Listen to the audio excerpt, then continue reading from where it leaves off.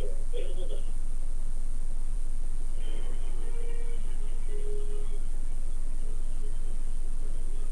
Nation honors our heroes this week. A new film embodies some of the deeds of four servicemen that they endured during World War II.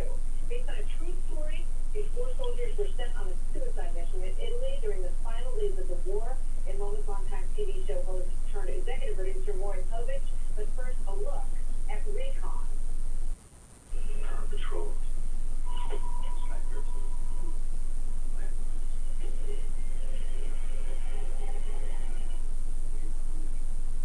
Something's coming.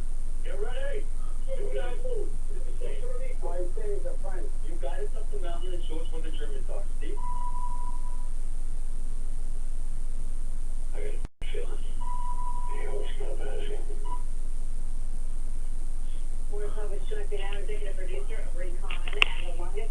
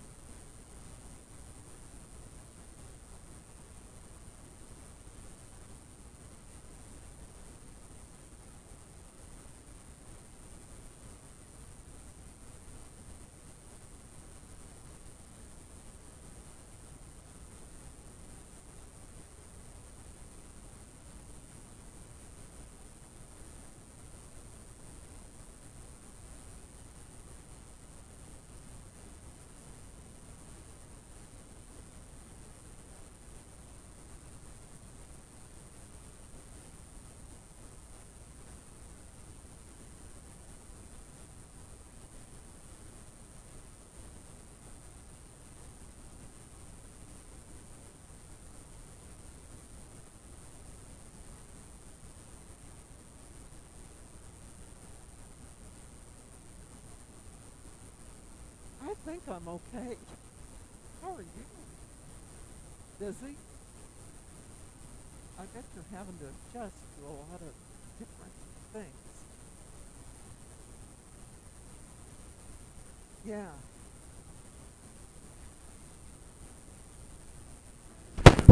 2-minute warning, counselors, 2-minute warning. So when are you still starting in a couple weeks? Oh. Really?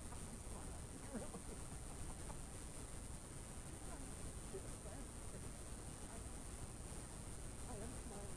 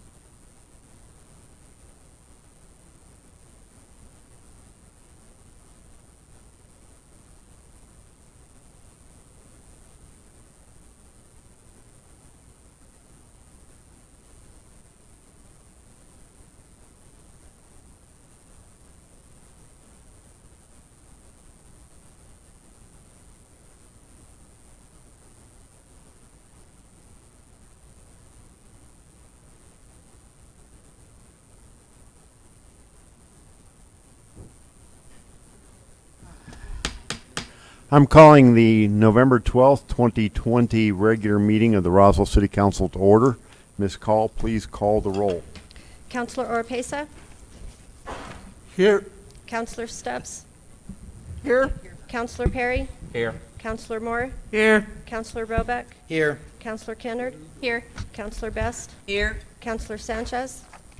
Here. Counselor Peterson? Here.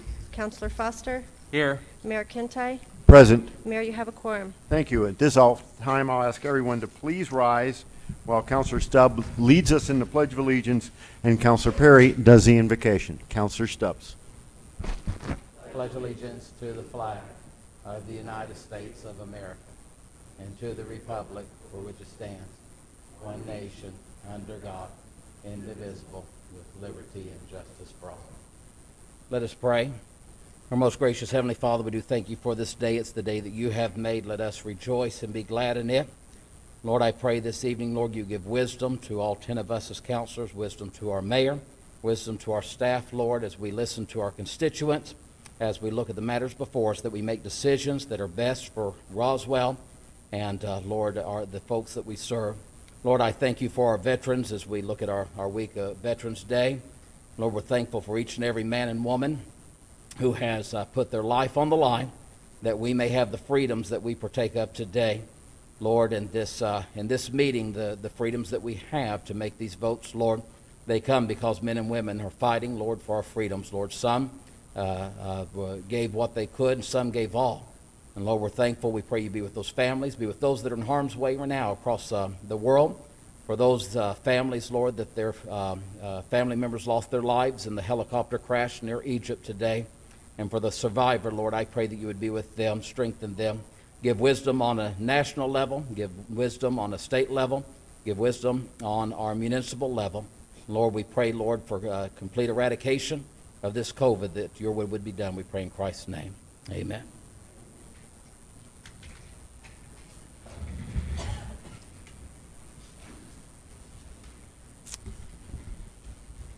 Counselor Stubbs. Thank you, Mr. Mayor. This is pretty lengthy, but I move to approve the agenda for the regular November 12th, 2020 City Council meeting to include the minutes from the October 8th, 2020 council meeting, and to move 6 items before item 6 in the following order: 19, 22, 23, 20, 24, 25. All right, I have a No, motion. I'm not through. Oh, I'm sorry. I took a breath. I'm not sure what I wrote here. Noting that all consent items have been pulled and are now regular items, and that pages 104, 111, and 114 are intentionally blank, and page 107 is a duplicate of page 105, period. Period, end. Okay. I have a motion by Counselor Stubbs and a second by Counselor Peterson to approve the agenda with the following change. After item 5, before item 6 would be items 19, 22, 23, followed by items 20, 24, and 25. Any discussion or debate on the agenda as presented? I have Counselor Oropesa. Counselor, you have the floor. Thank you, Mr. Mayor. I hope what I'm going to say is appropriate at this time, because I am the one that requested the consent agenda items to be pulled, and I owe an explanation to the public as to why I made the decision to do that. So if you will allow me, Well, Counselor, is it germane to the motion to approve the agenda? as concerning the agenda. All right. I will, Counselor, the only thing I will say is we have a very long evening, and staff has a very long evening ahead of them. I'm going to ask everyone to be brief and to the point on all discussions. So go ahead, Mr. Counselor, Mayor, you you have the have floor. never made that kind of statement before somebody else has asked for the floor. I will do it again before everyone. Okay, well, for the benefit of the public, I want to let them know that I am the one that requested all consent agenda items, with the exception of the minutes, be pulled from the council consent agenda and placed on the council regular agenda. And I want to explain to the public and the council why I decided to take this action. As we know, we have current policy that allows any councilor to request any consent agenda item to be removed from consent and placed on a regular agenda. I can understand and respect that some, if not all, councilors and perhaps staff may be upset and disagree with me over this request. However, over the past couple of months, I have seen incidents concerning our governing procedures that led me to question whether we are following our rules, which involves our agenda. I question our governing procedures based on the following information. It has always been my understanding that the council committee system that was set up many years before I was elected was set up with the objective, in my opinion, of each committee to vet issues at that level. I also understood committee members were entrusted by the council with a task of vetting agenda items, whereby their decisions will be honored by the council. As I understand, the vetting process consists of examining and evaluating agenda items with a determination of whether to make a recommendation to full council for consideration. As it turns out, this couple of last months, I feel I have been proven wrong in my understanding. I say this based on an issue that was voted down a committee with a 2-2 vote, ending up in another committee, which was finance to be specific, with a specific intent, in my opinion, to ensure that it would be sent to full council. There is currently another issue that was voted down at committee level that I understand will end up at the finance committee as well. So when I try to process in my mind why this system that I believed in seems, in my opinion, to have gone off the rails, I can only conclude that we have ambiguous policies or lack of policies at times. It also seems to me that we are using the Finance Committee as a safety net or a catch-all for items that are not approved or recommended by other committees. A justification that I have heard for items ending at the Finance Committee is that those items have or could have financial implications. I respectfully have a hard time accepting that argument. If I accept that argument, I would argue the majority, if not all, items that council deals with, to some extent, have some type of financial implications attached to them. If you use that perspective, in my opinion, then all items should be vetted by the Finance Committee. So I had to ask myself, what is the purpose of vetting items at committee level if the main objective seems to be for all items to end up at council anyway, by one form or another? If this truly is the objective, my next question was, do we really need a committee system to vet items since we have a system in place that guarantees discussion at council level? My answer would be no, we do not.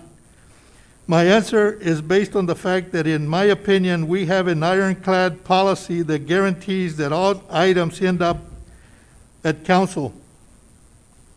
If an item is not picked up by the Finance Committee or other committee, we have a policy that allows the mayor, the city manager, or 5 councilors to request an item to be placed on council agenda without question. It also allows for 2 councilors to request any item to be placed on committee agenda without the approval of the committee chair. The only question left is, do items end up on consent, where no discussion of the item is necessary by full council, or do they end up in council's regular agenda where it is discussed during the council meeting? So when I considered all this information, I had to wonder if I am spinning my wheels and fooling myself and believing that my participation and voice actually are fruitful at committees that I am assigned to, or even committees that I am not assigned to. I base this on the fact that all committee agendas, as I said, will appear on the council agenda anyways. So this leads me to believe that I can have the same or perhaps a greater impact at council meetings than at committee meetings. For that reason, I have requested that all committee agenda items that are voted to go on consent agenda be removed from the consent agenda and placed as a regular agenda item, with the exception of the minutes. I see this process more advantageous or effective for me for several reasons. It allows for discussion of all items on the agenda by all councilors without having to request the items be removed from consent agenda. It also removes the issue of whether the committee chairs have the authority to decide whether an item goes on consent or regular agenda. And for the reasons mentioned above, I will consider opting to not attend the committee meetings I am assigned to, provided that there isn't a law or policy that I am not aware of that prohibits me in taking this kind of action. I will continue asking for all agenda items except for the minutes to be placed on regular council agenda as per our governing rules. This action will also solve the struggle, in my opinion, of trying to be recognized by the chairs to give input, and at times end up with a feeling of being chastised by the chair in an effort to suppress or silence my voice, whether it is done intentionally or unintentionally. And I yield the floor. I have Councilor Best and Councilor Roebuck. Councilor Best, you have the floor. Okay, the folks out in TV land, the other 2 rooms over, they don't understand what consent agenda is. So let me explain. There are 5 committees within the City Council: Infrastructure, Legal, Finance, Public Safety, and General Service. That encompasses every program and everything in the city down to those 5 committees. Each counselor is assigned to 2 committees. So that makes 4 counselors in each committee. Each committee meets 1 time a month, an estimated of 1 to 2 hours, maybe more, depending on what's on the agenda. How this stuff is put on the agenda are staff members. Okay? Sometimes there's two. 99% of everything that comes to council goes through those meetings, so it's vetted. Just like you take a horse to the vet and vet it, you take an animal and vet it, you take your child to the doctor and they give you your opinion. On these committees, us as counselors have to trust the committees we are not assigned to. But the fun thing is now we can join the committee. Of course, before we could join the committees in the room. But now that we've had COVID and we've streamlined our go-to meetings, you don't even have to leave your house as a council member. You can go to every single meeting and be there. You can also talk at every single committee meeting. I do not know a person that runs these meetings that does not give an opportunity to any other counselor to not speak or any public person to speak. Now, on the governing body of rules, these, I believe, were produced by Judy back originally.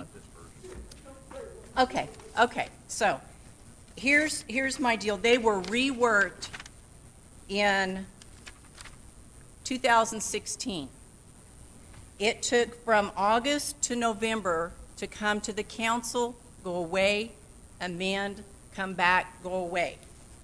So here's our votes, right here. These are our votes on the last time that it came to council. If I remember correctly, in 2016, Mr. Orpesa was on that committee along with Caleb Grant, Art Sandoval, and Tabitha Denny. Now, we understand we're having problems with our governing rules. Not everybody, just some. So we have a workshop set up. Mr. Nebb has set a workshop up for us for November 16th. Am I correct on the date? December 12th. Oh, December 12th. I'm way off. Okay, December 12th. So these are in the process of either being changed or okayed back by the council. Now, when we have problems with our governing body of rules, we have Robert's Rules of Order. So we always have something to fall back on. Just like smaller clubs, Pecos Valley Horsemen, they have their bylaws, they fall back on the American Quarter Horse when something doesn't coincide. So there is no reason to be upset. Everything is translucent. If you have questions, go to the meeting, go to go-to. The consent agenda is on the agenda, which is given to us 72 hours prior to the meeting. That is by a state statute. I can't quote which one it is, but it's given to us 72 hours. As a council, our job is to vet that, go to the staff member, and not take up extra time. That's why we put it on the consent agenda. Now, as a member of the council, if you choose to pull it off so all 10 of us can discuss it, we don't have a problem with that. But make sure when you pull it off, you're discussing it and you're not wasting the staff's time, the city's money, and the taxpayers' money. I think I've said everything I want to say. Thank you. I have Councilor Roebuck, and I exhaust my list. Councilor Roebuck, you have the floor. Thank you, Mr. Mayor. A couple of comments. The governing body is as we're meeting right now. This is the governing body. Any determinations made by City Council that have any effect whatsoever come from this particular meeting that we're having right now. The 10 councils, the full council. Because of the amount of work required to manage the city, we have a committee system. The committee system helps the council, helps this council do the work and be more efficient with the work as opposed to this council hearing everything. The purpose of the system is not to manipulate anything so that things don't get heard or not heard. The purpose of the system is so that we can be more efficient by some things that can be dealt with a smaller group, and then we put some items onto consent agenda, which we believe that nobody will have any problem passing. We have a lot of what we call housekeeping items. If you've been to any of these meetings, you hear that word a lot. and housekeeping items tend to go onto the consent agenda because we don't believe there's any opposition or anybody interested in discussing it. Of course, we do have a very open view to that, meaning that any counselor can pull something off consent agenda if for some reason they have had a problem with it, which makes sense because we're not trying to use the consent agenda is not a tool to ram things through, rather just a tool to make the meetings more efficient for everybody involved, ourselves, staff, and the citizens. If Councilor Pesa, follows through on his statement of deciding to pull the consent agenda items every single time, then we're going to get into a battle about that, even that rule. And I think that would be a terrible thing if we have to get rid of any counselor can pull a consent item by themselves. We'll have to make it 2 or 3 or something like that because we have to have a consent agenda.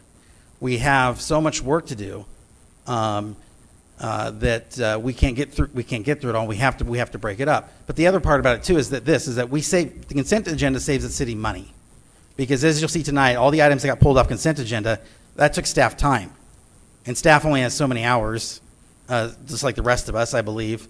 And so those are hours that they are working on things that we don't really need to discuss in this meeting. We don't need to discuss tonight. They were on consent. They don't need to be discussed because none of the counselors has a problem with them. None of the counselors had an issue with it. So, but now we're going to have to discuss them because they're not on that consent agenda. That was the purpose of developing that mechanism.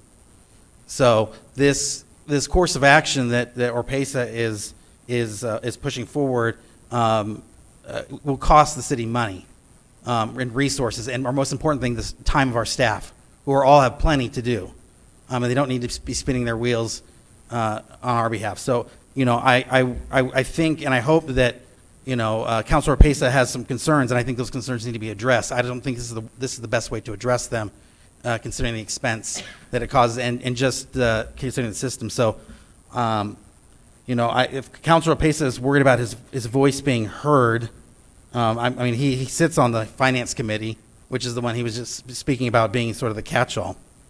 If he's worrying about his voice being heard, he can come to the committee meetings or he can speak here. He can do it. He has a seat at the table just like everybody else.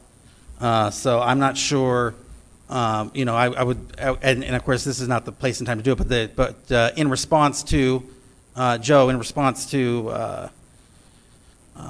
because Joe tries to keep the pulse of all the counselors. He's got a tough job, but in response to, he's had the pulse of, hey, there are some counselors who have some issues with procedures, and he's saying, okay, let's address that, making sure those are adequate. So I don't think the radical actions that Councilor Pesa is necessary to or at least not a first step in trying to address some of the issues he's having. So, and personally, I'd love to hear more about exactly what those issues are, so they can be addressed. I yield. All right, Councilor Pesa has requested to be heard again.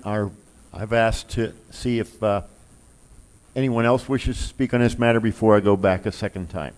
Anyone wishing to speak on this agenda item? I see none. Councilor Pesa, you have the floor. By the way, Councilor Roebuck, I will remind you and all others, when we refer to each other, please use our title, full title, Councilor, Mayor, whatever. Councilor Pesa, you have the floor. Thank you, Mr. Mayor. First of all, let me correct the makeup of the committee.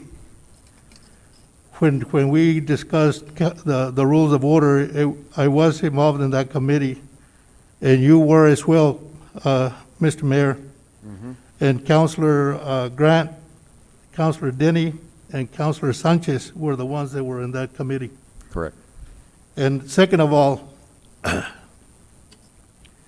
the allegation that has been made that I am wasting people's money.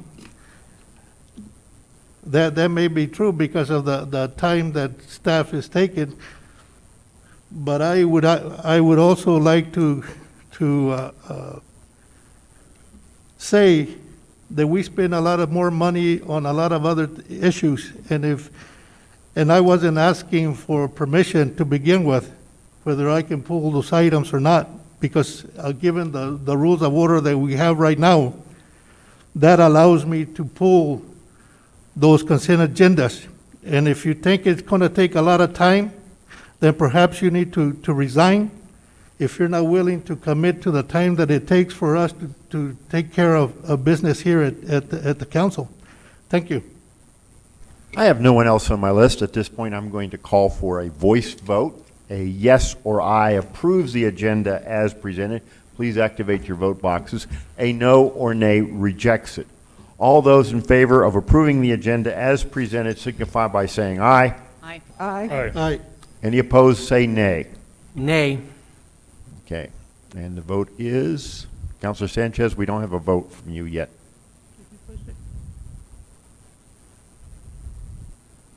You gotta push it. Still not. Hasn't come through yet.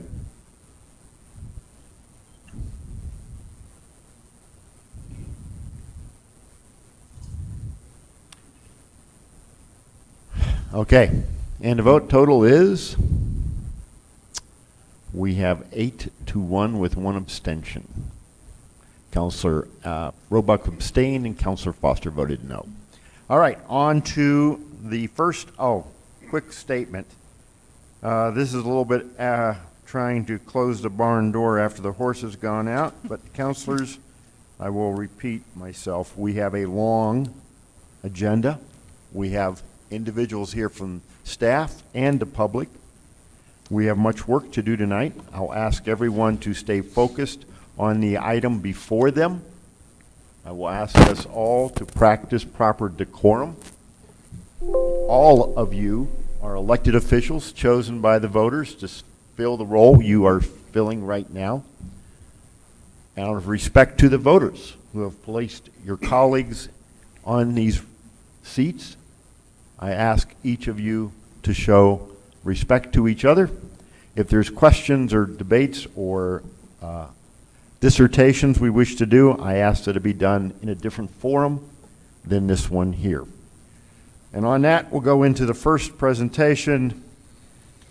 Mr. Nebb, you're going to start us off. Sir, Mr. Mayor, City Council, thank you for your time. It's my privilege to introduce Marcos Nava, the Executive Director of the Hispano Chamber of Commerce. He headed up our Complete Count campaign for the census. He's here to give a report on our success of how we walked through that. I don't remember all of the representatives that were on that Complete Count committee, but they did a fantastic job. You knew what was going on, and I think that outreach was fantastic. The hours that Mr. Nava put in, I don't even want to try to count them because he was constantly out there on the weekends with the farmers markets and everything, just doing what he could to help make sure that our Roswell individuals were counted for the census, because there's a benefit back to the community for that. So, Mr. Nava, I'll introduce you.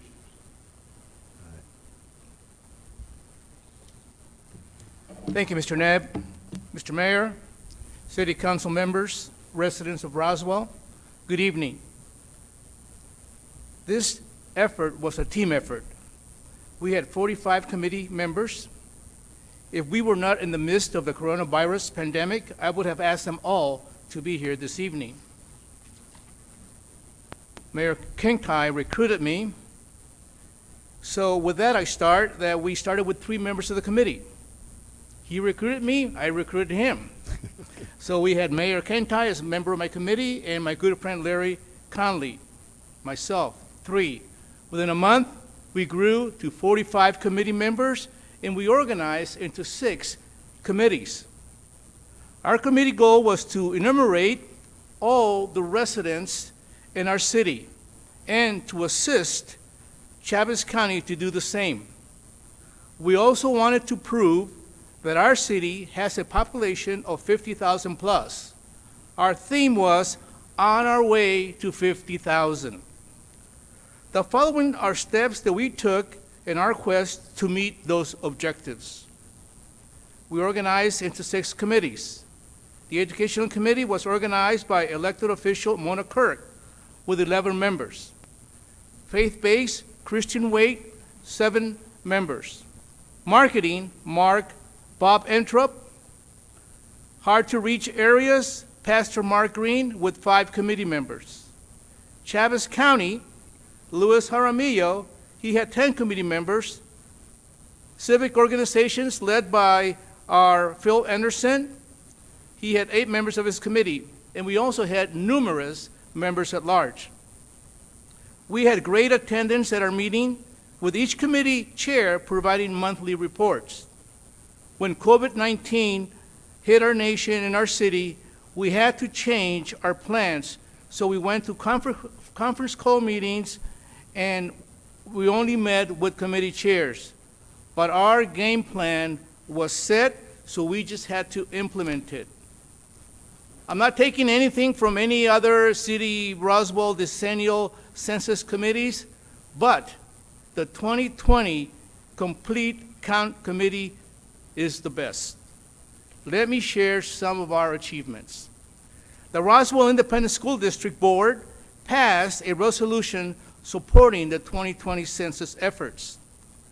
Coloring books printed in both English and Spanish advertising the importance of the 2020 census, they were distributed to the primary grades in both Roswell and Chavez County. We had specific lessons on the census being taught in grades K through 12. Service clubs, community organizations assisted us in promoting the census by posting 500 street yard signs and providing manpower at different community events. We participated at the UFO and chili cheese virtual events. We were at the farmers market every Saturday morning. Every Saturday morning. It was fun. Collaborated with various organizations that serve the homeless, worked together to properly count them. Had a faith-based luncheon attended by 34 religious leaders. They delivered the message to their congregants that everyone matters to God and everyone matters to the community and the census. And the census is one way to do something for the community in regards to those in need. Super working relationships with the 2020 Census Committee, Chavez Committee. We had 3,340 paid radio commercials. Every station doubled our order, so we had almost 7,000 commercials, both in English and in Spanish. At least 200 paid television commercials. KOBR TV match our paid schedule and produce our commercials at no charge. 4 months of 2 electronic billboards with our frequency at least double at no charge. We had thousands of bilingual posters, rack cards, and mailers, hundreds of yard signs, dozens of large banners, notebooks, pens, tote bags, stickers, and were distributed at live events. A big shout out to Mike Winter's show, Radio Amigo, and the 94.9, The County Giant, for hosting numerous interviews, live interviews. Every school in the Roswell Independent School District were prepared to assist people filling out the census. Residents could also get assistance at the public library, Roswell City Hall, Chavez County Office, and at the Hispano Chamber of Commerce. Okay, I've given you a lot of sizzle, so where's the steak? A lot of people ask me, where did we end? I can tell you that we ended at 65.9% of the households that self-reported. The rest that I'm going to share with you, it's something that I feel we have achieved, but will not be proven until early in 2021. But I can tell you that I feel in my heart, in my mind, the math that I did, that we did achieve the goal to reach the 50,000 population plus. This was really a team effort. I thank everyone. I thank you for allowing me to lead this effort and for your trust. This concludes my presentation. Are there any questions? Councilors, I have Councilor Kennard. You have the Thank floor. you, Marcos. Thank you, Mayor. Thank you, Marcos, for your effort in this. I know you guys did a fantastic job. Thank you to you and your team. Thank you, All right. ma'am. Anyone else? All right. Councilor Perry. Just want to say I was so encouraged seeing y'all going out. I saw you and our school board member, Mona Kirk, almost, it seems like y'all just wore a path to the courthouse every morning, and I'm confident there were others I saw as well that were out there, and I appreciate that. I see Lewis is here. We just appreciate all of y'all for all the hard work. I've never seen a team put together like you did, and we are very appreciative. We're also very appreciative to the Hispanic Chamber for allowing us to, to have that time. I know that was double duty for you, and we're very appreciative to everybody who worked together. Thank you. Thank you. I don't have anyone else, but I'm going to speak on this, Mr. Nava. I cannot express how much I thank you, how much I appreciate you, your commitment, your professionalism are awe-inspiring. You, sir, are an asset to this community, and I'm thinking about how I'm going to tap you for the next job. But right now, I want to say thank you.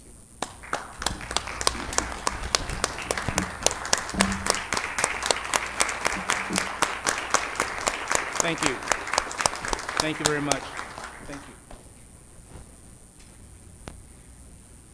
Next up, item number 4, Mr. Nebb.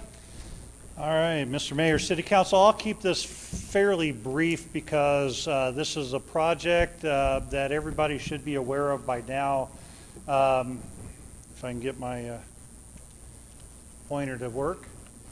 As most of you are aware, we have an exciting development project that's being prepared, and portions of the planning will be coming before the City Council in the near future.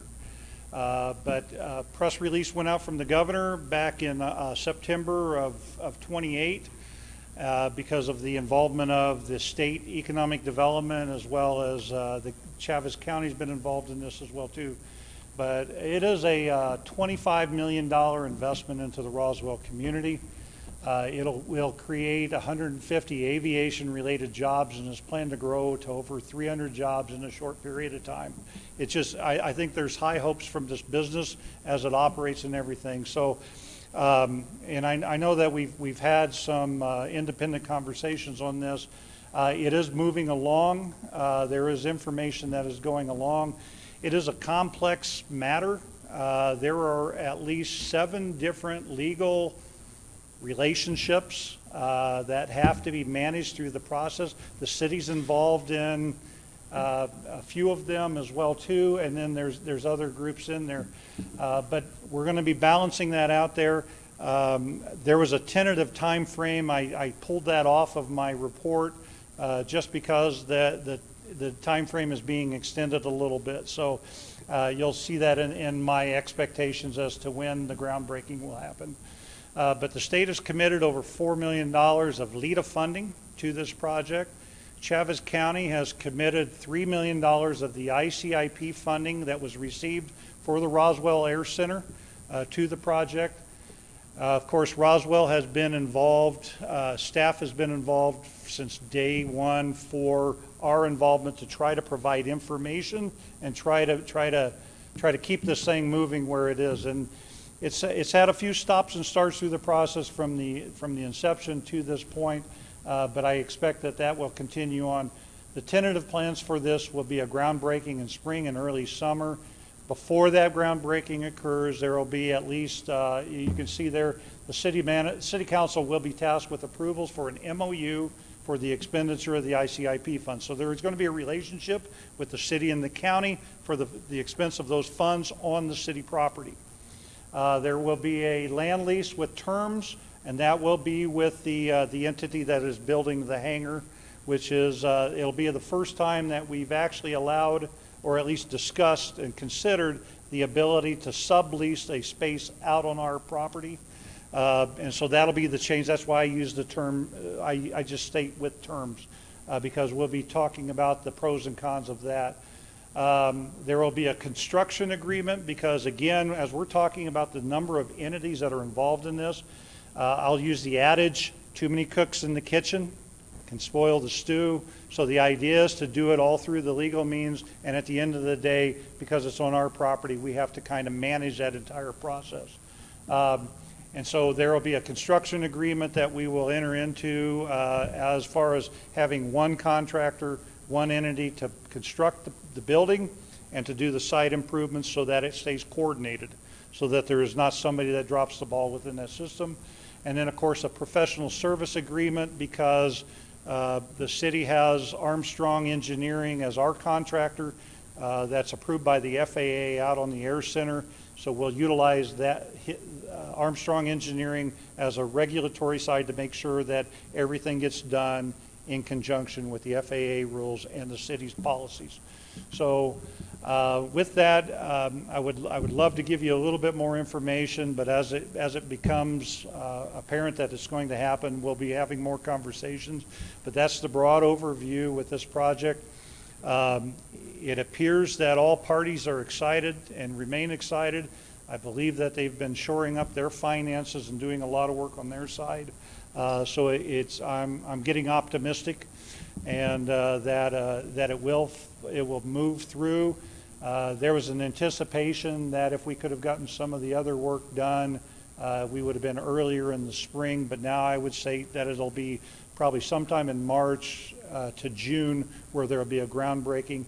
I know the business is excited to come into Roswell, so they really will be pushing the contractor to get the construction done and get them up and running. But everything's looking really good with it. It's just, I think when you consider the number of players within the conversation, it is a challenging thing, just a lot of complexity to it. But I think we have a good game plan going into it, and we'll be able to help everybody get this thing to an accomplished project. So, any questions that I can help answer? Any questions, Counselor? Ms. Call, our GoToMeeting folks are not seeing the slides progress forward. So I don't know what needs to happen there, but you can deal with that. Okay. Any questions or comments for Mr. Nebb? I will say this. You're spot on. This has a lot of moving parts, and I know Mr. Nebb has spent an incredible amount of time working on this. There are agreements that have to be finalized, and any agreement relating to this council comes to this body. This body will have to look at this MOU, land lease terms, construction agreements, will have to be approved here. So I encourage any of you who may have any questions about this endeavor to reach out to Mr. Nebb. I know he'll make his time available. He's very generous in that area, and answer your questions as best we can. I'm hopeful we can have regular updates on this, and Certainly. We'll see how we go with that. So Yes, sir. unless there's something else, we'll move on. And seeing none, we'll go on. Ladies and gentlemen, item number 5 was the minutes that was adopted during the consent agenda when we approved the agenda. That is the only consent agenda item. And also we changed the sequence. So the next item up is item number 19 in your original package. That's page 110 in the overall package. Counselor Stubbs. Thank you, Mr. Mayor. Where are we? This was postponed at the last council meeting in November, and we did already hold the public hearing, and so we're going to go right into the ordinance itself. So we have a motion to approve, and I think what I'd like to do right now is amend the motion. Okay. I'm looking at Parker to say what he wants to know. All right. Let's kind of Two, first of all, on the first page of the ordinance itself, which is page 112 in our packet, well, I didn't say, this is the ordinance approving the sale of approximately 13 .3974 acres of real property located at the Roswell Air Center to Ergon Asphalt and Emulsions. So what I'd like to do is amend the motion on page 112. The last whereas has a date of, well, let me just read it. Whereas the city and Ergon have memorialized their agreement for the purchase and sale of the property in the certain real property purchase agreement, and I'd like to scratch dated, the line, and the comma, because we don't know that at this time. So it will, and I think it's ample language, it will just say sale of property in the certain real property purchase agreement and attached hereto as Exhibit 2. All right, I have a motion of Counselor Stubbs and a second by Counselor Best. Mr. Patterson, does this make sense to you? Yes, and I'll say that the agreement will eventually be attached as an exhibit to the ordinance anyway, so there's not going to be any question about that. But I read that as a amendment to the original motion to approve that was done last time, so I don't know if you guys want to vote on that amendment now or proceed. Let's go ahead and tackle the amendment now. So anyone having any questions or discussion on the amendment as presented by Counselor Stubbs? All right, seeing none, Ms. Call, I'm going to ask for a roll call on, yeah, I got one from Counselor Best. There's a motion by Stubbs, second by Best. This is to amend the original motion which was made at the last council meeting, and a yes or aye approves the amendment presented by Counselor Stubbs, a no or nay rejects it. Ms. Call, whenever you're ready, call the roll. Counselor Oropesa? Before voting, I want to make sure that I understand. Are we voting on the amendment that was made right now? Yeah, yes, sir. That's exactly right. To scratch out dated and the Yes. okay. Yes. Counselor Stubbs? Yes. Counselor Perry? Yes. Counselor Moore? Yes. Counselor Roebuck? Yes. Counselor Kennard? Yes. Counselor Best? Yes. Counselor Sanchez? Yes. Counselor Peterson? Yes. Counselor Foster? Yes. Motion passes.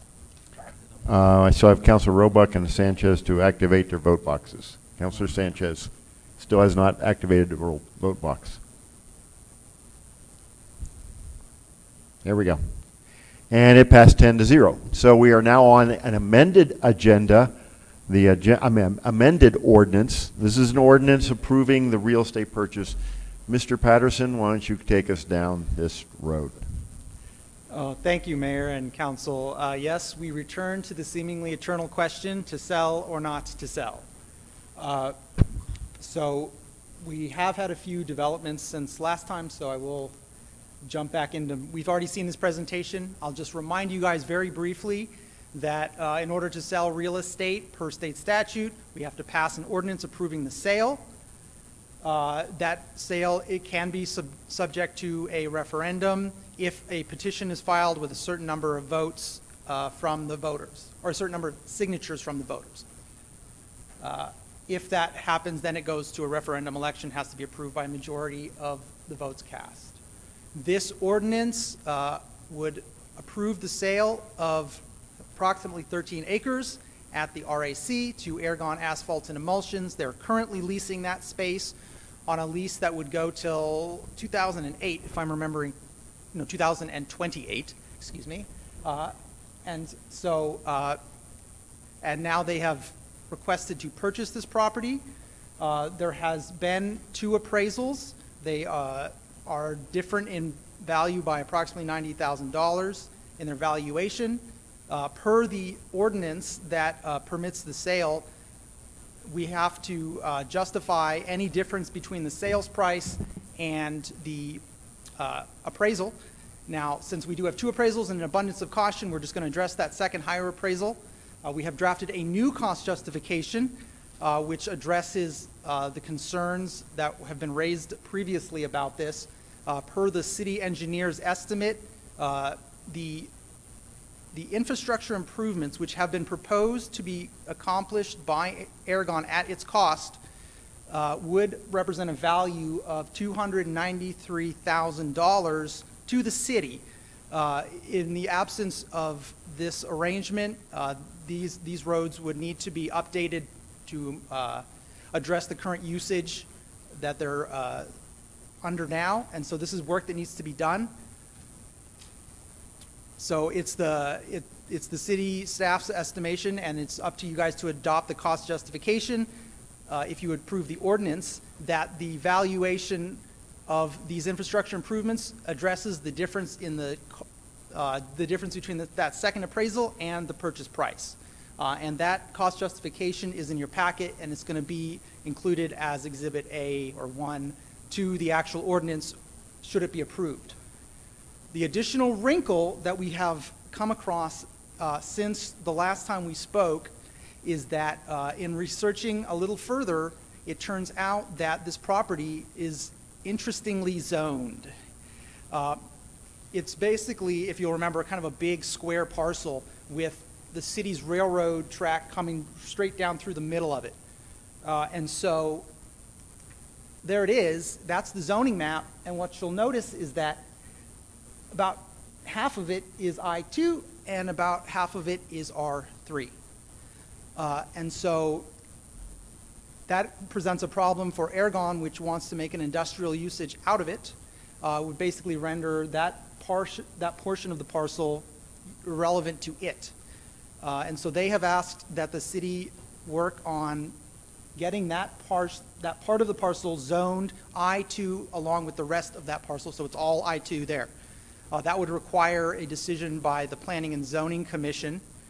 And so it's not directly relevant to this, but I want to give you guys that heads up, because when we get to the real estate purchase agreement, we're going to have some language in there that addresses that question.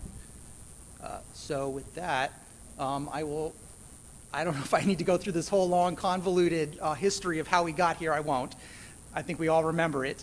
So the upshot is we are asking you to consider adopting this ordinance, which would approve the sale of real estate at the RIC to Aragon Asphalt and Emulsions. And I stand for any questions. Thank you, Mr. Patterson. Council, we had the public hearing previously, last month, at which time we solicited comments from the public. This time, we've had no one sign up to speak on this item. And as we have completed the public hearing, I will now turn to the council for any questions or comments.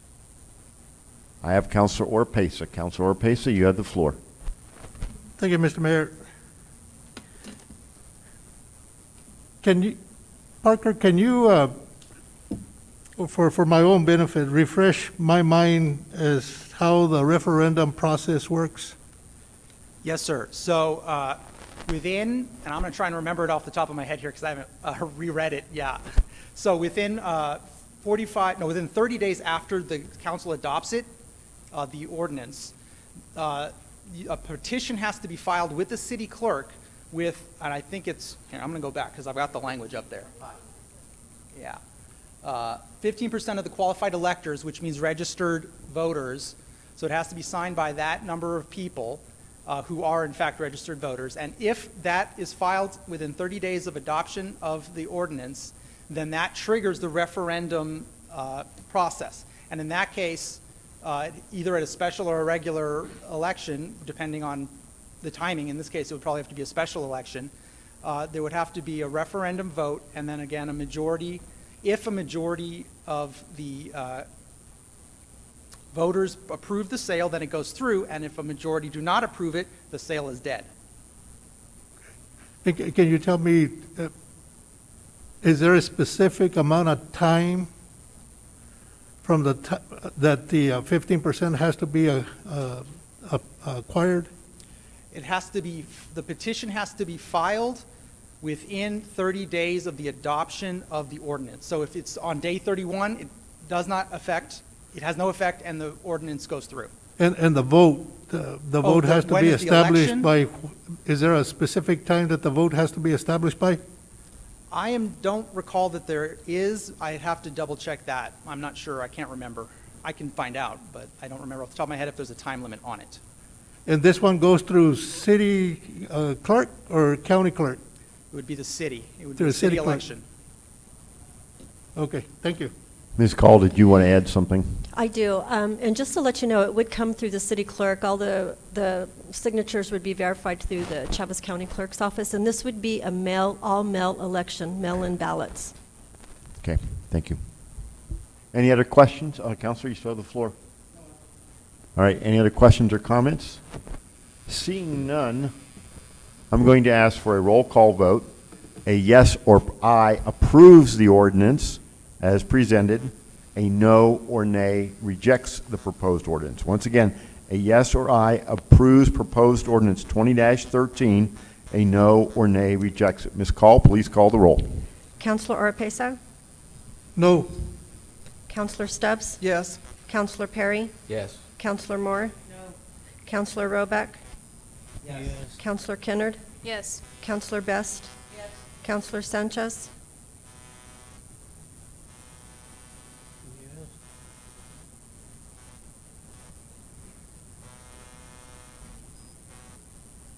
Counselor Sanchez?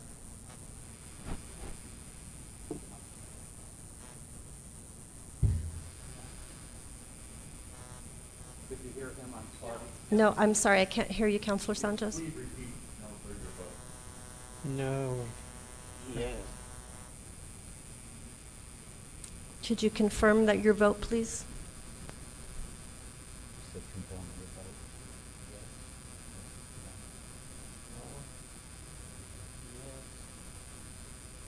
Did I hear you correctly? You said yes.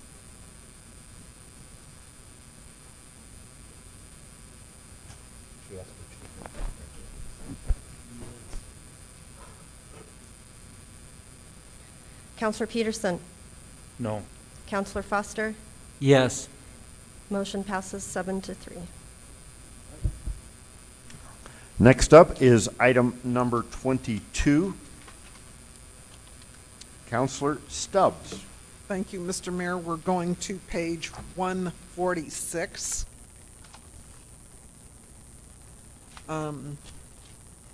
This was postponed without a vote other than to postpone it at the last meetings, at the November, no, where are we?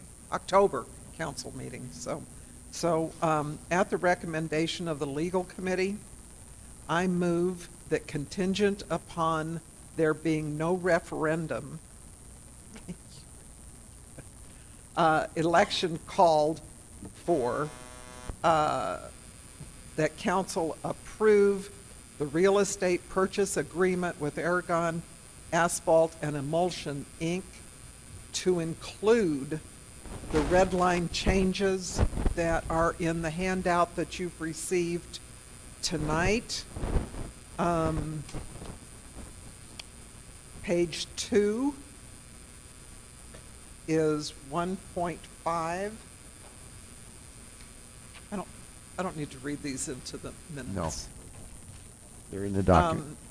And on page 4, 4.1,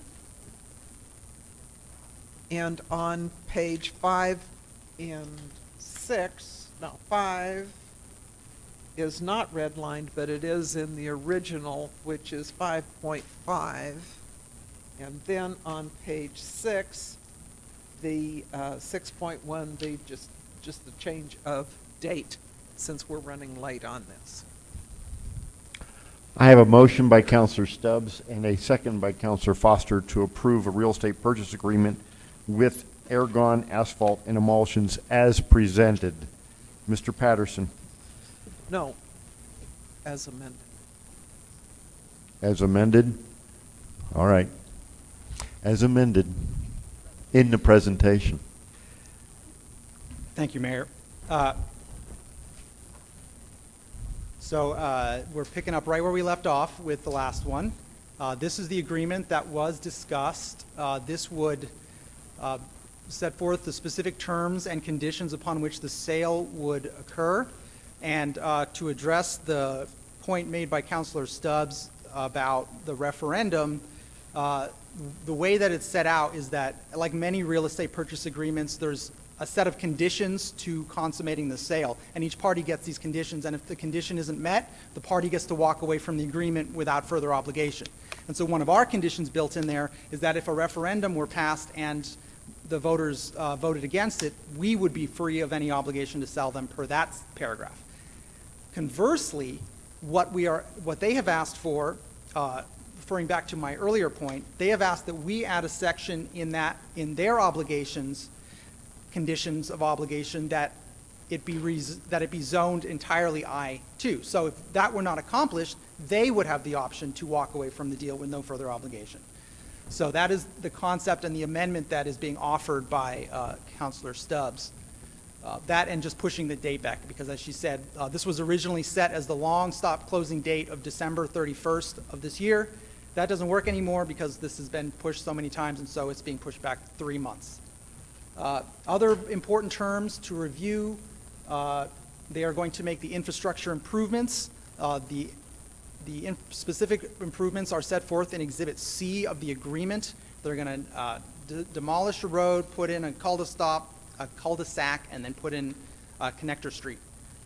And they are also going to put up privacy screening along two sides, the two sides which abut the residential area, to protect those residences from seeing the emulsion plant.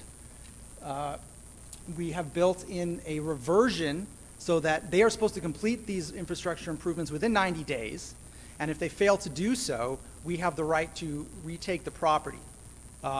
Realistically, might take a lawsuit to actually accomplish that, but we reserve that right, and if we have to take them to court over their failure to meet their obligations, then we have that right, and then we would get the property back. We are also reserving a 30-foot easement for our rail line. We retain ownership of the rail line itself, and then we get that 30-foot easement that the rail line sits on. We also have built in there a right of first refusal, which I think was requested by the council. It's a 20-year right. Per persnickety legal doctrine going back to who knows when, you can't create an eternal contingent right in land, so it has to have some kind of closing date. So we picked 20 years. If they decide to sell it anytime 20 years after they purchase it, they have to offer it first to us at the then appraised value. And there's a procedure set forth there of how we figure out what the appraised value is and who picks the appraisers, and you can look at that. Let's see, I think that's everything. So there it is, just to remind you where it's at. It's that square parcel up there. That is Exhibit B, which shows the actual plot with the rail lines and the easement that we're going to reserve. And that is the actual infrastructure improvements that are contemplated. There you can see the roads that are going to be demolished and the cul-de-sac there. Once again, I will not bore you with all of the convoluted history of how we got here. We would ask you to consider adopting this agreement with the proposed amendments offered by Councilor Stubbs. All right, thank you. Council, we had no one sign up to speak on this matter, so I'll turn to the council at this time. Councilor Best, Councilor Peterson, and Councilor Roebuck. Councilor Best, you have the floor. I have just a quick question. The 20 years right of refusal, is that a city or a state or a federal? Just 20 years. Has that been built into the city somewhere along the line, or is that a state? No, it's a number that we picked. So it's a first right of refusal for the city to buy back the property at any time in that 20. If Aragon were to decide to sell it, they would have to first offer it to us if it was within that 20 years. The legal doctrine I was referring to it goes back to like medieval times in England. I mean, it's that old. And it's one of those doctrines that they use to stump lawyers in law school in Property 101. It's a very convoluted doctrine. It's called the rule against perpetuities. And the idea is you can't create an endless future interest contingent in property because it ties up the saleability of it. You have to be able to say, within a certain amount of time, we know who owns this thing. And so it's a very old doctrine, and the application of it is very weird.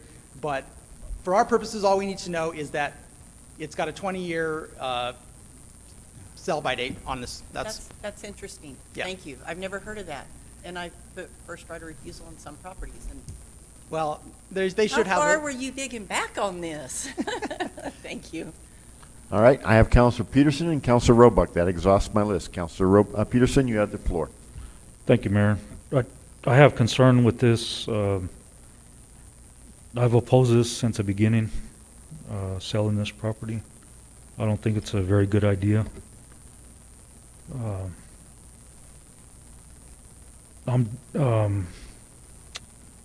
If you look at the property that they want us to rezone that area as residential, and it stands to reason why it was residential before. They don't want the businesses like this getting close to the property where those people live. And I think rezoning it. Of course, you guys will rezone it, but you know, I don't think that's a good idea. It should stay residential. Thank you. I have Counselor Roebuck and Counselor Perry, and that exhausts my list. Counselor Roebuck, you have the floor. Thank you, Mr. Mayor. So I've spent a lot of time in my role as a counselor on this particular item. I went out and visited the site. I talked to a lot of people with different opinions on it, and a couple of things. I wanted to make sure that as we've gone into making this decision, and of course each individual, I can tell you what's gone into my thinking on this. I think it's important for the people to know kind of where we're at. So looking at a couple questions, the first question was the railway access, and I think that one's a pretty cut and dry question, that the sale of the property does not change the city's access or anything about that railway. The railway will stay status quo. So it's unrelated, because there was a lot of confusion about that and thought that the city was giving away the rail access, and we're not. The second question, it has to do with the long-term health of the air center, because this property is attached to the air center, and as I understand it, the proceeds will go into the air center budget. It's not just general fund type stuff. And the argument has been made, and I think it's a valid argument. The argument has been made that you don't want to sell property because that property will generate revenue over the course of as a lease to continue to support the air center. And while I agree with that in principle, when I look at this particular piece of property, and I look at our air center, and I had to say, okay, so what's the worst case scenario if we sell this property now? What's going to happen in 20 years that we're going to be like, man, I wish we wouldn't have sold that piece of property? Is it going to be that we're not going to have another suitable piece of property for another business to come in out there? I don't think so. That airport's not landlocked. There's tons of land that we have, and it's wide open in 2.5 directions from it. So we're not going to be in 20 years being like, we're just out of land out here. There's plenty of space out there, so that's not going to be an issue. It's not a centrally located piece of property. It's not going to affect any of our ability to continue to provide the best aerospace industry by letting that go. It's not going to hurt our ability to provide anything to the primary purpose of the airport, which is to provide air service and aeronautics business to our community. So it's not going to hurt those things. And so with those out of play, and I look at this and going out there and talking to the business and looking at the property and getting a little my mind better on what actually is happening there, and they don't emit anything there. It's not a refinery. The process to me was described to me as basically it's advanced paint mixing, effectively, to create the proper emulsions. It's a product that we need in this community, and being a pro-business, I think we need to go ahead and move forward with this. I appreciate all the people who have talked and the vibrant discussion that we've had over this, and I think a lot of people have brought up a lot of good points. But at the end of the day, it's in the city's best interest to sell the property. I think number one, the financials look good on it, but also two is to be a very business-friendly city. So as businesses look at us and say, this is a city that's willing to work with businesses, and we want to put that impression out there. So that's why I'm supporting this. Thank you. I yield. I have Counselor Perry and Counselor Kenner. That exhausts my list. Counselor Perry, you have the floor. Thank you, Mr. Mayor. I guess my only reservation and concern in the actual agreement is how will this process work? Let's just take the scenario, which we don't have any way of knowing what the P&Z Commission will do. If they pass it, then it's done. If they failed to, there would be the need for a my brain just Appeal? an appeal, which would then come from us. How would that work with us being the actual sellers? I agree with you, Counselor. That is a strange scenario. It is actually kind of baked into the way our zoning ordinance is actually written, because the way that it's written is that a zoning change can be initiated, an application can be initiated by anyone who's an owner of the property, but also by the legal committee, the city council itself, the city manager, or the planning and zoning commission itself. So all of these bodies have the ability to create an application for a zoning change, in which case it's contemplated directly in there that the city council could create an application for a zoning change, the planning and zoning commission would deny it, and then it would be appealed to you to decide your own application. That is part of our current ordinance. So it is what we have, and so we got to work with the procedure that's built into our current ordinance. Okay, that is the only concern that I have with the actual agreement. You know, I'm grateful to have the business here and everything. I wish that through their due diligence they would have found this, you know, before now. But this is where we are. So thank you. I yield. All right, I have Counselor Kennard. That exhausts my list. Counselor, you have the floor. Thank you, Mayor. Counselor Perry kind of addressed the question that I had, just for clarification. Counselor Peterson had mentioned that you would change the zoning, and I wanted to just be very clear that Parker cannot change the zoning. It would go to the zoning, right? Yes, ma'am. Okay. Yes, I do not have anything like that kind of power. Okay. And I did want to mention the reason that I was supporting this is the same reason that I mentioned last time. I did appreciate hearing from all of the people that contacted me. Following that council meeting, though, and looking further into the people that did contact me, it seemed like they all represented a group that had an interest in the sale. So when I compared that to actual citizens that contacted me that might have lived in the area or just in general, I didn't receive any calls from just the average citizen in that area. So, and I do, like I mentioned in the last meeting, think that we do need to be a little bit pro-business, of course, with respect to the neighbors and residents in that area. So thank you. All right, thank you. I now have Counselor Peterson and Counselor Moore. Counselor Peterson, you have the floor. Thank you, Mayor. I didn't mean Patterson was going to change the zoning. I meant the city was going to change it in general. And you know, this property was zoned in that area as you know, for residential houses, and that was zoned for a reason. That's to keep the businesses like this away from, you know, where people live. And if you live in that area, you would understand what this is going to do to them. And also, the city took out the railroad crossing right there, and it's going to force everybody to go back to Main Street. And I think that's a bad idea. You're going to force all when school's in session, when, you know, if they ever get the buses going, it's going to cause a mess over there. I was on the school board, and we always had trouble on the east side of the air center, because the streets are real narrow. Back when the military made those streets, they're not a normal sized street.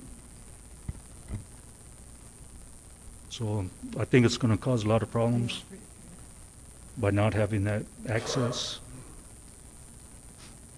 I also think it would have been wise to have access to Hobson from one of those other streets, from Burn Street or one of the other streets. That way people could get in and out. They don't have to, those streets over there, people go fast. They'll 50, 60 miles an hour. I've seen people drive through there. And they're going to get people ran over, kids ran over. That's all I had. Thanks, Mayor. All right, I have Counselor Moore, and that exhausts my list. Counselor, you have the floor. Good evening. Thank you, Mayor. I guess my biggest thing is I live at the base, and so I walked it and talked about it, and I've visited, and I'm still kind of concerned. I'm not okay. Let me tell you what my real issue is. I don't feel like them threatened not to, because of the lease, the long-term lease, not to go with the lease. If we don't sell it, if you don't sell it to us, then, I don't like those threatenings and the threatening. Okay, we're going to give the property back if you don't change the zoning. I have an issue with that. Forcing, for them trying to force the city's hands on those type of issues. I can see why they would want to, because they want, that's their business and they don't want to, houses. I don't know what they would think if they owned it, nothing could happen. So what would be the real deal for them not changing, leaving it the zone the way it was? Not like they're going to put a big hanger on that part that's residential, right? Not like they're going to do anything in that manner on that corner. Why couldn't they just put their trees and all that around there? To me, it's an eyesore. I don't live right there, but that's not my concern. My concern is that it's just so industrial right there where people live, and I didn't think about the road, but I think where they're coming out across may be okay if they don't make it as narrow as some of those other ones, where they have to go around. May not be too bad. I don't really see that issue, but the traffic is going to be rough, but there's not a lot of traffic in the back. On Burn Street where he's talking about making it, now that would not be good to make it a go through because they fly so fast. But like I said, my concern is in them making the threat of what they're not going to do, because we decided, initially at the last meeting, y'all said, oh, they're okay with a long-term agreement. Okay, and then all of a sudden, okay, no, they're not okay with a long-term agreement because we offered them one. So now, okay, we're going to sell it. Oh, no, we don't want to sell it because we got some other property over there. So I just feel like they're throwing all these wrenches and we're just bowing down to those things. There's no obligation, we gave them this, okay, we're going to offer to sell it, but you don't, I have issue with the zoning part of it. So that was my only concern, is I'm just a little upset that they said when we offered them a lease, no longer want a lease. So I have a problem with them saying we're going to buy it or else. Kind of, that's how I get it in my head. So that's all. All right, I have no one else on my list. Therefore, at this time, I will ask for a roll call vote. A yes or aye approves the real estate purchase agreement as presented in an amended form. A no or nay rejects the real estate purchase agreement with Aragon Asphalt and Emulsions. Once again, a yes or aye approves the agreement. A no or nay rejects the agreement. Ms. Call, please call the roll. Counselor Oropesa? No. Counselor Stubbs? Yes. Counselor Perry? No. Counselor Moore? No. Counselor Roebuck? Yes. Counselor Kennard? Yes. Counselor Bess? Yes. Counselor Sanchez? Yes. Counselor Peterson? No. Counselor Foster? Yes. 6-4. 6-4, Counselor Roebuck, sorry. requested to explain his vote. Councilor Roebuck, you have the floor. Thank you, Mr. Mayor. Just briefly, something that we discussed at Finance Committee, and I think it's important to note that both parties did participate in good faith negotiations to get to a lease. Is my understanding. Is there anything else that you can speak to that, Joe? No, that is correct. We were able to come to a consensus on most of the terms. There was just a couple of them that we could not meet up with, and so that became that put the business into the thought process that purchasing the property looked like it was a better when you put all those numbers together. But So it was a good faith effort by both parties. it was a good faith effort on both sides. Thank you. All right. All right. Next up is item number 23. Counselor Stubbs. Mr. Mayor, it's like I dropped all my papers. I have no idea where I am. We are on item 23, is that what you said? Correct. Okay. Item 23. Then that is on page 169, which I can't find in my stuff because I have it all mixed up. Counselor Stubbs, do you have your microphone on? What's that? Your microphone. Can you be a little closer? Now? Oh, sorry. Page 169, and I don't know where I have it. Here, I found it. Thank you, Councilor Foster. Sorry, folks. This also was postponed at the October regular city council meeting. So at this time, at the recommendation of the legal committee, with a vote of 3-1, I move to adopt the rail spur maintenance agreement by and between Ergon Asphalt and Emulsions and the city of Roswell. I have a motion by Counselor Stubbs and a second by Counselor Foster to adopt a rail spur maintenance agreement. Mr. Patterson. Thank you, Mayor. Before I jump into this one, Councilor Oropesa, so on the referendum, really quickly, because I did look it up. So when the petition is filed with the city clerk, she has to request. Hang on. She certifies to the governing body that the petition meets the requirements. Then the governing body, within 15 days of that certification, has to issue a election resolution. And then within 90 days of the election resolution, the vote has to be held. So there's your timeline on that. Yes, sir. Okay, the rail spur maintenance agreement. This is the last piece of this jigsaw puzzle of this deal. So as we talked about in the last item, the city is reserving its rail, which goes across the property that's being sold to Ergon. They benefit from the use of that property, or that rail line, not just the part that's on it, of course, but the section that extends up north that is able to bring rail to the property. So the idea here with this agreement is that the city will agree to maintain the railroad on the property and in that phase north of there, and the Ergon is going to reimburse the city for those expenses up to $20,000 annually. It's set up as just a one-year agreement with 4 options to renew, and so the idea there being that if in some future point we get somebody else out there that is also benefiting from the use of that line, that we can readjust the terms of that so that everybody who benefits from use of the line will contribute into the maintenance of that. They get to, according to the agreement, they can recommend that this or that particular renovation should be made, but it's our rail line, and at the end of the day, we're the ones who decide what priority of renovations or maintenance or upkeep needs to be done on the thing.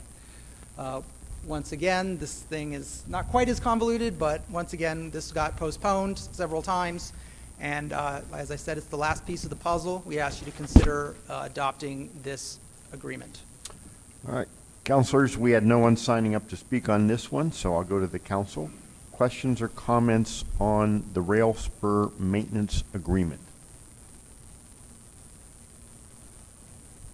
I have Councilor Peterson. Councilor Peterson, you have the floor. Thank you, Mayor. And when this was in front of legal, I asked a question when the last inspection was done on this rail spur.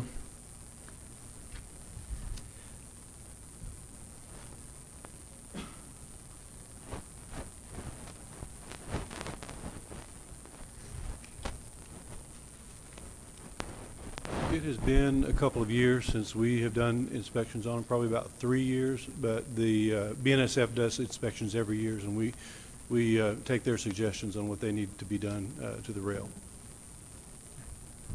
Thank you. All right. Any other questions or comments?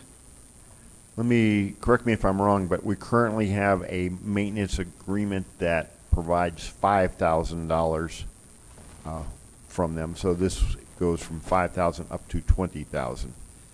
Yes, Mayor, that's in their current lease agreement. They are required to contribute $5,000. I think in practice in the past they have contributed significantly more than that, but this would put that agreement into writing. Okay. All right. Unless there's something else, someone else has a question or comment, I will call for a roll call vote. A yes or aye approves the adoption of the rail spur maintenance agreement between Ergon Asphalt and Emulsions and the City of Roswell. A no or nay rejects the rail spur maintenance agreement. Ms. Call, please call the roll. Counselor Oropesa? No. Counselor Stubbs? Yes. Counselor Perry? Yes. Counselor Moore? Counselor Robeck? Yes. Counselor Kinnard? Yes. Counselor Best? Yes. Counselor Sanchez? Yes. Counselor Peterson? No. Counselor Foster? Yes. Motion passes 8-2. 8-2. All right. Thank you very much. All right. Moving along, the next item up is item number 20. Which is on page 118. Yes, it is. Counselor you. Stubbs. Thank you, Mr. Item Mayor. 20. This is at the recommendation of the Legal Committee with a vote of 3-0. I move to approve to advertise and hold a public hearing, excuse me, on December 10th on proposed ordinance 20-14, granting a recycling collection services franchise to J&A Recycling LLC. I have a motion by Counselor Stubbs and a second by, didn't hold, there it is, Counselor Best, to approve a, where are we? To authorize to hold a public hearing on a proposed ordinance 20-14. Mr. Patterson. Thank you, Mayor. Y'all are going to get tired of my voice.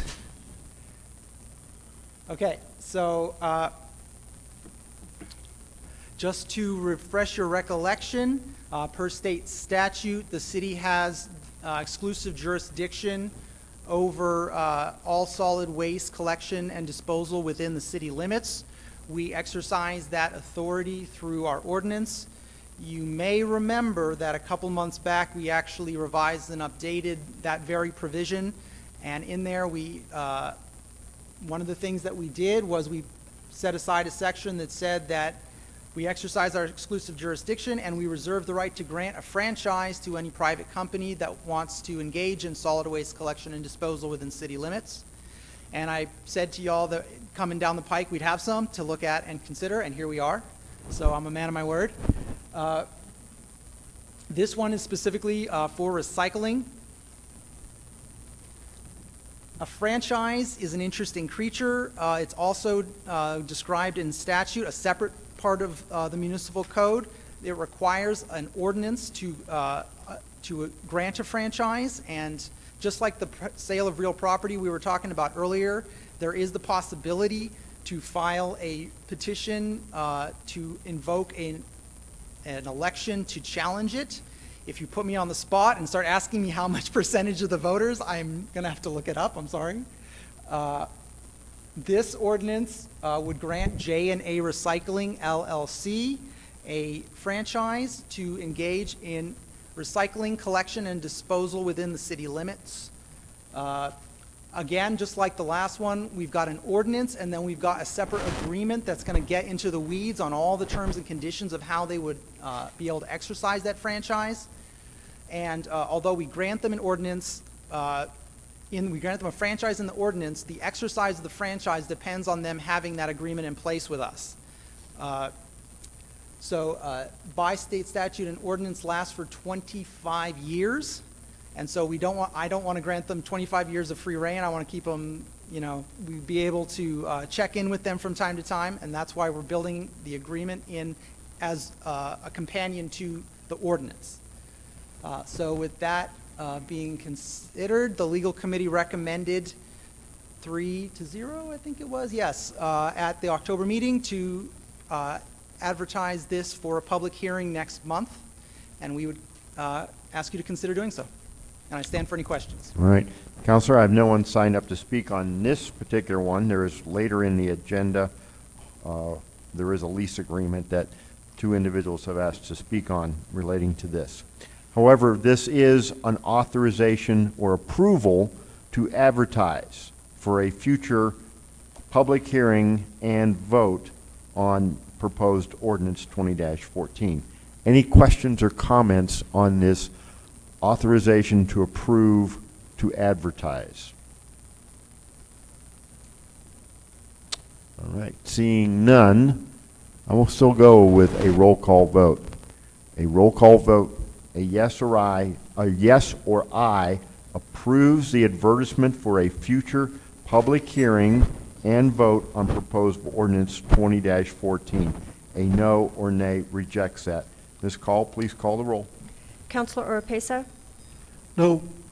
Counselor Stubbs? Yes. Counselor Perry? Yes. Counselor Moore? Yes. Counselor Roback? Yes. Counselor Kennard? Yes. Counselor Best? Yes. Counselor Sanchez? Yes. Counselor Peterson? No. Counselor Foster? Yes. Motion passes 8-2. Next up is item number 24. 24, which is on page 175. Counselor Stubbs. Thank you, Mr. Mayor.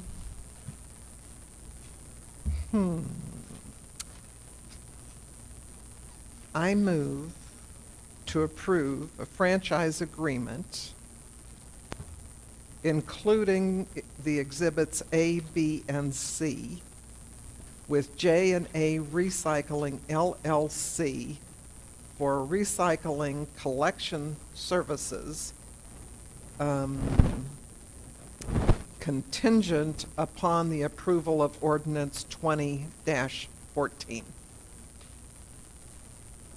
I have a motion, once you strike it, by Counselor Stubbs and a second by Counselor Foster to approve a franchise agreement with J&A Recycling for recycling collection services. Mr. Patterson. Thank you, Mayor. So as we were just talking about, this is the agreement that would actually effectuate the franchise which is granted by the ordinance. As alluded to by Counselor Stubbs, it's moot if you do not end up approving the actual ordinance, or if you approved it and it was challenged successfully by a petition for a vote. The reason why I decided to give it to everybody now was to give you the full package so you could see the whole transaction as it's contemplated. I didn't want to come to you with an ordinance and say, yeah, but the details we'll see later. I've found that that's not always successful. So I thought I'd give you the whole thing, the whole enchilada, and if you want to, you can approve it now, and that saves us having to look at it again later, or you can postpone voting on it until then if you'd like. That's kind of within your purview at this point. So right now, J&A has an interim agreement with us. They can begin now, but the interim agreement only lasts for 3 months with one option to renew that for another 3 months, so max 6 months. If we haven't got this done by then, it expires. So the idea here is that once we get the ordinance in place, we can shift over into that long-term agreement, but they can kind of get a rolling start now. This agreement would go in 5-year tranches.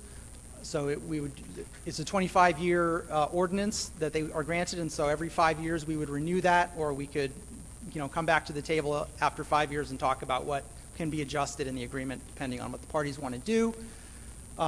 There's an Exhibit A there, which goes into a lot of elaborate detail about everything we're expecting them to do. I won't go through all the details of that, but it's, the typical stuff. You got to keep your vehicles in good order and have good records in case we need to check in on what you're doing and all that kind of stuff.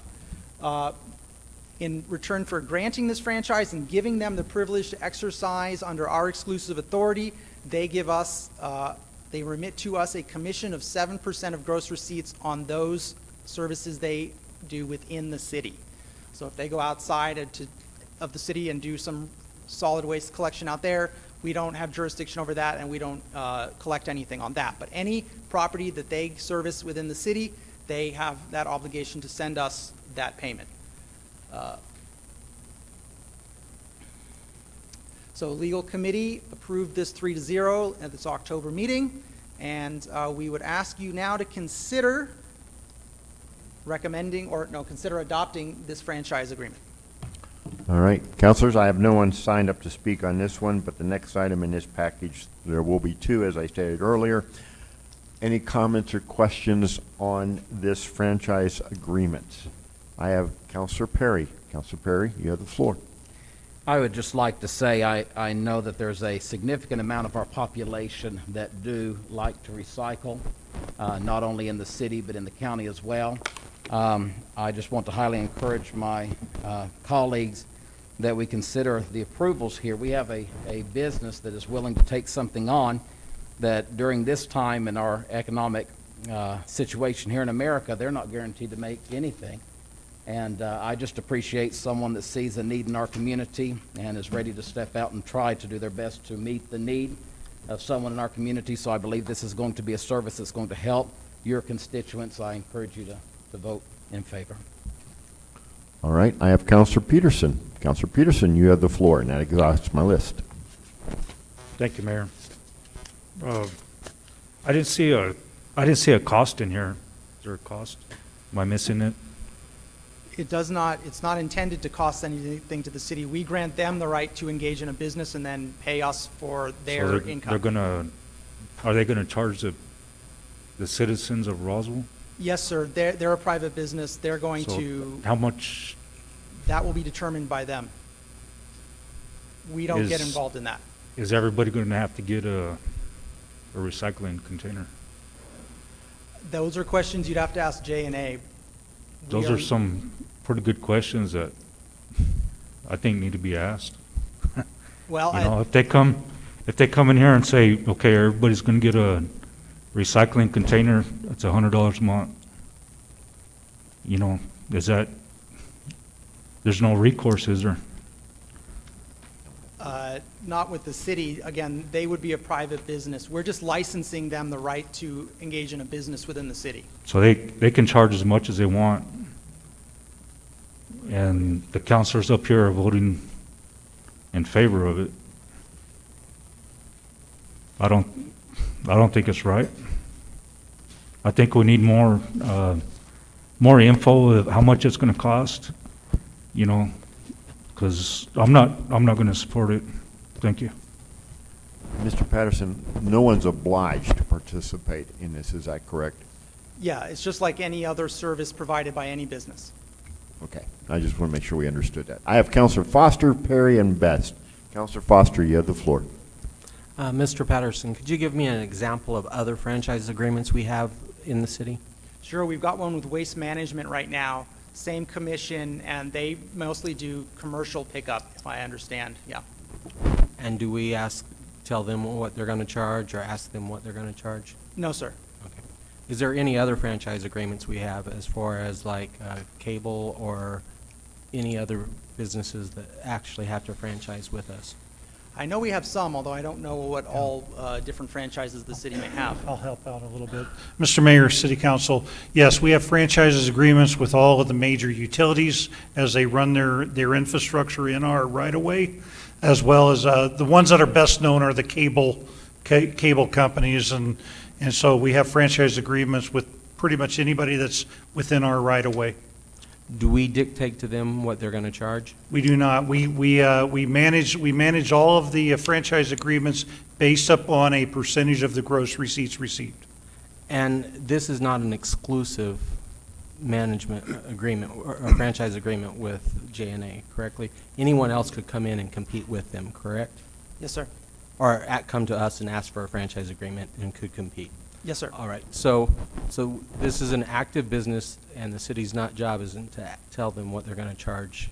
And we're not forcing any of our citizens to sign up for this program, correct? Yes. All right. Thank you. I yield. All right, I have Counselor Perry, Counselor Best, and I exhaust my list. Counselor Perry, you have the floor. Counselor Foster did a tremendous job of just sort of getting the information out that maybe I would have liked to have said.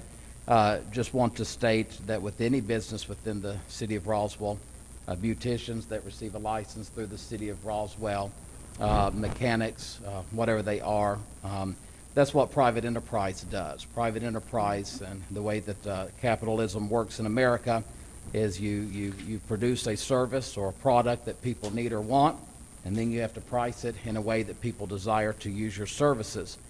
So I think that these are business people who know what they're doing, and they're desiring to provide a service to the constituents in our city, in our county, and just giving them the opportunity for folks to be able to continue that kind of service. I don't think that it's been mentioned, but recycling is a very expensive business for a city, for a municipality to be involved in, and the significant savings that this is going to be just on us as a municipality is worth the vote as well. Thank you. I yield. All right, I have Counselor Best and then Counselor Roebuck. Counselor Best, you have the floor. Well, they both said it more eloquently than I would, so I'm kind of out here other than insurances because they are utilizing our equipment. Am I correct? Yeah, we'll get to that one next. Oh, okay. So insurance-wise, that's covered too. Okay. And this one does have insurance. They need general liability insurance and all that stuff. It's built into the last Exhibit C. Okay. And this is a private business. Yes. And it's just like paying rent to a house, isn't it? There Yes, you ma'am. go. Thank you. I have Counselor Roebuck, and I exhaust my list. Counselor Roebuck, you have the floor. Thank you, Mr. Mayor. And this is a hypothetical question. I'm in no way advocating for this, but just for my understanding.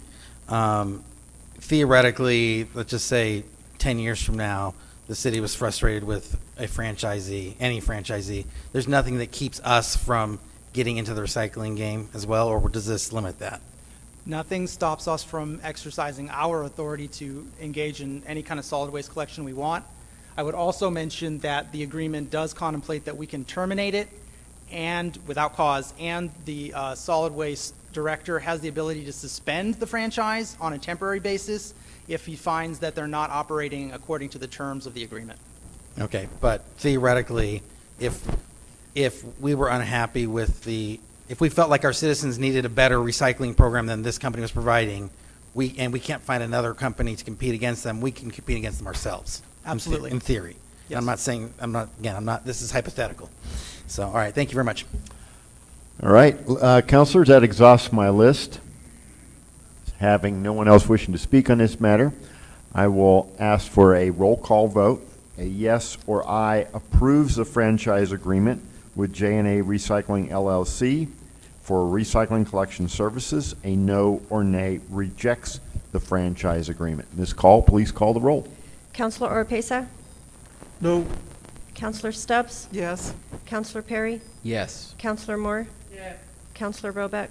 Yes. Counselor Kinnard? Yes. Counselor Best? Yes. Counselor Sanchez? Yes. Counselor Peterson? No. Counselor Foster? Yes. Motion passes 8-2. 8-2. All right. Next up, item number 25. Counselor Stubbs. Mr. Mayor, thank you. That's on page 195 of our agenda. This is also at the recommendation of the legal committee with a vote of 3-0 that I move to approve the lease agreement to lease city-owned equipment to J&A Recycling LLC, including Exhibit A and B attached. I have a motion by Counselor Stubbs and a second by Counselor Foster to approve the lease agreement to lease city-owned equipment to J&A Recycling. Mr. Patterson, you'll get to sit eventually, I think. Someday. Someday. So, as Councilor Best alluded to, they have requested, J&A has, to use some existing city property to help them get started with their business. Due to constraints of a legal nature, we cannot give a private business the benefit of city equipment for free. We would need to receive remuneration for the use of our property. And so we have offered in this agreement to lease the requested equipment to them at the rate set forth in Exhibit A of the agreement. And it also lists there the specific equipment. There's some balers, bobcat, I think some concrete barriers, and it sets forth the rates of those. The idea here is that they would lease this from us. We will take it to their facility. We'll put it at their facility. It's their job to install it in their facility, and when it terminates, then they will uninstall it from their facility and we will come get it from them. While they have it, it is their job to take care of it and maintain it. That being said, some of this equipment is legacy stuff that they are asking for that we've had for a while. It's understood that they're not responsible for deterioration due to normal wear and tear or due to the age of the equipment in question. So we wouldn't expect them to replace it under those circumstances. That would be unreasonable. The city, in that vein, is providing the property as is and without warranties. We're just saying, this is what you asked for, here it is. Okay. They will insure the property, however, against damage. Again, legal committee recommended this one 3-0 at the October meeting, and we would ask you to consider approving the lease agreement for city-owned property with J&A. All right, thank you, Mr. Patterson. We actually had two individuals sign up to speak on this one, Mr. Ryan Woolley and Mr. Bob Woolley, if they are in the other room. Come on up. Go ahead, gentlemen, state your name and your address, and you'll have 3 minutes. Go ahead. Mr. Mayor, councilors, thank you for allowing us to speak. We really don't have a lot to say, but my name is Bob Woolley. I live at 4504 Verdi Drive, just outside of Roswell. It's been quite a process getting to this point on this, and we certainly appreciate the city manager, Mr. Abraham, and the attorney working with us on this to get here. And I would like to address Mr. Peterson for a second on the pricing. It's from $25 to $35 a month, depending on what the person that is our client wants to do in respect to the recycling themselves, whether they want to separate things out or we want to separate things out for them. But we've tried to be as reasonable as possible on the pricing and yet still try to make enough money to stay in business on this. I think this is a service that Roswell certainly needs, since the city no longer is going to be in the recycling business, and we intend to give the best service to the people that we can. So thank you. All right, thank you, sir. Next up. Good evening, council members.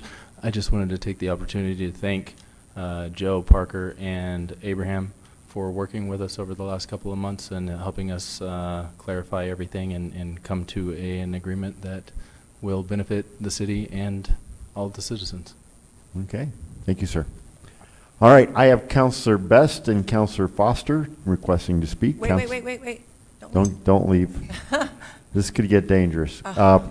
Councilor Best, you have the floor. First of all, I want to say thank you for stepping up to the plate, because we've had a lot of Roswell citizens that like to recycle and have wondered where to go. My next question is, a lot of them like the big green bins. Are you going to do curbside, or are you going to do the big bins? This is going to be a curbside service for residential and commercial. Okay, so all curbside. That's kind of what I wonder, and the prices are between $25 and $35 a month for residents, and then commercial will go up? Commercial will be on a quote basis depending on how many materials they accumulate per month. Thank you. Yes, ma'am. All right. I have Counselor Foster and then Counselor Peterson. Counselor Foster, you have the floor. Thank you. I just want to also commend you and thank y'all because people do want to recycle, and I know in the city of Roswell we've gotten used to the fact that the city of Roswell paid it out of the city coffers, and which is actually our citizens' taxes. But I'm also aware of most of the recycling that goes on in this country isn't done the way the city of Roswell did it, where we would actually have an extra bill built into our sanitation, and so what you're providing, the service you're providing, my son right now lives in St. Paul, and he doesn't have a choice, and he still pays more than what you're going to be charging, and then the restrictions on just the recyclables and the restrictions on their actual waste is just amazing, to the fact that if they have one can that's on the side of the road, there's a fine for it. So it is amazing how, I mean, our citizens want us to recycle, but they don't understand the fact that the recycling that's done in the rest of the nation, it wasn't done to the free of charge for the citizens, and I sure appreciate y'all stepping up and providing the service for our citizens. Thank you. All right, thank you. Then I have Counselor Peterson. Counselor Peterson, you've got the floor. Thank you, Mayor. Thank you, Ms. Rowley, for the clarification. That explains a lot to me. Thanks. All right. I have no one else wishing to speak on this matter. Just making sure. So I will at this point call for a roll call vote. A yes or aye approves the lease agreement to lease city-owned equipment to J&A Recycling. A no or nay rejects the agreement and rejects the leasing of city-owned equipment to J&A. Ms. Call, please call the roll.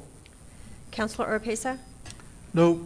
Counselor Stubbs? Yes. Counselor Perry? Yes. Counselor Moore? Yes. Counselor Robeck? Yes. Counselor Kennard? Yes. Counselor Best? Yes. Counselor Sanchez? Yes. Counselor Peterson? No. Counselor Foster? Yes. Motion passes 8-2. Okay. Thank you very much. Next up, ladies and gentlemen, we go to item number 6 on the original agenda. Mr. Mayor, which is on page 20. Page 20 of the packet, Yes, page sir. 2 of the agenda. Counselor Stubbs okay. on item number 6. Great. Thank you, Mr. Mayor. This is at the recommendation of the Legal Committee at a vote of 3-0 that I move to approve the awarding of RFP 21-001 for event management services to In-Depth Events Incorporated as presented. I have a motion by Counselor Stubbs and a second by Counselor Foster to approve award of RFP 21-001. Counselor Roebuck, you need to speak on this. Yes, Mr. Mayor, as I was involved in one of the bidding process, I'd like to recuse myself from the room and the vote and discussion. Very well. Let Thank the you. record reflect that Counselor Roebuck has recused himself from these proceedings at 7:51 p.m. All right, Ms. Mervine. Good evening, Mr. Mayor, City Councilors. My name is Stephanie Mervine, and I'm here to present the recommendation for RFP 21-001, Event Management Services Award Recommendation. The city sought proposals for the event management services for the UFO Festival. An award recommendation passed the Legal Committee on Thursday, October 22nd, 3-0 for the RFP, and we awarded to In-Depth Events based out of McKinney, Texas. I would like to go through a couple of recaps. We did have 2 firms submit proposals on the 29th of September. I also wanted to mention that we have our procurement officer, Lapita Everett, here to ask additional questions if needed. The evaluation criteria was based on 6 categories, which was experience, past record of performance, familiarity with Roswell, defined scope of work, interview and cost proposal. The evaluation scoring assessment for experience was in-depth Inc. Events. They provided a superior event management skills and a well-defined team leadership. Also, in-depth had a national level of experience with media and sponsorships that benefits the city of Roswell and solidifies national sponsorships, earned media, and opportunities that we could benefit for years to come. Their past record of performance, they have an eye for detail from concept to cleanup and beyond, environmental impact, security, safety plans, COVID-19 options and impacts. They're already working with virtual events if that has to take place in the future. And for familiarity with Roswell, the Liberty had more familiarity with Roswell, and we were very impressed by their presentation as well. Their connection with the local community was very professional, and we appreciate that, where In-Depth did not offer that. The defined scope of work was compelling. In-Depth spoke specifically on the scope of work needs and deliverables. They focused on what they could do for the city, not what the city could do for the company. They outlined each task on what would be provided and what we should expect. Both companies interviewed very well, and we were impressed with the enthusiasm and the proposals. It really came down to the cost proposal. In-Depth management fees were much lower than Liberty's. Most of the costs would be covered by In-Depth's sponsorships and split ticket sales with the city. And In-Depth was responsive and responded exactly to the cost proposal requests by line item description and fees. And that concludes. I'll stand for any questions. All right, thank you. Councilors, I had no one sign up to speak on this one. I open it up to the council. Any questions or comments? I have Councilor Best and Councilor Perry. Councilor Best, you have the floor. That scares me. Go ahead, Councilor Perry. Is that an age before beauty thing, or I'm kidding. I just want to say to both you and Juanita, thank you so much. I know that we as counselors, it can be frustrating at times, but it's good for us to get clear, decisive information so we can make good decisions. And both of these ladies took a significant amount of time out of their day to sit down at a table and go through this, so that I was very aware of how we were doing, and I want to encourage other counselors. I believe any of our staff are willing to do that, and I appreciate that. I guess mine's more of a comment than anything else. As part of our discussion before, just wanted to say it publicly. I appreciate that we did have a local company that is interested, that shows that we do have locals that still see that desire to be part of a community-based event. So if this recommendation, if this award does go through, just within the negotiation process, Mr. Nebb, I think that part of the talks could be that I think that this company could see some significant, gain some significant wisdom if there was a way to have some sort of partnership in that with these locals, because I do believe they do have some great insight that would help us to have the best for Roswell. I yield. Thank you. Thank you. All right, I have Councilor Best. Okay. That exhausts my list. So I want everybody in TV land to know out there in the two rooms next door, this is one of the items that was on the consent pulled by Councilor Oropesa. 6 through 18 were pulled by Councilor Oropesa. I don't see his name. Well, it just came up because I said that, but I do have a question. All of our T-shirts, anything with the Roswell logo will go through us? Correct. Wholesale? Okay. Yes. And I like their focus is that what they can do for the city, not what we can do for them. And I love that they're going to go out and get sponsors to pay for this. Also, another quick question, are they going to utilize our stage and all that, or are they bringing theirs in? They're fully ready to bring all of their equipment. Okay. And we will look at that and make sure it's in the agreement too. Thank you. All right. I yield. I have Councilor Oropesa. You have the floor. And Councilor Peterson. Counselor Oropesa. Thank you, Mr. Mayor. I think it was already established that I was the one that took off the consent agenda items. So, and again, I was not asking permission because I'm doing it as per our rules.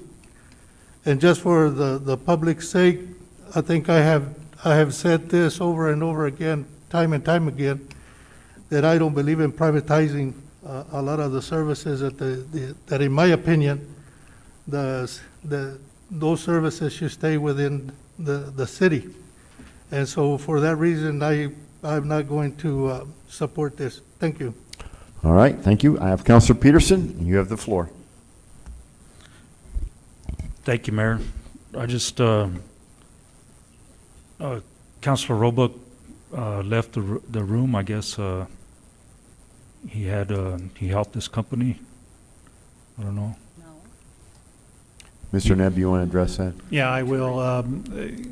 Councilor Roebuck was a part of one of the groups that had submitted a proposal to the city. He is not associated with this group, with our recommendation. But because he was involved in the process as a potential vendor, he recused himself from the office in order to remain out of this conversation. All right. That explains a lot. He should have pulled that one off the consent agenda, but Councilor Oropesa beat him to it. Thanks, Mayor. Thank you. I have Counselor Perry and then Counselor Foster. Counselor Perry, you have the floor. Yes, and I think that I know Counselor Stubbs will probably be the only other one, maybe Counselor Foster as well, will remember when the city was financing and we were not privatizing. There was a time when we were spent, I remember at least $120,000. Is that correct, Counselor Stubbs? Do you remember at least 120? And I want to say it was even 140 or 150. $150,000 of taxpayers' money is going to something. I think that it is much greater to allow private enterprise, and our taxpayers are not paying into this what we were. So I just wanted to make sure that was mentioned. Okay. Counselor Perry, thank you. I have Counselor Foster, and that exhausts my list. Thank you, Mayor. I was just also just going to bring back to the point that Councilor Roebuck did abstain from the vote on our agenda, and basically, so he hasn't been involved in this vote at all. So, saying that he needed to have pulled it, he abstained. So, I wanted to bring that point back up. Thanks. Okay, thank you. There is no one else on my list wishing to speak. At this time, I will call for a roll call vote. A yes or aye approves RFP 21-001, awarded to event management service, award the event management services to In-Depth Events Incorporated. A no or nay rejects that award. Ms. Call, please call the roll. Counselor Oropesa? Nope. Counselor Stubbs? Yes. Counselor Perry? Yes. Counselor Moore? No. Counselor Kennard? Yes. Counselor Best? Yes. Counselor Sanchez? Yes. Counselor Peterson? No. Counselor Foster? Yes. Motion passes 5-3 with Counselor Roebuck recusing himself. Thank you. Thank you. Ladies and gentlemen, it's now 8:01. We've been at this for 2 hours. I will propose a 9-minute recess, reconvene at 8:10. So we will be in recess for 9 minutes, back at 8:10.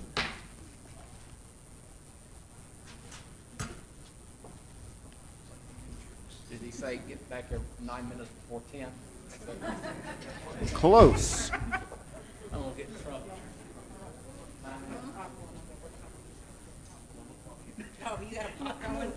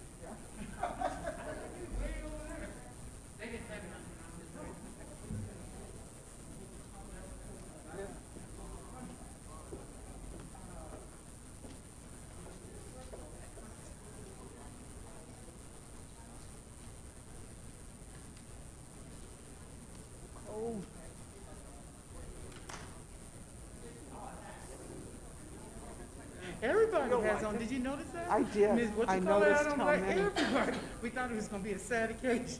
I guess that's it. Casket buying, all kind of stuff like souls and song singing.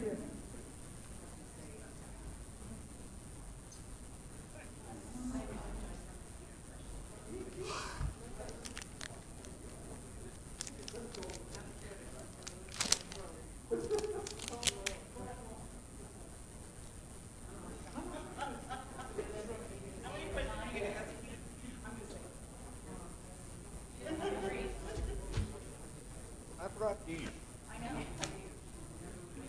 Carol got it.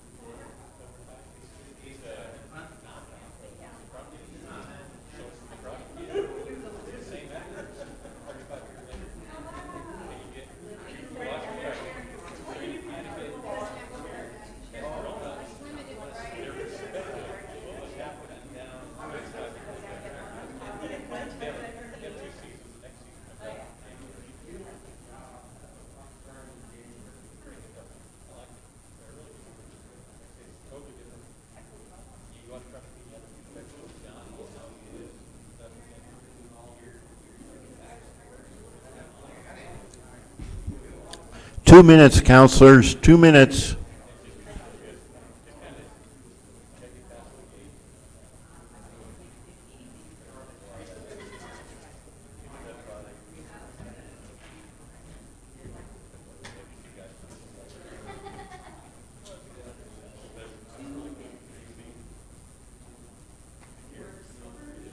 We're getting there. We're getting there.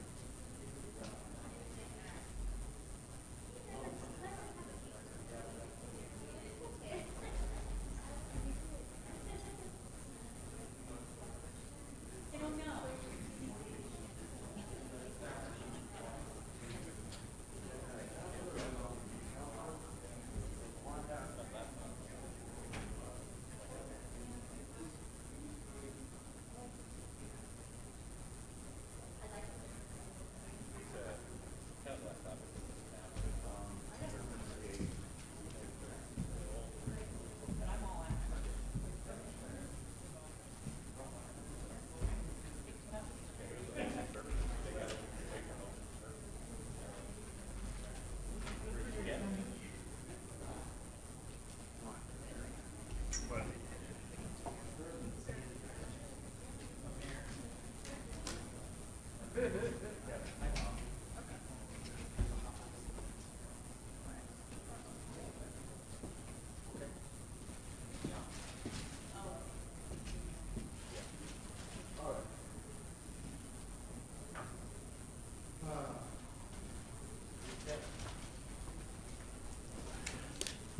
8:10, we're back in session, and let the record reflect that Councilor Roebuck has rejoined the council. We're on item number 7 on the original agenda. Councilor Roebuck. Thank you. Thank you, Mr. Mayor. I move that we award the award of ITB-21-007 300-gallon trash receptacles with lids to Snyder Industries, LLC of Lincoln, Nebraska. I have a motion by Councilor Roebuck and a second by Councilor Foster to award ITB 21-007 to Snyder Industries, LLC of Lincoln, Nebraska. Mr. Chaparro, welcome. Mayor, Council, thank you for having me. Appreciate it. I'm here to review the ITB 21-007 with 300-gallon gas trash containers that you see throughout the city. There's black and tan. We're looking to order tan ones. It was posted on 9/13. Can you be a little louder, just a little louder, because Ms. Call was about to come after you and I stopped her. I could feel something on this side too. Yeah. So it was posted on 9/13/2020, opened on 10/6. We received 2 separate bids. The award recommendations are for Snyder Industries, and it passed Infrastructure Committee on 10/20, 3-0. And Mayor, Council, I stand open for any questions. All right, I have Councilor Best. Okay, I want to make aware to the public out there, this was pulled off the consent agenda by Councilor Ortesa. I'm kind of curious on how many bids you actually had. We had 2. Okay, and the person that pulled it off had no questions from what I can. Okay, is that it, Councilor? All right, I have Councilor, Councilor Orpesa, and then Councilor Peterson. Councilor Orpesa, you have the floor. Mr. Mayor, that's the second time that I have to maybe she didn't hear me, but I'm the one that took it off the consent agenda. And if she has a problem with that, then she has to deal with it. Again, the rules of order do not, I am doing it as per our rules of order that allows me to do it. I have Councilor Peterson, you have the floor. I don't think that's appropriate, Mayor, what Councilor Best is doing. Thank you. All right, councilors, let's talk about this for just a second. I'm sorry, Mr. Chaparro. All right, we've already been here 2 hours. We got a long ways to go. We can do this the hard way, we can do this the easy way. We can stay focused on the issues before us and be germane. We are all here to look at the city's business. If something is to a benefit of the city of Roswell, then we have an obligation to move forward with it. If, however, we feel there is a material reason not to, we have an obligation to oppose. We don't need to spend time picking at each other. We don't need to spend time trying to impede each other or the city. We need to vote and act in the best interests of our constituents. So at this point, I'm going to ask you, councilors, to please refrain from distractions to the job we have before us. On that, I have Councilor Foster. You have the floor. Well, I want to speak to this issue. Okay. I think we have it's germane for us to know that each one of these items are individual items, and they each had to be individually pulled off. And usually, it's not in our rules of order, but we normally have it a reason why you pull something off.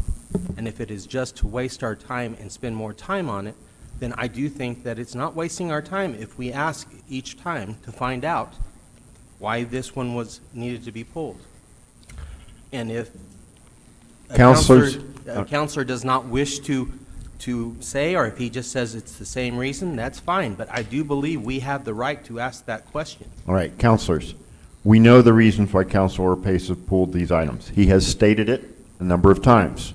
He has been clear, unambiguous. That he had no reason other than he just wanted He to has stated impede our his system? reasons. I will not attempt to characterize them or repeat them, but I will say this.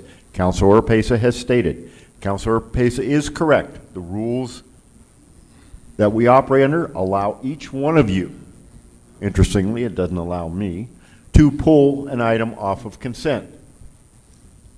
That exists. So we can keep repeating ourselves and delaying the accomplishments we need to do, or we can accept the reality of what we've got, good, bad, or ugly, and move forward. Staff has been here for over 2 hours. Staff needs to get through this. Mr. Chaparro, again, I apologize, this erupted on yours, but we need to move forward. I ask all of us, these issues can be discussed outside the parameters of this forum tonight. Councilor Foster, you still have the floor. But it's still within our rules of order to ask the question, correct? I don't believe the rules of order address asking questions. We do say we cannot ask each other publicly in this forum why they vote away. That's not permitted. Not asking why they vote, but why this issue needed to be pulled. Can be asked. The counselor the question's been asked and answered. Councilor Pesa has stated repeatedly the reasons why he chose to do the things he chose to do. And he did Nothing it as can be gained by repeating it over and over again, except delay. As I said, though, he did it as a blanket, and each one of these are individual items that have individual and been voted on in committee and through us individually. And if there's not a reason for each individual one, then I think it needs to be clarified. All right. Councilor Pesa has stated. Councilor Roebuck and then Councilor Pesa. Councilors, please, we're attempting to resolve work. Thank you, Mr. Mayor. And while I'm certainly sympathetic with your point, and the reality is that the items were pulled off of consent agenda not because of specific issues with the items, but it was done as a and nothing wrong with it. It's certainly within the rights of Councilor Pesa. It was done as he explained. It was a political maneuver, and so if you have a political maneuver, as much as I wish that councilors would refrain from extending the evening, I cannot disagree with their right to answer in kind with the political maneuver. Equally. So I just wanted to put that out there. Well, but I understand where you're coming from, but I think that's where we're at with that. So. All right. Councilor Pesa, you've got the floor. Thank you, Mr. Mayor. Number one, it's not a political move. And number two, the rules of order do not specify that I cannot take off all of them. It says, and I waited until the agenda came out before I contacted Sharon and asked her to pull. If the wording was wrong, then I should have said item so and so. But I told her I wanted the consent agenda items off with the exception of the minutes. And again, I argue that I am working within the rules. And so I don't have to have a specific reason as to pull an agenda item out of consent, because the rule says that any counselor can take it off without any questions. And so that is the reason that I went ahead and did it. Thank you, Mr. Mayor. All right. This is where we're at, counselors. I have Counselor Perry, who has not yet spoken on this item. I have Counselor Foster and Best. I will not recognize you. We are going back to the agenda. We are not going up over this again. Counselor Perry, you will have the floor. We will act on this item after Counselor Perry speaks. Point of order. Wait a second. The floor has called on. All right, what's your point? The specific is, in our rules of order, it says. Rules of order says a counselor can pull any individual item, does it not? Stand by.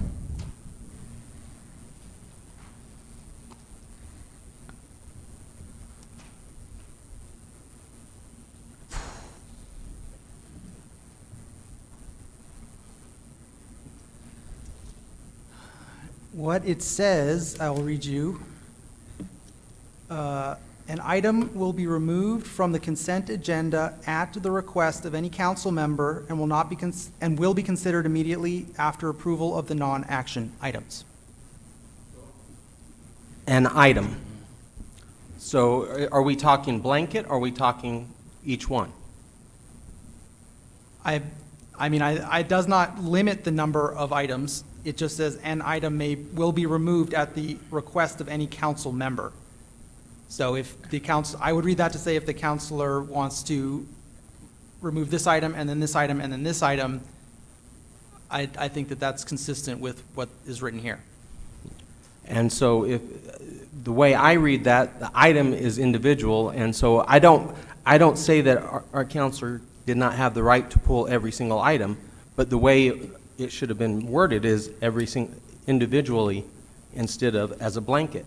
And I say these each are individual items, and we have the choice and have the right to question it, each one, as it comes up.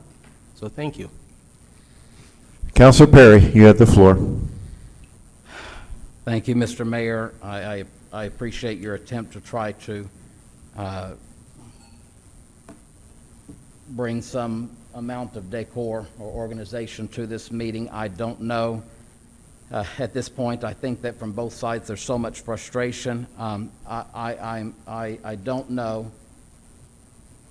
I don't know that I understand still what Councilor Orpesa's reasoning is, but I don't know that I have to necessarily at the end of the day. I just think that maybe it's appropriate, if it's maybe better appropriate that upon each of these items, if someone requests, that maybe we just request that if Councilor Orpesa has added information that we need to know on this vote that would help us to better make this vote, maybe that will help these things to be clearer.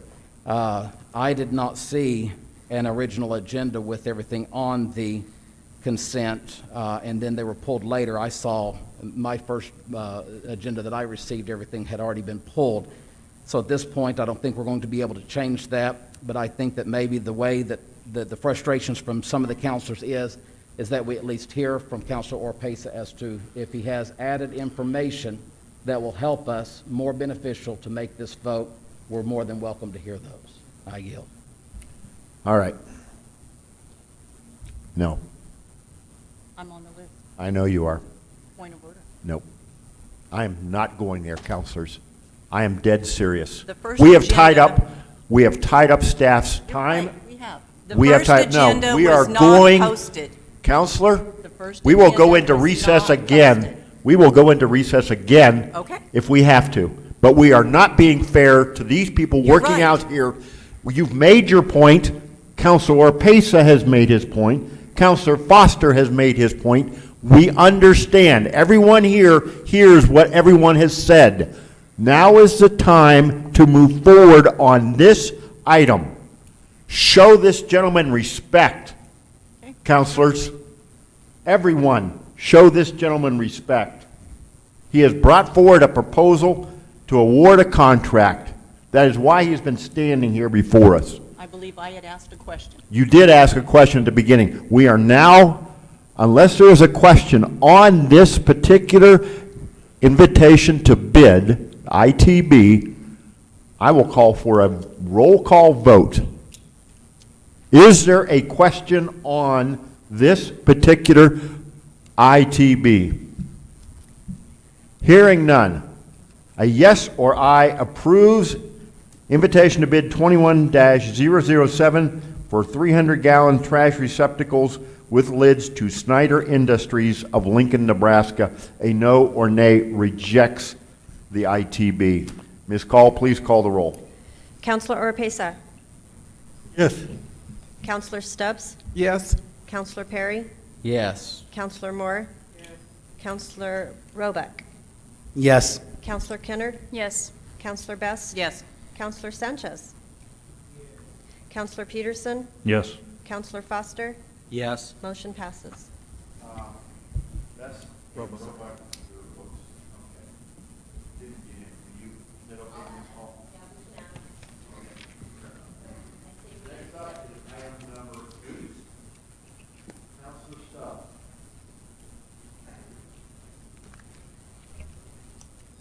Thank you, Mr. Mayor.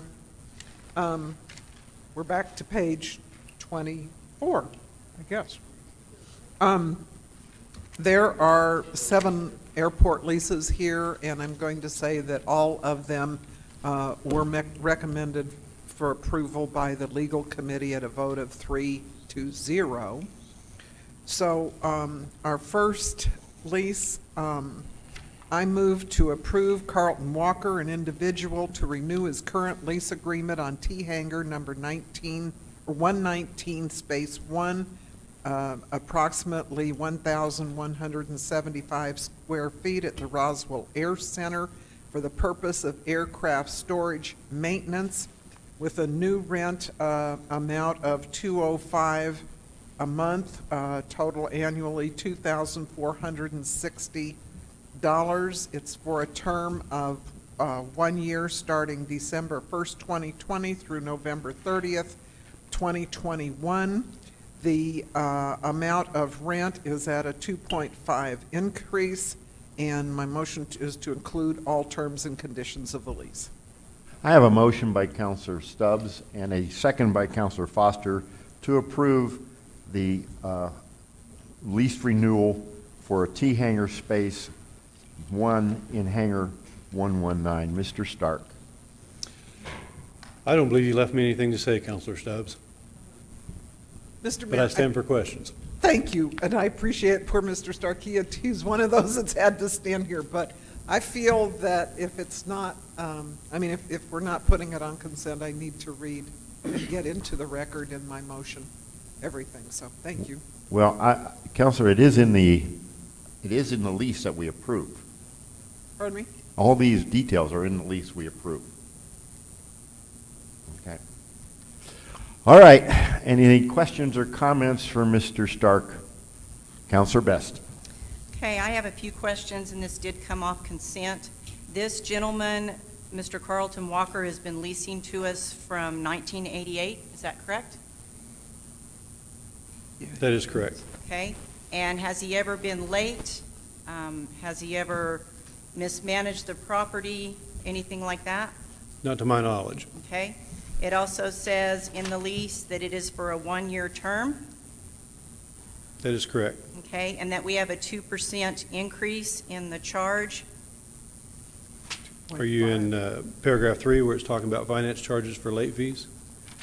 Or I am talking about paragraph 3 rent, says tenant shall pay to landlord an additional 2% finance charge. correct, that's for late payments. Okay. Maintenance, tenant shall do all of the maintenance, is that correct? That is correct. Okay. Taxes, license, and utilities, the tenant shall pay all taxes, license, and charges. That is correct. Okay. Insurance, he takes care of all the insurance needed that's in the lease. They have to do hangar keeper basically for the plane, and then we take care of the building insurance. Okay, and he also takes care of liabilities. Correct. Okay, and the condition and default of any time during the terms of lease, the tenant shall, and then it has all the way to F written out, is that correct? Correct. Okay. Remedies of landlord for default, it explains how we can get back if something defaults, considering he won't since he's been there since 1988. Correct. Use of permits, this is for an aircraft storage and maintenance, am I correct? Correct. Okay. The proper disposal of the trash, parts, hazardous commercials is all up to him? Yep. Okay. I am on page 7 of 10 going to 8. 22, assignment and subleases. Tenants shall not have any subleases. Is that correct? Correct. Holdover, there's no holdovers? Correct. Okay. Waivers, one or more waivers of conveyance, term or condition, so there will be no more waivers. Is that correct? That is correct. Okay. Okay, so that's all the questions I had on that, and then there's a picture in the back showing exactly where it is. Is that correct? Yes. Thank you, sir. I have no other individuals indicating they wish to speak on this matter, so therefore I will call for a roll call vote. A yes or aye approves the lease as presented on T-Hangar number 119, space 1 to Carlton Walker. A no or nay rejects the lease. Ms. Call, please call the roll. Counselor Oropesa? Yes. Counselor Stubbs? Yes. Counselor Perry? Counselor Moore? Counselor Roebuck? Yes. Counselor Kennard? Yes. Counselor Best? Yes. Counselor Sanchez? Counselor Peterson? Yes. Counselor Foster? Yes. Motion passes unanimously. Okay, thank you. Next up is item number 9, Counselor Stubbs. Thank you, Mr. Mayor. I move to approve David Stevens and Kurt J. Richardson, individuals, to renew their current lease agreement on a portion of building number 91, space C, approximately 4,623 square feet. I'm sorry.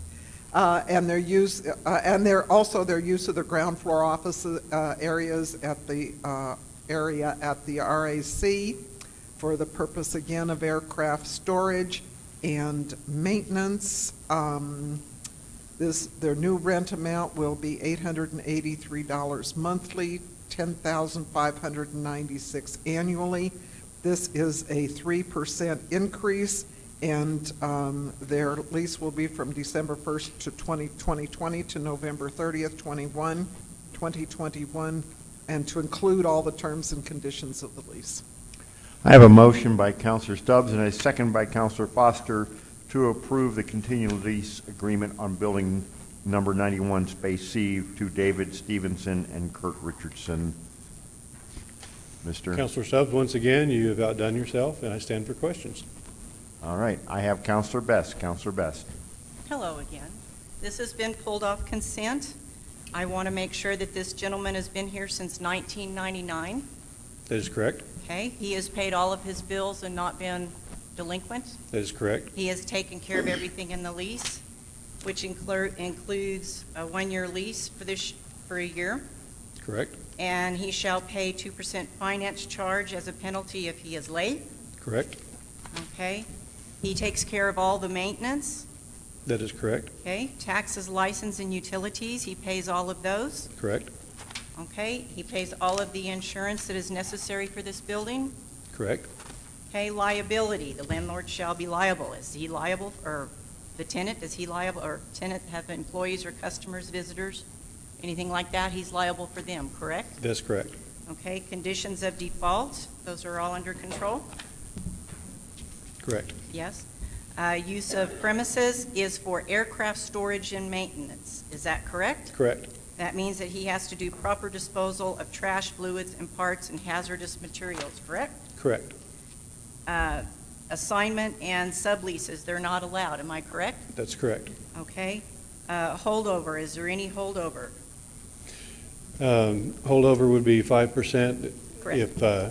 If we do hold over the lease and are not able to agree to the next one. Okay. And waivers, one or more waivers of any covenant, term, or conditions of this lease shall not be construed or wavered, so forth and so on. Is that correct? That is correct. Okay. Also, we have a picture in the back that shows us exactly where this property is. Okay. Thank you very much. Correct. I have no one else on my list wishing to speak on this matter. Therefore, I will call for a roll call vote. A yes or aye approves the lease agreement for Building 91, Space C with David Stevens and Kurt Richardson. A no or nay rejects the lease agreement. Ms. Call, please call the roll. Counselor Oropesa? Yes. Counselor Stubbs? Yes. Counselor Perry? Yes. Counselor Moore? Yes. Counselor Roebuck? Yes. Counselor Kinnard? Yes. Counselor Best? Yes. Counselor Sanchez? Counselor Peterson? Yes. Counselor Foster? Yes. Motion passes unanimously. All right, thank you. Next up, item number 10, Counselor Stubbs. Mr. Mayor, I move to approve Kent Goodman, an individual, to renew his current lease agreement on a portion of building number 1164, which is 2,000 square feet plus or minus, for the purpose of storage. The new rent amount is at a 3% increase of $112 a month, $1,344 annually. The term of the lease is December 1st, 2020 through November 30th, 2021, and includes all of the terms and conditions of the lease. I have a motion by Counselor Stubbs and a second by Counselor Foster to approve a lease between Kent Goodman and the city for a portion of building 1164. I stand for questions. All right, I have Counselor Best. Counselor Best, you have the floor. That's correct. Correct. Correct. Correct.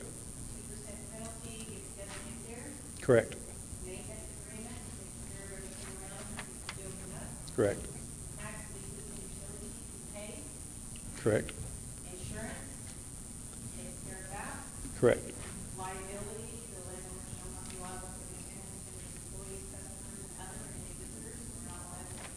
Correct. Correct. Correct.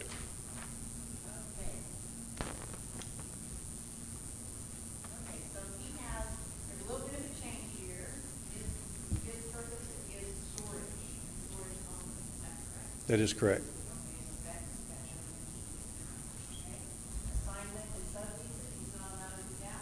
Correct. 5% if he does hold over. Correct.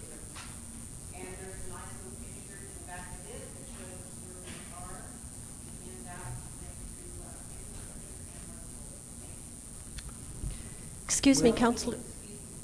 Excuse me, All right. Counselor Best, is your microphone on? No, it's not, I'm sorry. Thank- Not loud enough. You can go through it again, I'll be glad to. That's okay, I have it recorded down. Thank you. Thank you. I have Counselor Perry. Counselor Perry, you have the floor. I just turned my microphone on. Thank you. I apologize.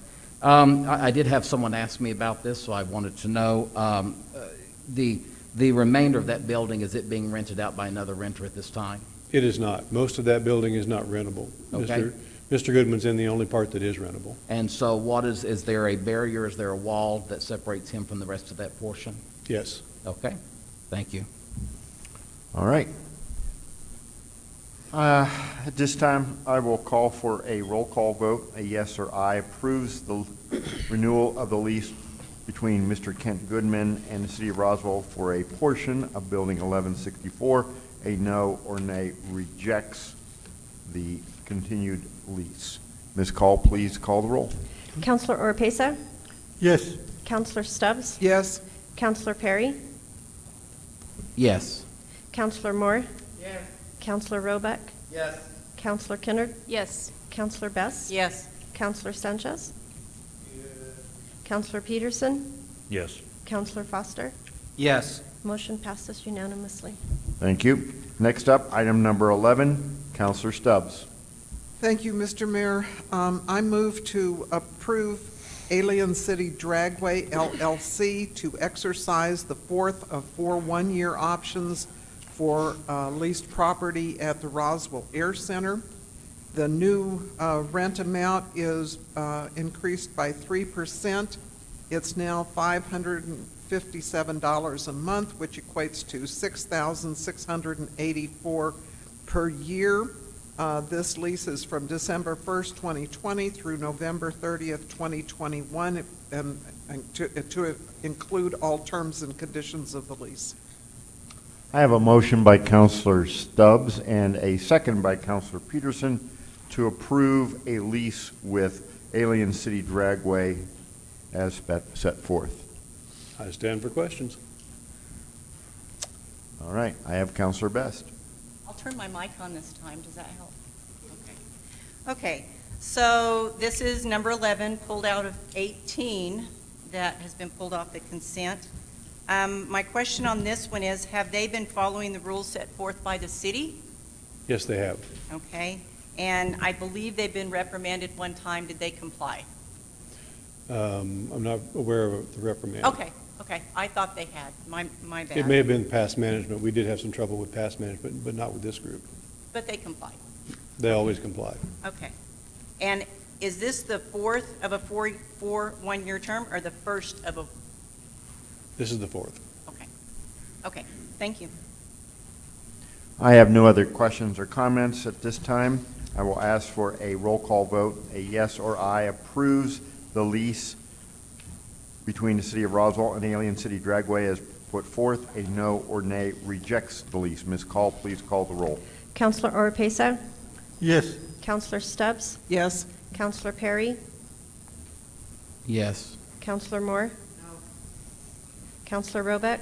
Yes. Counselor Kennard? Yes. Counselor Best? Yes. Counselor Sanchez? Counselor Peterson? Yes. Counselor Foster? Yes. Motion passes 9-1. Next up is item number 12, Counselor Stubbs. Thank you, Mr. Mayor. I move to approve Gen Air New Mexico LLC to renew their current lease agreement to building number 732 and adjacent land at the Roswell Air Center. The building is approximately 2,860 square feet and the land 15,000 square feet. This is for the purpose of office space and storage. The new rent amount is 3% higher than it has been for $733 a month, a total amount of $8,796 annually for a term of December 1st, 2020 through November 30th, 2021, including all terms and conditions of the lease. I have a motion by Counselor Stubbs and a second by Counselor Foster to approve the lease between Gen Air New Mexico LLC and the City of Roswell for Building 732. Mr. Stark, anything you wish to add? Stand for questions. All right. I have Counselor Best. Counselor Best, you have the floor. Okay, they have been leasing since 2011? Actually, I was looking at that. I believe that's a typo. It was about 2015. Okay, so 2015.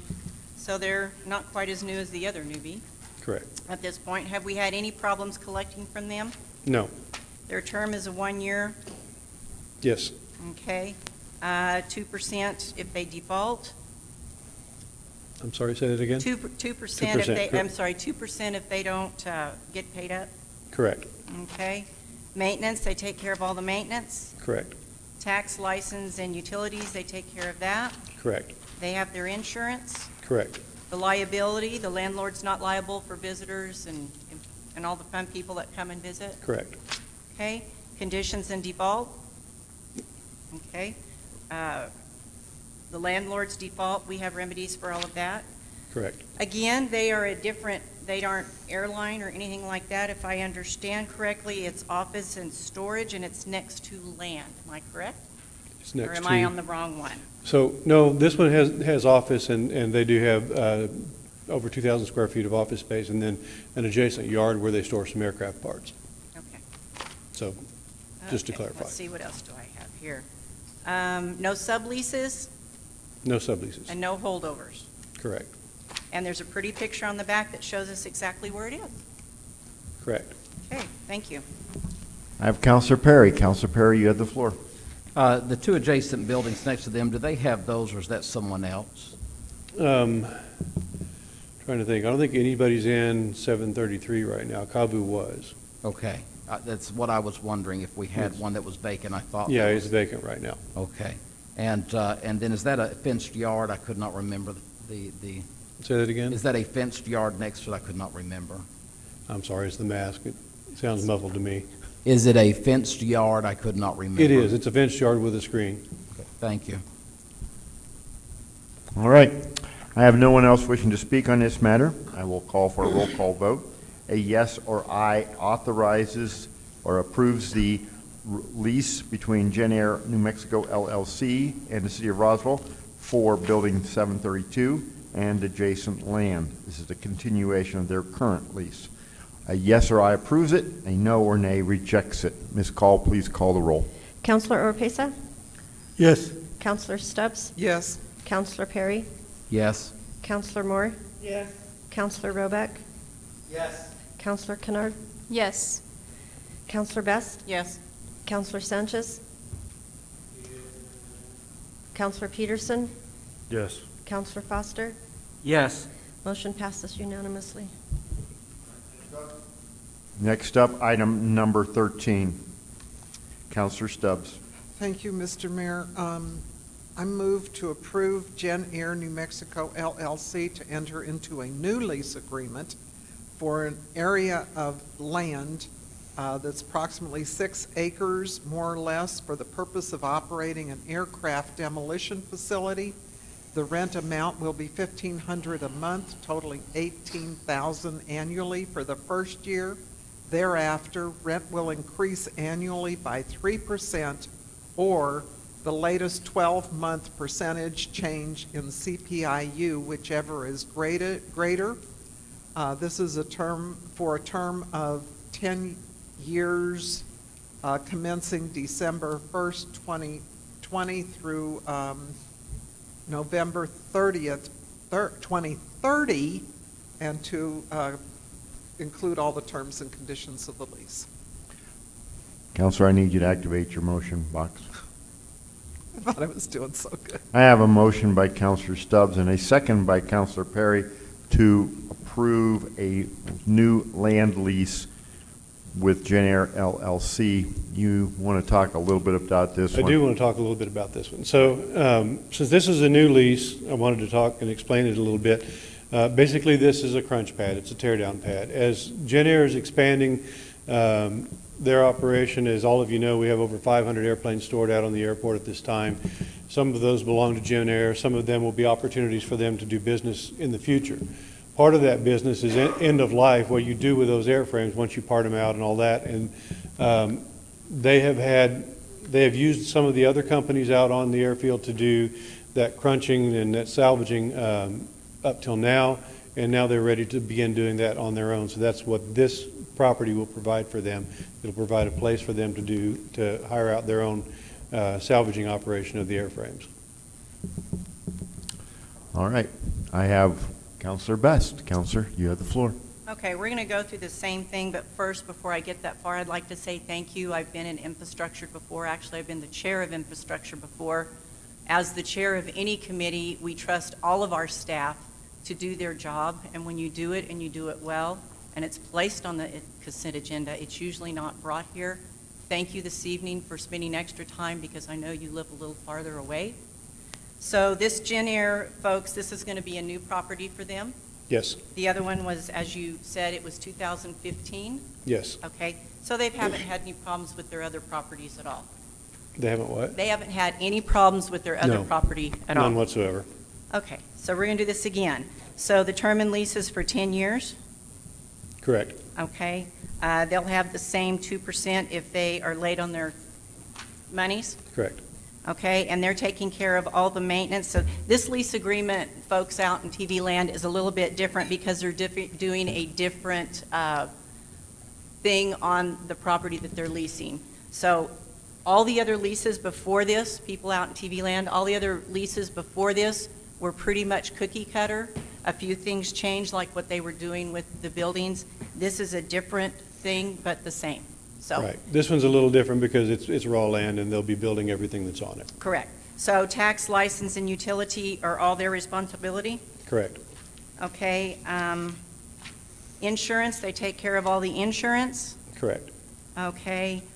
They have $1 million policy on all of their people that are working out there, injury, bodily harm, anything like that. Correct. That's where your insurance is a little bit more different than the other ones. Liability to all their customers and all of that are pretty much the same as the other. Correct. Conditions and defaults, if any, okay. Remedies and landlord default, we get to fall back on that. And again, use of premises, again, I want to highlight operating an aircraft demolition is exactly what you said. Correct. So that is to be brought up. Assignments, let's see, tenant shall not assign the lease, so no third-party leases and no holdovers. Correct. Okay. There's another little pretty picture in the back that shows us where it's at. Correct. Okay. Mr. Stark, again, I want to thank you for spending this extra time with us. I'm sorry that it was necessary.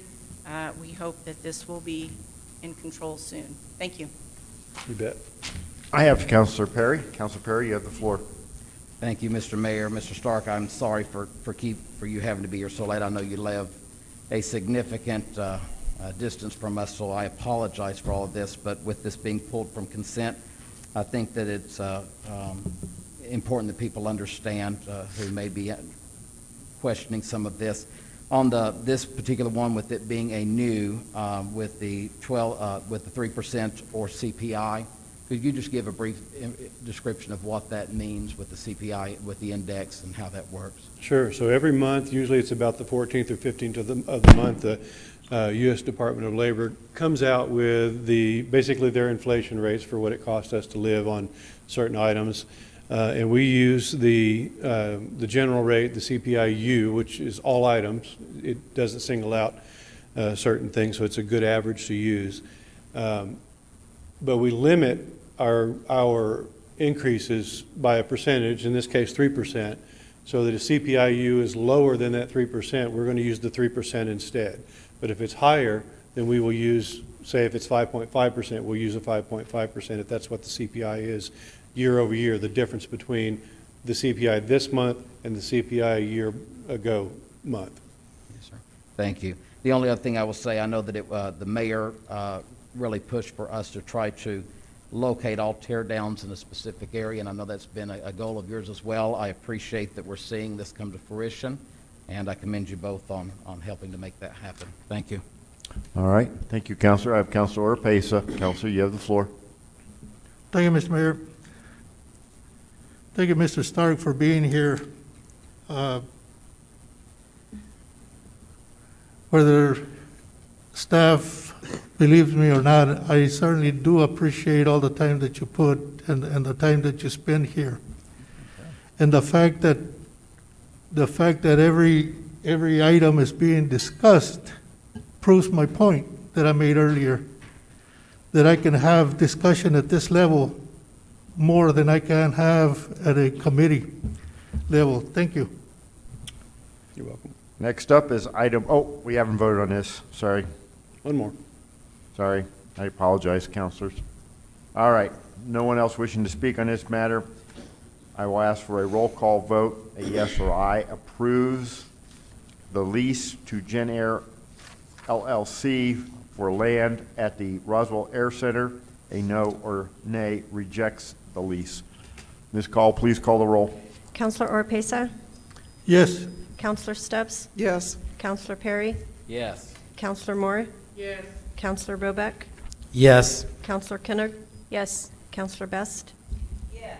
Councilor Sanchez? Yes. Councilor Peterson? Yes. Councilor Foster? Yes. Motion passes unanimously. Thank you. Next up is item number 14, Councilor Stubbs. Thank you, Mr. Mayor. I move to approve Tom Wadsworth renewing his current lease agreement to T-Hangar Building 119, spaces 3 and 4, consisting of approximately 1,175 square feet and 1,002 square feet for the purpose of aircraft storage and maintenance. The new rent amount is $398 a month, which is broken down as to 205. Did I say 1,000? I didn't say 1,000, did I? No. Okay. $398 a month, broken down into $205 for space 3 and $193 for space 4. That's a total of $4,476 annually. The rent, there's no adjustment. No, 2.5? Yeah, the adjustment is 2.5. Okay. The rent adjustment is 2.5%. The terms of the lease are from December 1st, 2020 through November 30th, 2021, to include all the terms and conditions of the lease. I have a motion by, Counselor, you need to activate your motion button. A motion by Counselor Stubbs and a second by Counselor Foster to authorize the renewal of a lease for 2 spaces at the T Hangar Building 119, spaces 3 and 4. Mr. Stark, anything to add? Nothing. Okay. I have Counselor Best. Counselor Best, you have the floor. Mr. Stark, you had so many pulled from the consent, I missed this one, I'm sorry. So this gentleman has been in this building since 1992, That is correct. and he has kept his payments up, and he's kept the building in good condition. That is correct. Okay, he has the same term as 1 year. Correct. Okay, and he has the 2% finance charge if he doesn't pay. Has he ever had to use that? No, Oh, I'll be dang. Okay, maintenance. He takes care of all that? he does. Okay. Taxes, license, and utilities. He takes care of all that? Correct. Never made a problem with that, never defaulted, never had any issues whatsoever. Nope. I'll be danged. Every time you brought this to infrastructure throughout all these years, there's never been a problem. I'm sorry, legal. I knew what Didn't you you meant. used to do them in infrastructure when I was in infrastructure? Would have been before my time. It was Okay. airport and then legal. Well, and we had airport. I think I was on airport. That would be in J, so, okay. Okay, so he takes care of the insurance. Liabilities, all of his employees and people that visit and have a beer and all that, they're taken care of by him. Correct. Conditions and defaults, they're taken care of already. Correct.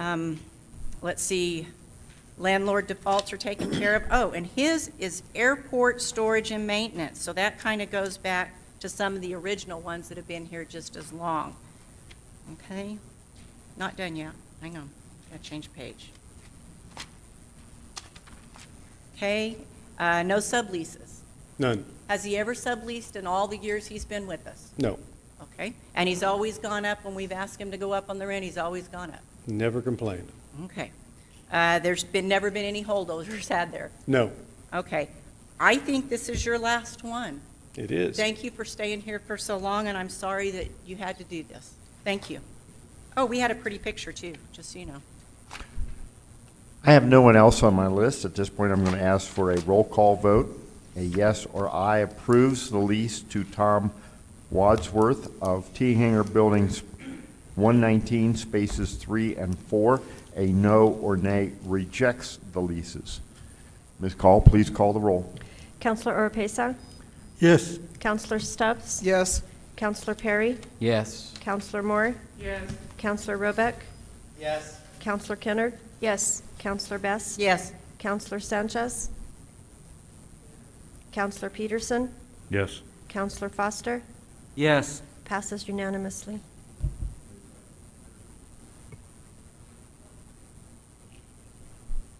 We got a 10-0, right? Yeah, okay. Next up, item number 15, Counselor Stubbs. Thank you, Mr. Mayor. I would move to approve Resolution 20-66, which is requiring the removal of certain rubbish, weeds, wreckage, or debris, providing that the city shall have a lien for the cost of removal and declaring certain properties to be so covered with rubbish, weeds, litter, wreckage, or debris as to constitute a public nuisance, prejudicial to health, safety, and general welfare. This is approximately 12 properties. I have a motion by Counselor Stubbs and a second by Counselor Foster to approve Resolution 20-66. Mr. Bartlett. Good evening, Mr. Mayor, councilors. What we have here is 12 properties within the city boundary that we're submitting for your approval These properties are in need of cleanup due to excessive weeds, litter, and debris. Staff has made multiple attempts to contact the responsible parties of all of these properties, and we've had no contact or compliance. So we're asking your approval to have these nuisances abated, move forward. All right, thank you. I have Counselor Best. Counselor Best, you have the floor. How are you, Mr. Bartlett? I'm good, It's Counselor. been a long evening. This has been pulled off consent also. This does go to legal, because that's who took it just right now. No. How many letters are sent out? Do you strictly contact these individuals by letters, phone calls, knocking on their door? How do you go about this? All of that, Counselor. In these cases, the properties that we present to the council for weed abatement, they're vacant. If they were someone that we could contact or lived inside Chaves County that we were able to file a criminal complaint on, we would do so. The majority of these are probably, I mean, they could be deceased, they could be out-of-town owners. In a situation, weeds, we normally send a notice, and then the officers send a final notice, and then at that time it goes on resolution. Okay. Unless arrangements are made, you know, if somebody contacts us and needs more time, something like that. Okay, and the resolution 2066 is one that we use all the time for these problems. Is that correct? Yes, ma'am. Okay, and it's never changed from time to time. These always go through legal at this point, correct? Yes, ma'am. Okay, thank you. And then there's a list of all the names that are in our packets that are taken to legal every time you go, correct? Yes, ma'am. And usually when all of your legal, usually 4 counselors are in that legal party, usually when they vote on it and it's agreed upon, it goes to consent. Is that correct? That is correct, Counselor, in public safety. Thank you for yes. coming extra time tonight. I Yes, ma'am. appreciate it. I have Counselor Stubbs and Counselor Perry. Counselor Stubbs, you have the floor. Thank you, Mr. Mayor. I think it's noteworthy to make a correction that this no longer goes through a committee because statute pretty well spells out this entire process. And it used to go through Planning and Zoning Committee years ago, but it doesn't go through. I apologize, Counselor. The resolution that goes in front of committee is the condemnation resolution. Yes. So, yeah, the weeds come straight here. I apologize. Come straight to us. Because there's really no question, it's kind of cut and dry. Yes, ma'am. Thank you, Mr. Mayor. Okay. Any other questions or comments? All right, I will ask for a voice, strike that, a roll call vote. A yes or aye approves Resolution 20-66 as presented. A no or nay rejects the resolution. Ms. Call, please call the roll. Counselor Oropesa? Yes. Counselor Stubbs? Yes. Counselor Perry? Yes. Counselor Moore? Counselor Roebuck? Yes. Counselor Kennard? Yes. Counselor Best? Yes. Counselor Sanchez? Counselor Peterson? Yes. Counselor Foster? Yes. Motion passes unanimously. All right, thank you. Next up is item number 16, Counselor Best. I'd like to make a motion, Resolution 2067, condemnations. Can't say go to full council because this was supposed to be on condemned. Move on up and we vote on it to resolution that will require the removal of demolition of 12 dilapidated structures. I have a motion by Counselor Best. Activate your. Did I get it? Nope.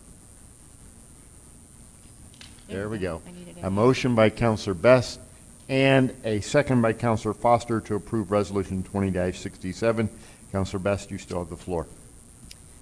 Oh, wait a minute, Mr. Bartlett. He has Got the out floor. got He's out more of the important order than there. me. Yeah, I he's- thought I skated out of that one, Mayor. No, you didn't. Not this one. So what we have for your approval tonight, counselors, Mr. Mayor, are 12 separate properties that have been found by the building official to be either dilapidated, dangerous, and/or open to the public. Again, multiple attempts have been made by staff to contact the legal owners of these properties through mail, phone, certified letters, and actually posting a notice on the structures. To date, we've had no contact compliance, remodel permits drawn to bring them up to code, or any attempt to make them safe. What staff is asking you for tonight is an approval of the condemnation order only. Approval of this resolution before you tonight doesn't necessarily mean that we are going to proceed with the demolition anytime soon. That in itself is a lengthy process after you approve this. But what approval would mean is that the city would be able to move forward with the process in the event that it wasn't brought into compliance, excuse me, or it became more dangerous through fires, maybe needles, electrical issues, whatever. If you gave us approval tonight, we'd be able to take action and move forward. Okay? So code enforcement or the inspections department, we don't take these demolitions lightly at all. They're very costly, a lot of legalities involved, and it's only after all other options have been exhausted that we will move forward with the demolition as a last resort. Okay? And so again, I would ask you to approve this resolution for the condemnation order. All right, Mr. Bartlett, I understand we have a number of people here wishing to speak on this one. I think my perception, which could be an error, is that they're focusing on 111 East Bland. And I understand you have some additional information / photographs. We do have photos, Mayor. Oh, do you have them? Get some. Okay. Let's go ahead and at this point go through a few of them.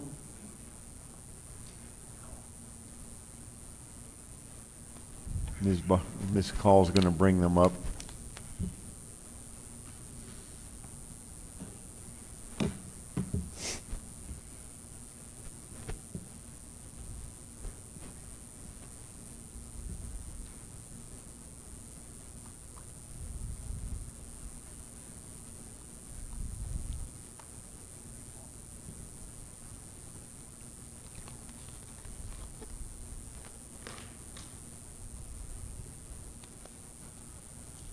Okay. I can do it from here if that's okay. You want to just run us through these? Okay, councilors, Mr. Mayor, so this is what kind of brought us there about 30 days ago, 45 days ago. It was a fire in one of the trailers there, so you can see the condition. Of course, we condemned that separately at that time, but it remains no progress at all has been made. This picture depicts, someone living in a tent, maybe, kind of some outside storage.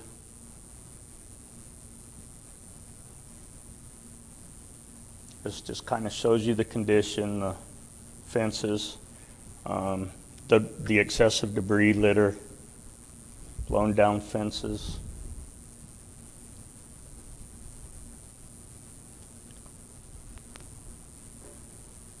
Let me know if I'm going too fast, counselors. Fair enough. Just kind of shows you the... Counselors, if you have any questions, just jump in and ask Mr. Bartlett. Okay, so this is, again, depicts, kind of the unsanitary premises and the miscellaneous debris throughout the park. 90% of the spaces had a violation there of some sort.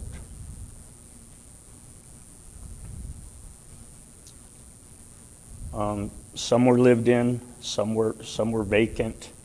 The impression we got is that a lot of the people there may not be paying rent or are supposed to be there, from talking to people on location there.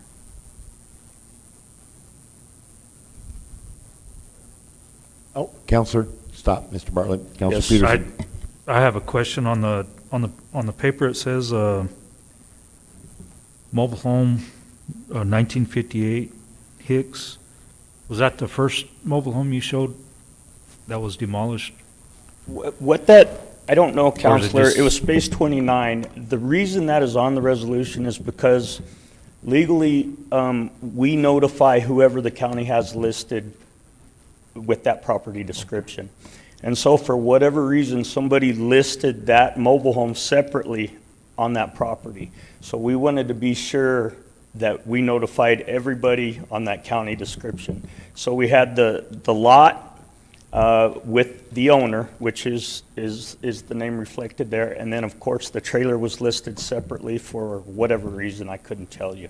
But we just wanted to be sure we adequately notified everybody who was listed with the county. Okay, Okay? thank you. Yes, sir. Okay, go ahead, Mr. Barton. Okay, so this inoperable vehicle, debris, you can kind of see the condition there. Sanitation is through there quite a bit. And we've been told it's like this constantly. The dumpsters are full, overflowing. Inoperable vehicles, dismantled, miscellaneous debris. Now, keep in mind, counselors, this is a stone's throw from an elementary school. School hasn't ramped up this year. I believe if school was in full swing, this is in a school zone. If school was in full swing, I believe we would have a lot more issues, a lot more complaints than what we've had. You can see that there's, I don't know, five to six wooden structures within the same property description. And the building official has deemed them also not habitable. You can see the school there. Here's another tent that's being lived in.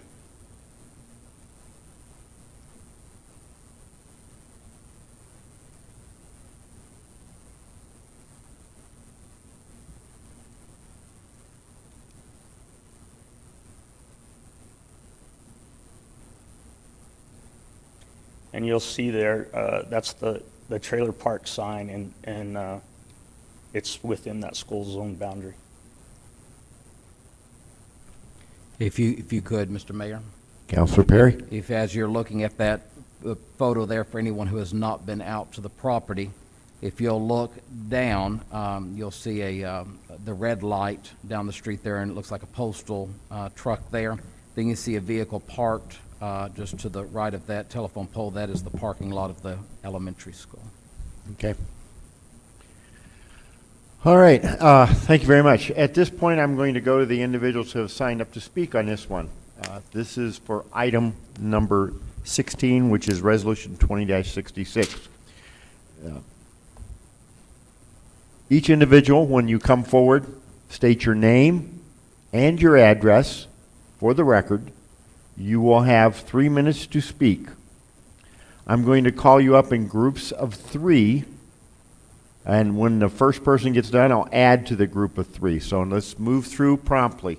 The first individuals I have is Israel De La Rosa, Catherine Carr, and Francine Silva. So those 3 will come forward. Israel De La Rosa, Catherine Carr, and Francine Silva. Come forward. Come up to the podium, state your name and your address. You will have 3 minutes, sir. Okay. My name is Israel De La Rosa, and I live at 1114 East Bland in trailer number 4. Okay, and all I want to say is this: I've got severe problems. I had a brain injury years ago, and I can't remember the years. And now I turned up with cancer, and I go back on chemotherapy pretty quick and radiation, and with my brain injury and my cancer, it makes it harder for me to get. I can't even give a license because they said I can't drive no more, and it's hard for me to move out of there. And all I'm asking for is a little time for me to find a place. I have a cat a dog, a little puppy, who needs me as bad as I need her. I don't think about giving up and going away. She needs me and I need her, and it's harder for me to find a house that will let me have my little puppy and me, which I love her very much. And I'm sorry about talking like that, but I don't know any better anymore. I'm not half the man I used to be, but all I ask for is just a little more time to get find me a place. I don't even have the ride to go to the store to get me groceries.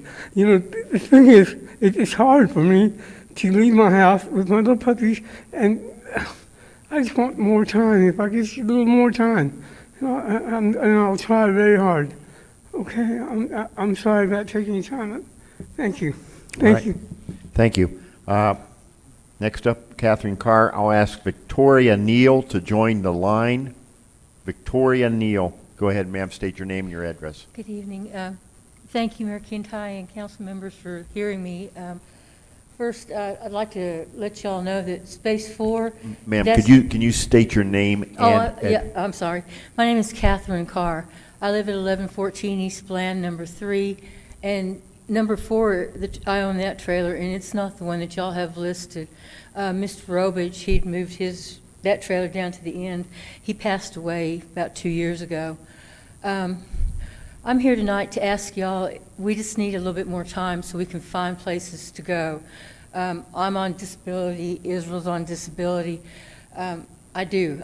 It is a nuisance over there. I've lived there for 5 years, and for the most part, it was really quiet. Nobody even knew we were there. It was fine.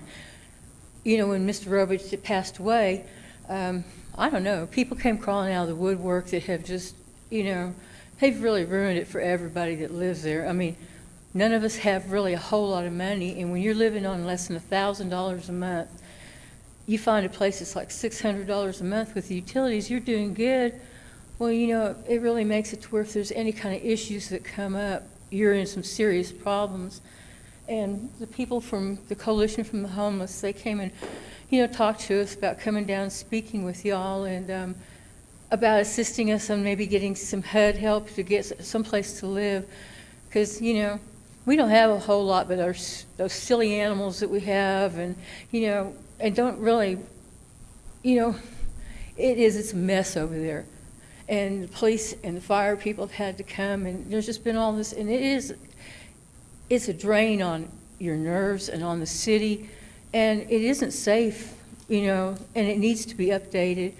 We just need a little bit more time to find a place that we can get into where we can afford it, where we'll be able to buy our groceries and, you know, just to survive, you know. And that's all I really have to say. I really do appreciate your time. Thank you. Counselor, ma'am, Counselor Roebuck had a quick question. Just, sorry. When you say you need more time, how much more time are you talking about? On a month maybe, or a little bit longer would be good, because I get paid on the 3rd, you know. It's like, we're not looking for a long time. You're looking for a month, roughly? About maybe that, or 6 weeks at the most, you know. Thank you. Thank you so much, Sure. sir. All right, Francine Silva. Is Francine Silva? She went home. All right, let the record reflect she went home. Victoria Neal.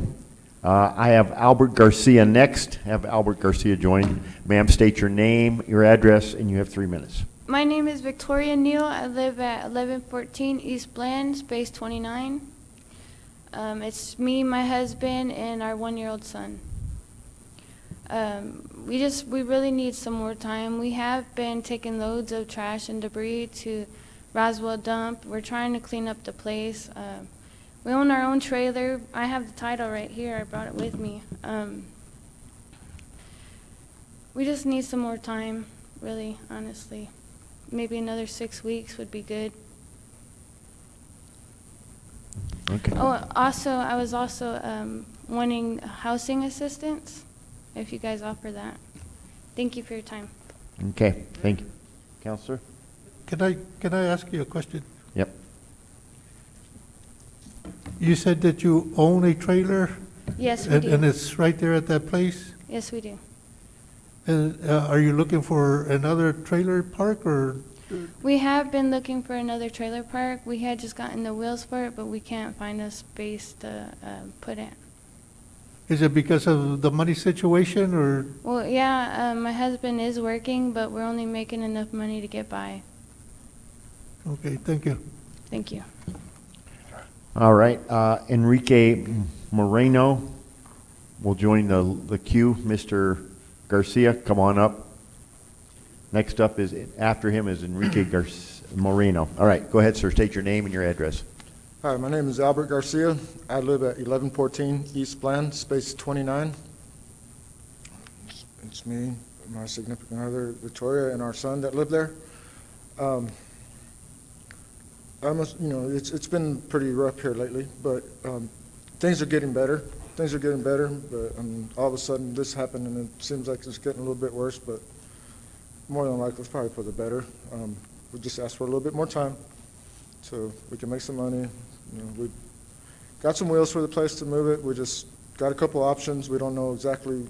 We need to have electric, sewage, and all that, and that's what's hard to find. So, but other than that, thank you guys for your time. Okay. Carrie Moore joins the line. Mr. Moreno. State your name, your address, and you have 3 minutes. My name is Enrique Moreno, 707 Eldora here in Roswell. Thanks, Mayor and councilors. The reason I'm here tonight isn't to say that what you saw in these pictures isn't real. We've been there. It's a tough situation. I mean, there's people squatting there. What you've seen is true. But at the same time, there's also people there that we're advocating for, which are actually out here. I actually showed up November 6th is whenever I showed up. They gave me a call, hey, can you help? I'm just here to ask for additional time for my organization, Roswell Community Disaster Relief, to provide some relief to some of these people who are here legally and could use some assistance. I am committed 100% to making sure that we can get them transitioned into better housing and give them a better opportunity, especially the ones with children, the ones undergoing cancer, handicap. It benefit everybody if we can get a little bit of time. I'm not asking for you guys to keep that place open. I mean, we've been there, we've seen it. But there's a bunch of organizations that have banded together to kind of help get this transition going if we can get some time. We're asking for 4 to 6 weeks, which would be a good process so we can get food, supplies out there. We do have a few businesses willing to help relocate some of the campers and mobile homes from some of the people that are here today. As soon as we can find out that the location they're moving it to, it's all done legally, it's all done up to code before we even consider attaching a truck and moving. And so that's the reason I'm here today, to thank you all for your time. And if you would consider, whenever you make the recommendations, is to give our organization and some of these people who we feel are victims to the circumstances of the people who are there illegally, give us some time and we can go from there. Thank you. All right, thank you, sir. Mr. Mayor. Mr. Mayor. Councilor. May I just ask real quick? Yes, sir. With the organization that you're here with this evening, how does that work? Do you have people who make donations to help in situations like that? Yes, our organization is community run. We're all volunteers. When we make a request to the public for during certain circumstances, we can pull resources. We're primarily disaster relief, and the reason we got involved in this case to begin with was because at night it's getting cold, and if you are going to be asked to move, and you don't have any resources available, you're going to be exposed, and chances are, people are going to try to make an illegal move. I do know a lot of people have moved out. They were probably the squatters. Where they went, we don't know. That's the problem with not allowing organizations like mine or some of the ones that are going to speak an opportunity to work with these people to make sure that they go somewhere legally, because you're going to have people just going anywhere and causing more problems in other locations. So yes, we are run by different organizations, volunteers, businesses. So that's where we stand. And Mr. Mayor, if I could just ask, I usually don't do public commercials or anything like that, but we're seeing a situation, and I appreciate these people who've taken, y'all been here a long time. I understand there was someone who was very ill who was here. I don't know if she's still here, if she had to go home.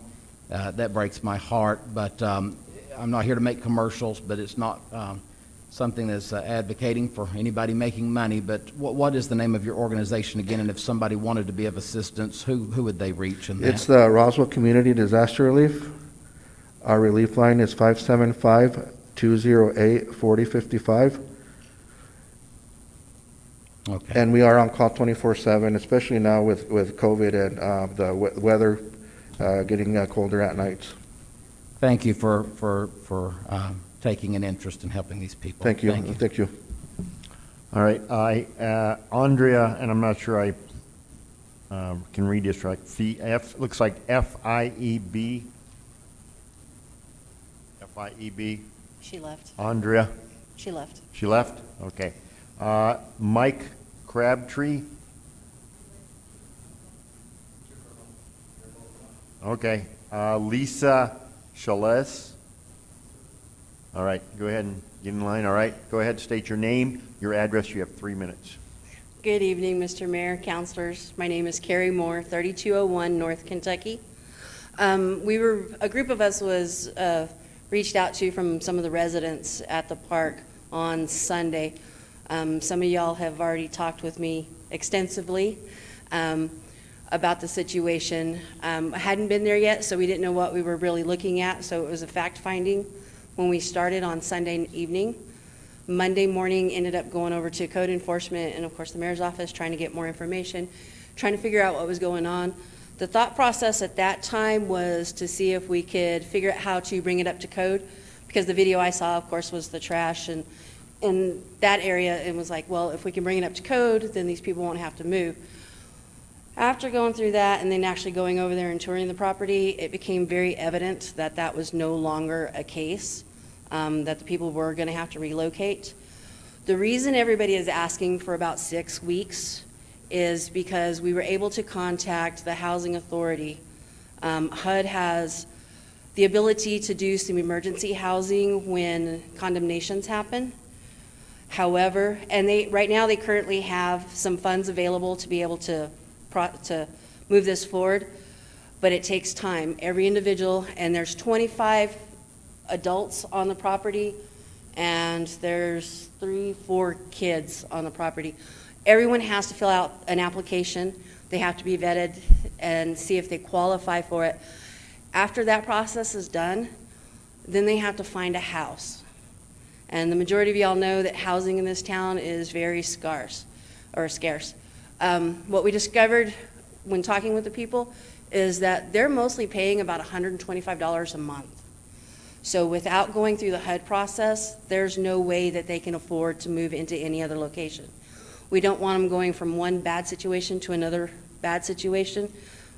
So we are asking for the time to be able to get them placed, hopefully, in decent housing, something that they can look forward to moving on and staying there for a long time.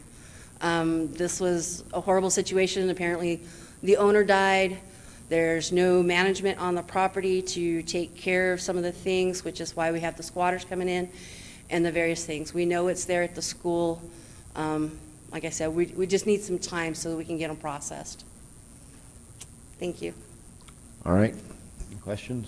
All right. Kimberly Trujillo, you can join the line. Ms. Chales, I don't know if I'm pronouncing that right. State your name and your address, and you got 3 minutes. Okay. My name is Lisa Chavez, and my address is 803 East Vista Parkway here in Roswell.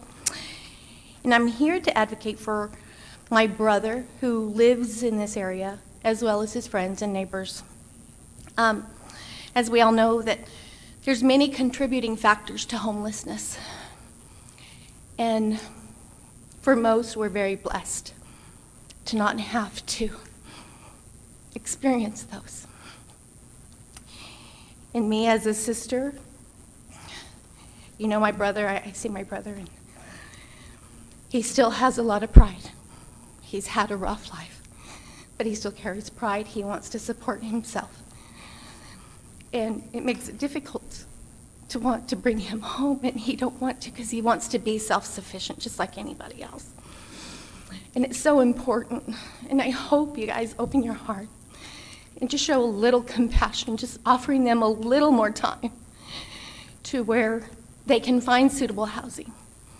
You know, I push strongly for other services for individuals who have mental health and physical disabilities, because a lot of times those disabilities leave us living in poverty.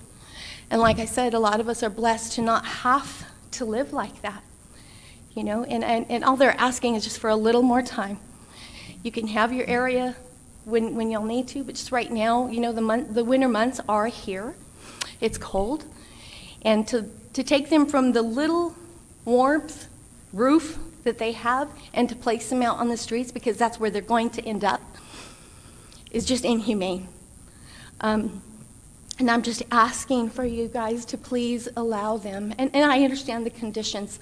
The pictures just broke my heart. And I know they're unsuitable and unsafe, but they have made it. Some have lived there for years.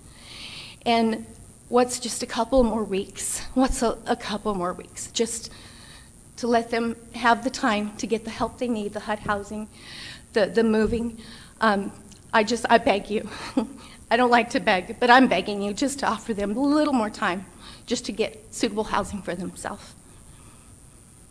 All right. Okay. Thank you. Jemmy Alfred, Jemi looks like. Alfred, if you could join the line. Go ahead, ma'am, state your name and your address. My name is Kimberly Trujillo. I live at 1114 East Bland, the main house for the address. I came before you to request an extension of time in the request of the condemnation. I've never had to go through this process. I've always been sheltered as a kid, so anything about this I'm not familiar with. I do have a 2-year-old, and that's my biggest concern.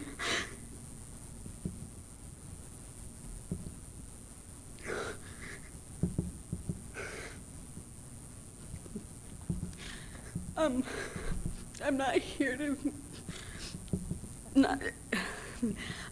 to disagree with any of your decisions or anything, because I acknowledge that the park has a lot of issues. But I do come before you and just to request some time to find a suitable home for my child. That's all I ask. Okay. Chris Herbert joined the line. Mr. Nebb, can you help this lady with them? Oh, thank you, Lieutenant. Appreciate it.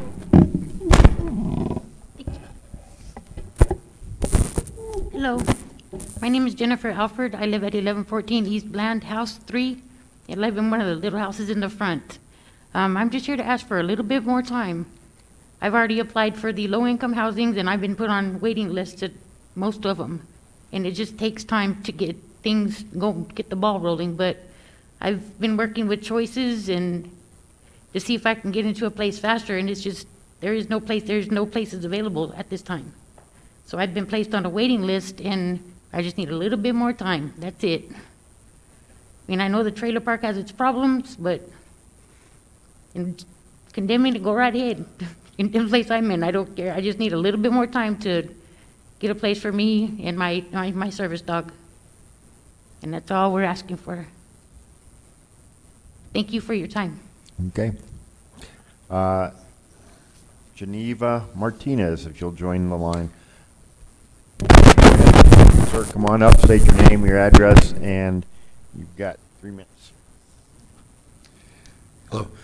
My name is Chris Herbert. I'm the Executive Director of the Eastern Regional Housing Authority. I live at 2612 Mercedes Drive.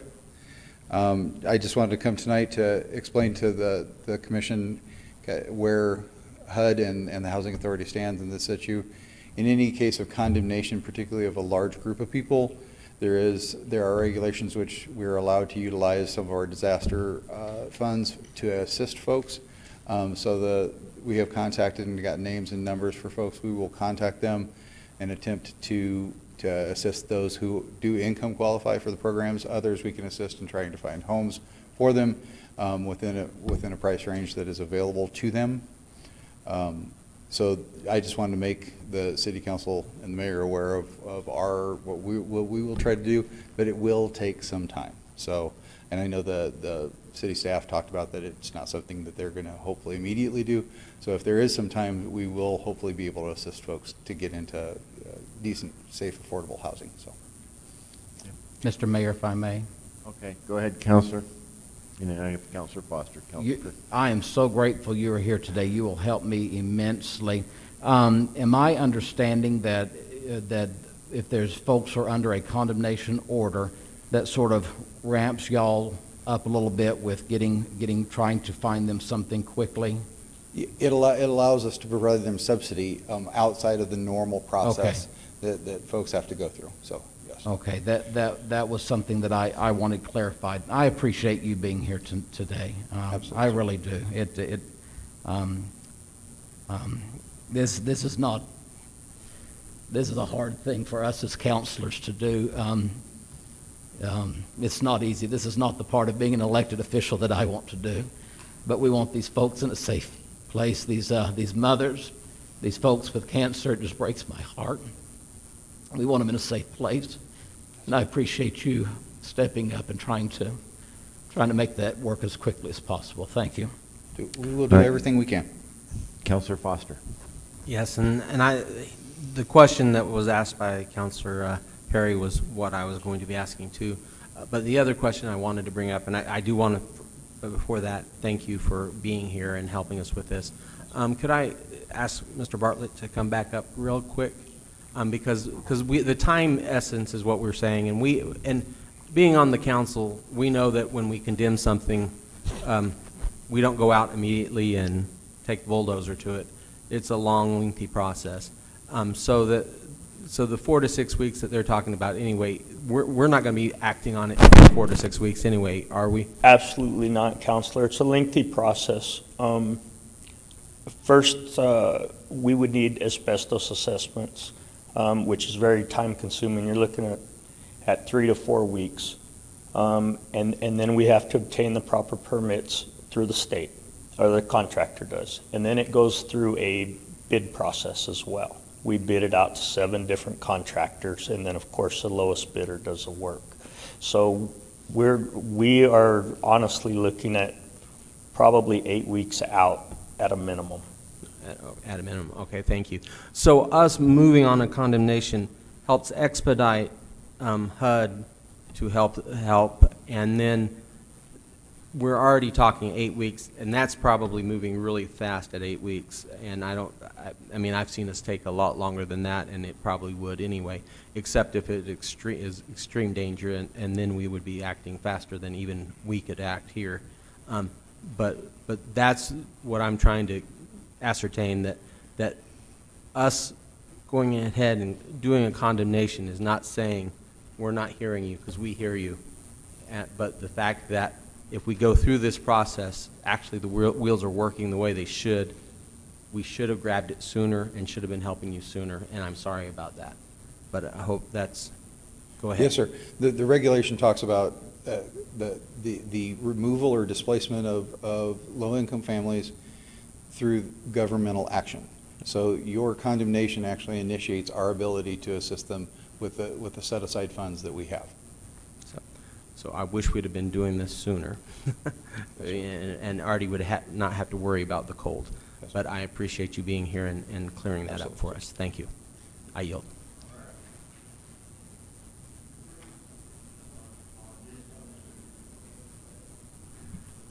Just a quick clarification, and I guess this is to Bill as well. The fact that if we take action to approve, you said it will take several months to get it through, to tear down the buildings and so forth, the houses? Is that right? Counselor, I can guarantee you at least 8 weeks. Okay. And that, I mean, that's if somebody from the estate doesn't contact us and start working on it, bringing it up to code. At this time, we've got a deceased owner, and we've had no family members, nobody from the estate, we've had no contact. We're hoping that somebody from the estate would contact us and start bringing it up to code. But that doesn't preclude the city from removing the individuals from the property. Is that correct? Well, sir, at this time, all we are asking for is approval of the condemnation. We are not asking the city council to approve removal of anyone at this time. Because I think a lot of the individuals, if I heard them correctly, are worried that if this goes through, they are being told that they have to move from this place immediately. Counselor, at this time, I'm sorry. I'm sorry. And I guess that's a question for Joe to answer. If indeed the city is going to push the orders that they receive to vacate the place. No, I think that Mr. Bartlett kind of covered some of that as well, too. The intent will not be to remove them immediately. I mean, the 8 weeks is what I think what Mr. Bartlett is alluding to is that the removal of the persons living on the property will follow along with that. It's very hard to tear down a building if there's somebody there with it. So by that time frame. So there is no problem with that. I think that as this conversation goes along, there's an outstanding water bill over there. If these individuals are actually paying to be on that property, I'm really concerned because the owner has passed away. I'm not sure where that money is going that they have been contributing to that. And so I think we have some larger problems with that. But the immediate thing is that, and I believe that's what Mr. Bartlett was alluding to, is that the removal of the people from the property will follow our need to condemn and remove the structures. Correct. That's correct. Because, and hearing, and my heart goes out to these individuals, especially with the situation that we're in, the COVID-19 and unemployment and what have you. It makes it very difficult for people to try and survive, and they're going to do anything that they can to try and survive. But I was initially opposed to approving the condemnation, but I'm hearing Mr. Herbert saying that if we approve it, like now, it puts in action the emergency type of funds. But I just want to make sure that these individuals are not going to be asked to move tomorrow or next week or whatever. No, sir. Okay, thank you. Thank you.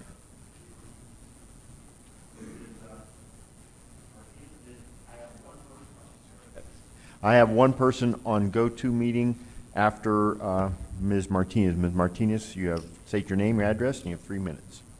Geneva Martinez, 3691 East Pine Lodge. Thank you for your time. So there is only an estimated 700 approved HUD homes in Roswell. We clearly do not have a significant affordable housing here. There's a bigger problem, not just the homelessness, but affordable housing. Tonight you got to see and hear from several of the residents that have been affected by the red tags and eviction notices. Because of the serious lack of affordable housing, when those that are on Social Security, those with disabilities, and those with limited income end up unable to obtain housing. Tonight, councilmen and women, you have heard from some of the sick and the broken. These Roswell citizens are living day to day. How will I feed myself? How do I feed my children? On Sunday, this situation was brought to light. And on Monday, there was a full-blown crisis. They all felt that they had to be out yesterday, on the 11th. There was 3 volunteers that I also consider homeless advocates We went out on Monday to collect contact info, access their needs, and how we can assist.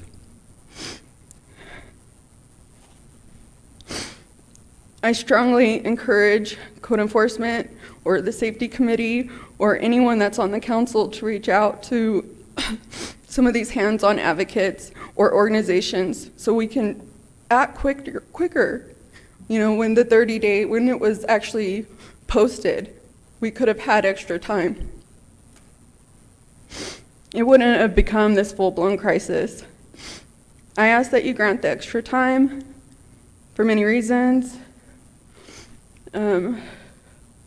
This affects 24 families and individuals and 4 homes. It's like a whole trailer park and 4 homes.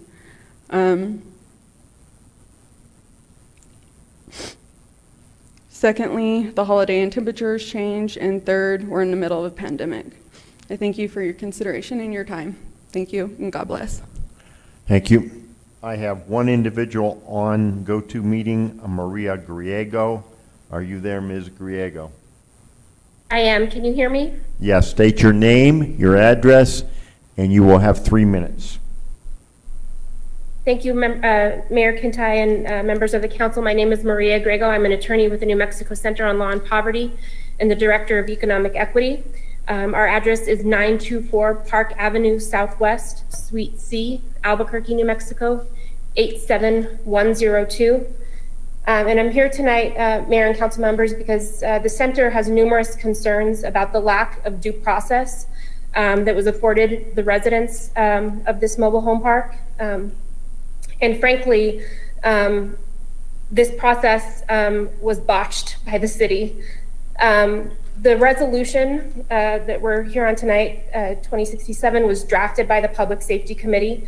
The Public Safety Committee posts the agendas and minutes online, but if you go and look at either the agenda or minutes from recent meetings, they use placeholders to talk about the resolutions they'll be reviewing. There's no actual number for the resolution, no way for residents or interested members of the communities to know what is being referenced and what is being talked about. Second, you just heard Ms. Martinez talk about the crisis that was created in the park because folks got notice about condemnation without fully understanding the process. So although the Public Safety Committee drafted this resolution, and we are here tonight to talk about whether the City Council will approve it, some city entity went and posted notices and red tagged doors in this park, telling folks that they had 15 days to get out. The notices didn't make any sense. There were internal consistencies with different dates. Told residents they could ask for a hearing. Someone did, and then the response was, your issue is not ripe, probably because it hadn't been heard by the City Council yet. So there were a number of problems that happened here with due process and fairly letting folks know that they could show. No one even received notice about this hearing tonight. Residents who are going to be removed from their homes were not specifically made aware of this hearing tonight so that they could show up and provide comment. They found out about it, but not because the city gave them notice. I'd like to point out that this park contains both mobile homes and RVs, and state law dictates that tenants of a mobile home park must be given at least 30 days to remove their home after notice of condemnation, and 60 days if the unit is a multi-section home. So the plain language of the resolution is insufficient. It will give 15 days.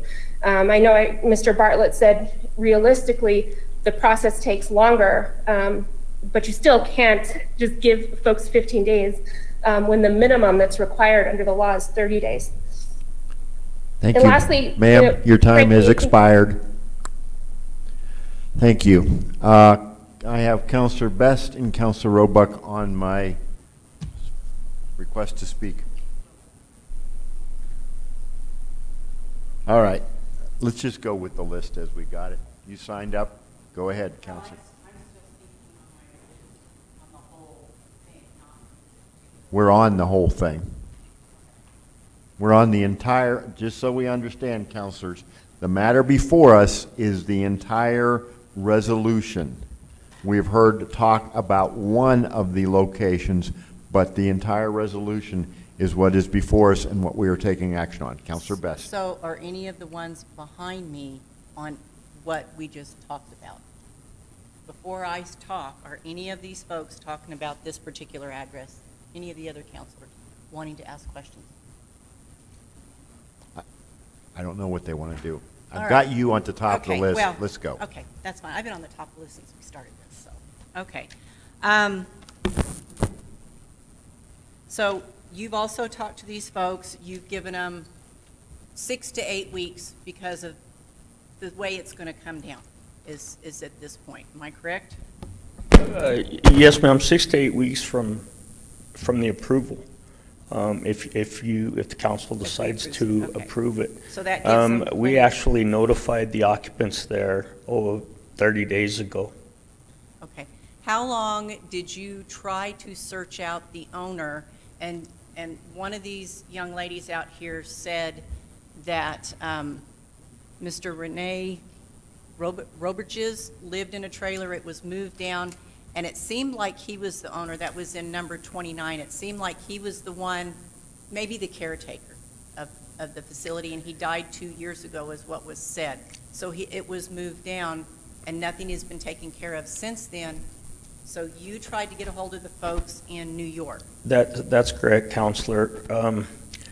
For over 6 months, in the past, we've had issues in this trailer park, but they were able to be handled on an individual basis. You know, if we had a problem with a certain space, 9 times out of 10, the officers, there was an on-site property manager there they could deal with. And again, we've heard that gentleman is deceased.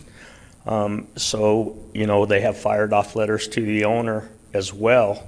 We've always been able to take care of issues there in one way or the other, either talking to the on-site manager or sending the actual owner in New York a letter, or both.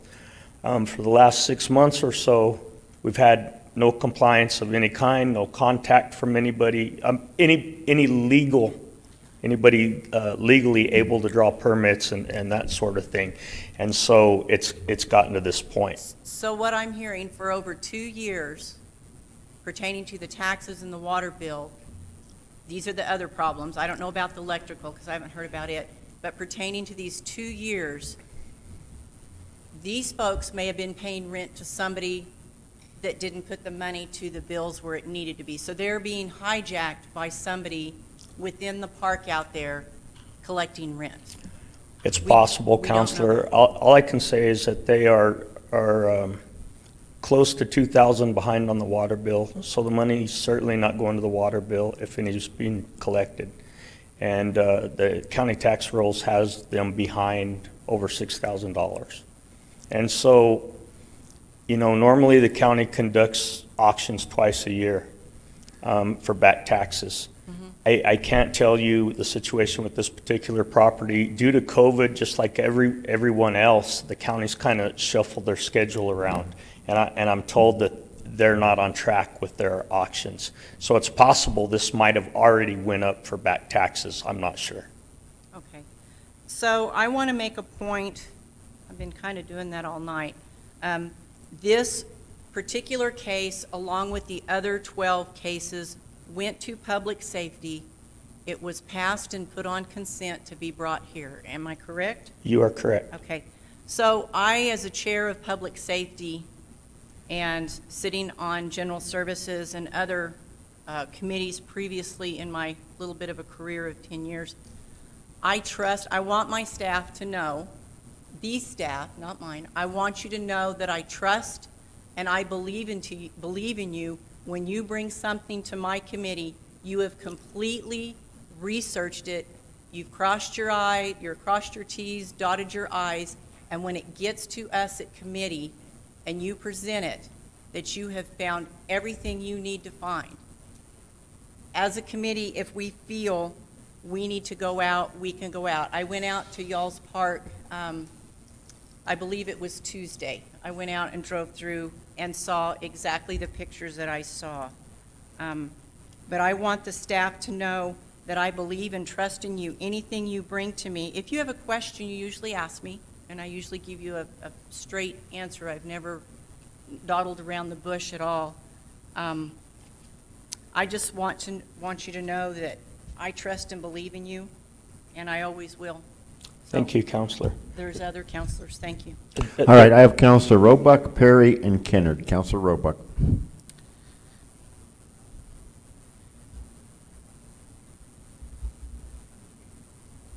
Counselor Best, I always like to think what Ronald Reagan said, trust and verify. But it's neither here nor there. So when is the soonest these people could be forced to be, could be physically removed from the property? If the council was to approve this resolution tonight,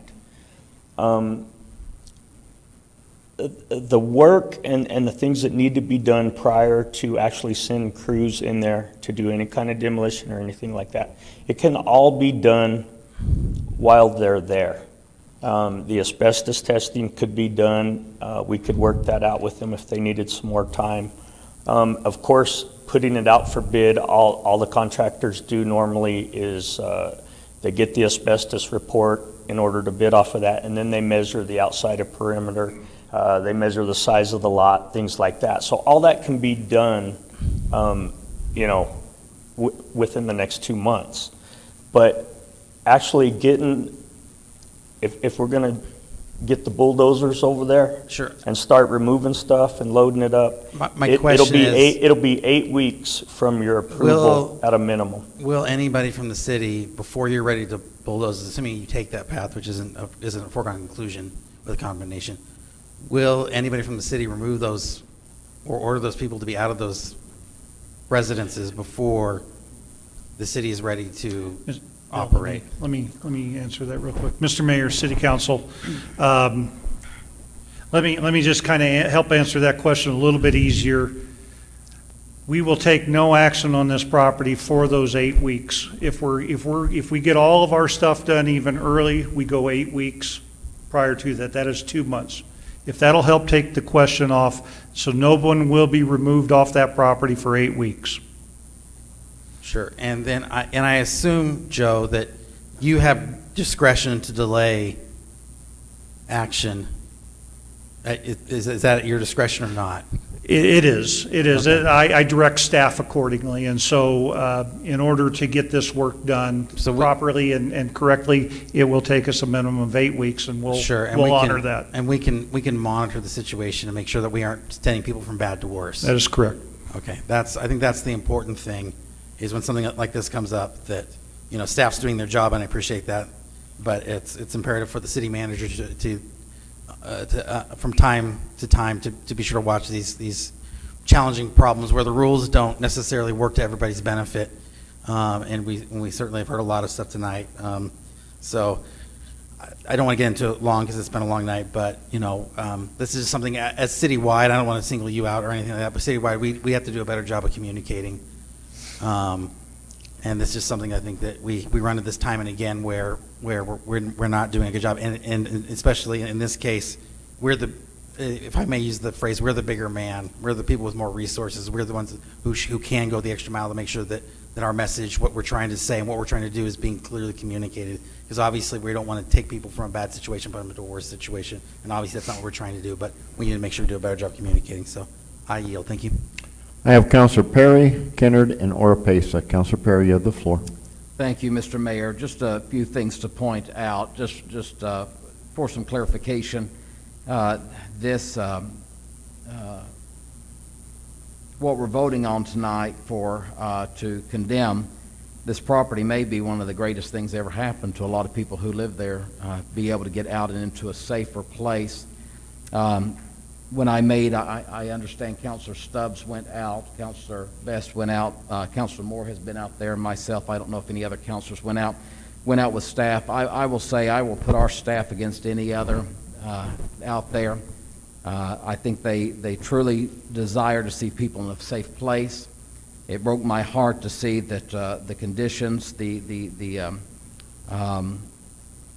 the way some of the sewage is run, it's just horrible. The electric, there's a lot that are having to loop electric from one place to another just to try to get warmth or something. I just want to get these folks to a safer place to where we don't see another one of those trailers go up in fire.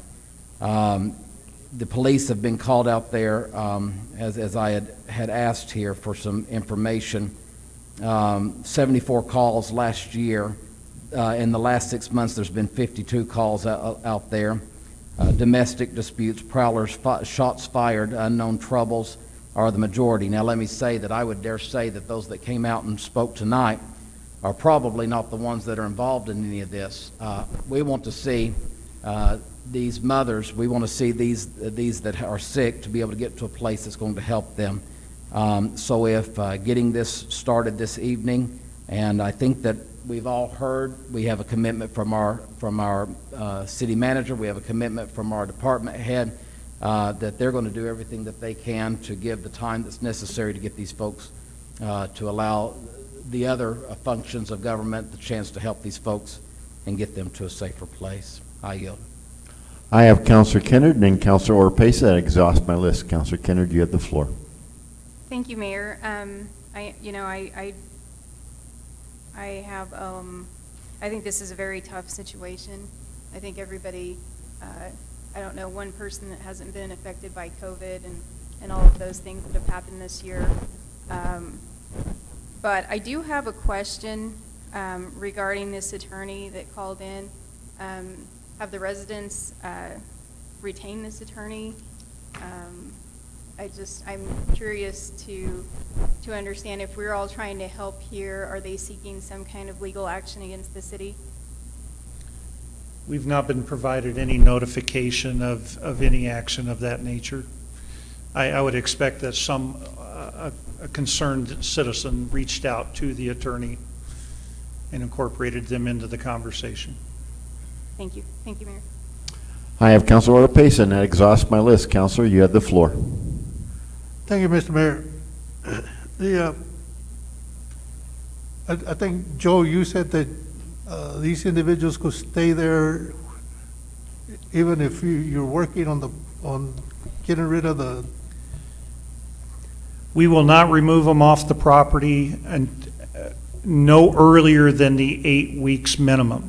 And I'm only stating on the minimum side because if it takes us a little longer to get everything lined up, it could go a little bit longer. So what I am stating is that we will not remove anybody off of that property for a minimum of 8 weeks. But while we do our preparation in order to get all the permits and get all the actions that are necessary to do this. I mean, we have an owner that's deceased, and so there is no contact with the property owner at all that we can get to. So, And I think one of the things that we saw in the picture is a lot of rubbish. And is the city willing to take care of the rubbish without charging the individuals? Counselor, it was unsanitary living conditions. It wasn't just the rubbish. It was sewer. People that had no facilities using the facilities where they could. There's no porta potties out there, anything like that. There were needles in some spots. But the issue is here is not just cleaning it up. The building official has deemed it uninhabitable. And so there is no one legally able to draw any sort of permits on this property. State law mandates that you be the owner of the property to pull permits or hire a contractor to pull permits. We have no one now, even if they were willing to do the work, unfortunately, that would legally be able to do the work. We don't have an owner. And that's if they had the means to do it. Are we able to provide, at minimum, porta potties for those individuals? Mr. Mayor, City Council, I would have to look into that and also the concept of providing a dumpster. on the property without charging for it, because our ordinances do not recognize that type of a service. And I believe that's the thing that we have to watch for. I would, we'll discuss it, and we'll try to figure out exactly how to do that. I think with the trash service, to a certain extent, we're picking it up in the alley as well anyway. So if all that trash gets out to the alleyway, we're going to pick it up. If we can make it easier for our people to pick it up, I think we can look at that and consider that. I think that there's a bigger challenge coming on if we're going to start providing other services for that facility. Well, and I remember when the McGaffey apartments came before this council, that if I remember correctly, the city paid a hotel for 7 or 8 individuals. Am I wrong? That's correct, Counselor. At that time, we did house, I can't give you the number off of the top of my head, less than 15 is all I can tell you. We did house them, I believe, for a week. So are we able to do that to some extent with some of these individuals? To some extent, we could possibly do that. The challenge we have is that we're not going to remove them out of the property for 8 weeks. And so at the town plaza, with the condemnation of the town plaza, they all had to be removed immediately off the property. And at that point in time, we utilized other funds in order to put them up for, I think it was no more than a week. No, sir. And so it was anywhere from 3 days to a week in order for them to find other habitation at that point in time. I think in this situation, I mean, we can consider that option, but in this situation, we're giving them a minimum of 8 weeks based upon what their request was, is more time to find other housing. Okay, thank you. Yeah. At this time, I have no one else wishing to speak on this matter.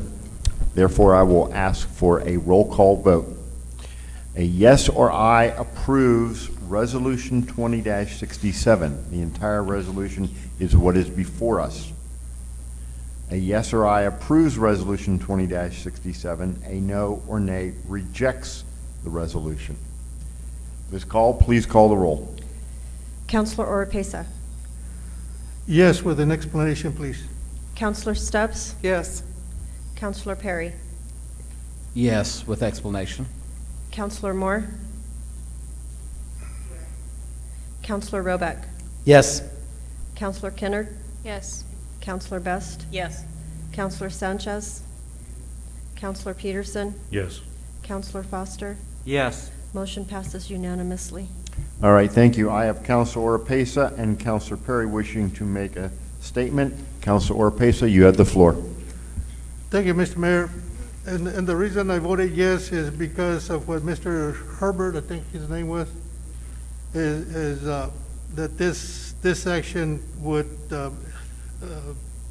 kick off the process, emergency process. And so I believe, and the fact that we are being told that for 8 weeks, no action will be taken against the individuals to be moved out of that place. So, and given the input that we got from the individuals, they were asking anywhere from 6 to 8 weeks. So that kind of works out pretty good. So that's the reason I went ahead and voted yes for it. Thank you, Councilor. Councilor Perry. Just wanted to make a point of clarification. It has been stated that no one would be removed from the property over the next 8 weeks. I just want clarification if there is a health concern, if there is a domestic dispute, if there's someone who is there who is not supposed to be there on the property and has got the residents there in danger. I just don't want to corner our staff or our police department or whoever into, so that we recognize that if there is indeed a problem that is within the safety and welfare of the folks that do rightfully at this time live there, to their understanding that would have to happen. Mr. Mayor and City Council, yes, I believe that that'd be a good clarification for that. Again, any problems will have to be dealt with accordingly, and so outside of that, but we will not disturb anybody's housing arrangements as long as nothing else becomes an issue. I yield, thank you. Okay, thank you. Next up is item number 17. Counselor Foster. All right. Thank you, Mayor. Councilors, I'd like to make a motion to consider approval of Resolution 2068 to amend Resolution 2049, authorizing the filing of an application to the New Mexico Department of Transportation for the funding assistance of public transportation for the federal fiscal year of 2021-2022. I have a motion by Counselor Foster and a second by Counselor Peterson to adopt Resolution 20-68. Ms. Hicks, you are a saint. Good evening, Mayor and Council. About ready to go to bed? Yep, something like that. Okay, so you've already approved the fiscal year 22 budget for transit, but we had to go back and add 3 buses because according to our vehicle replacement plan, we had three additional buses that were past their useful life. So this is just to change those figures. It increases the city's portion by $72,057.45. I'm available for questions. Okey doke. That was quick. Let's go back a little bit. All right. I have no one signed up to speak on this matter. I have Counselor Best. Counselor Best, you have the floor. Hi, Ms. Hicks. How are you this evening?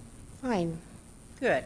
So I figured this was just bookkeeping, but this is not. We are actually having to replace 3 out of our funds from Roswell. Is that correct? No. Okay, tell me where it's coming from. It would still come from the state. It'd be an 80-20 match. The state would pay 80% and we would pay the other 20%. So instead of asking for 2 buses for that year, we're going to ask for 5. Ooh, think the state will go for it? You never can tell. You never can tell. Okay, and this was presented to which general services, and it was placed on the consent agenda but pulled. Is that correct? Correct. Okay, thank you. All right. I have no one else wishing to speak on this matter. I'll ask for a roll call vote. A yes or aye approves Resolution 20-68. A no or nay rejects it. Ms. Call, please call the roll. Counselor Oropesa? Yes. Counselor Stubbs? Yes. Counselor Perry? Yes. Counselor Moore? Yes. Counselor Roebuck? Yes. Counselor Kenner? Yes. Counselor Best? Yes. Counselor Sanchez? Counselor Peterson? Yes. Counselor Foster? Yes. Motion passes unanimously. Thank you. Next up is item number 18. Counselor Perry. All right. I make a motion. This was on the consent agenda, was pulled. So on the request of the Finance Committee and their vote to send forward, I make a motion that we approve Resolution 20-69, which amends fiscal year ending June 30, 2021 for the budget. Activate your, okay. We have a motion by Counselor Perry and a second by Counselor Roebuck to approve Resolution 20-69 to amend fiscal year 21 approved budget. Ms. Ray. Good evening, Mr. Mayor, Council. This is our normal monthly budget amendment resolution. It includes $416,000 in revenues to increase and an increase in expense by $2.07 million. Some of the items I want to highlight are a $500,000 increase in the general fund. This is for additional COVID expenses that part of the local government grant we received from the state.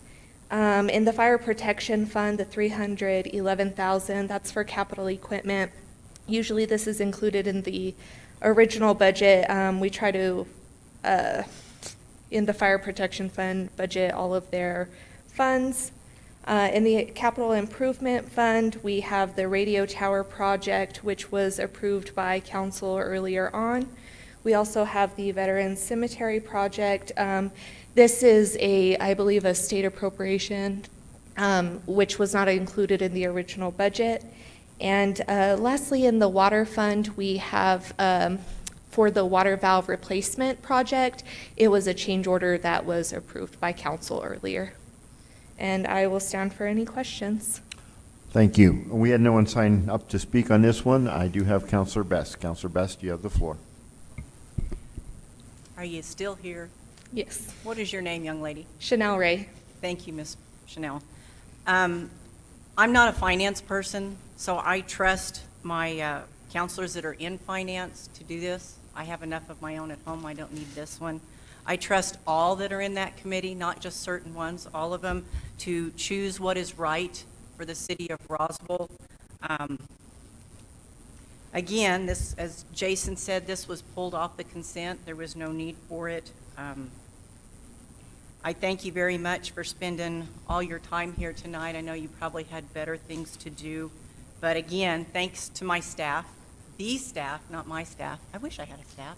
All the staff for all the work they've done tonight. It has been a trying night. I hope we don't have to go here again. If we do, I'm sorry ahead of time. So thank you very much. I have no one else wishing to speak on this matter, so I will ask for a roll call vote. A yes or aye approves budget resolution, resolution 20-69 to amend the fiscal year 21 approved budget. A no or nay rejects the resolution. Ms. Call, please call the roll. Counselor Oropesa? Yes. Counselor Stubbs? Yes. Counselor Perry? Yes. Counselor Moore? Counselor Roebuck? Yes. Counselor Kennard? Yes. Counselor Best? Yes. Counselor Sanchez? Counselor Peterson? Yes. Counselor Foster? Yes. Motion passes unanimously. All right, thank you. Next up, we're back on the original agenda, item number 21. Counselor Stubbs. 21? Yes. I'm at 26. No, 21, Counselor. I'm sorry. I really. All right, Counselor.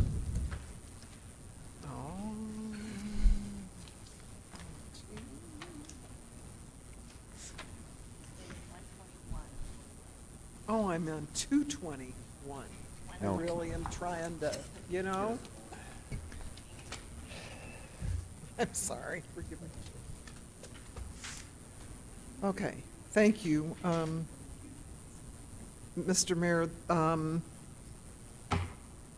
don't know that this went through. Oh, okay. This has not gone through a committee.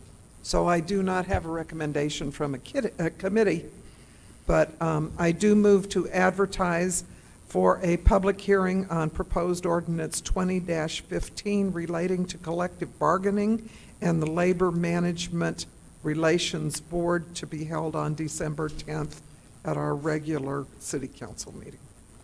I have a motion by Counselor Stubbs and a second by Counselor Peterson to authorize to advertise for a public hearing for proposed ordinance 20-15.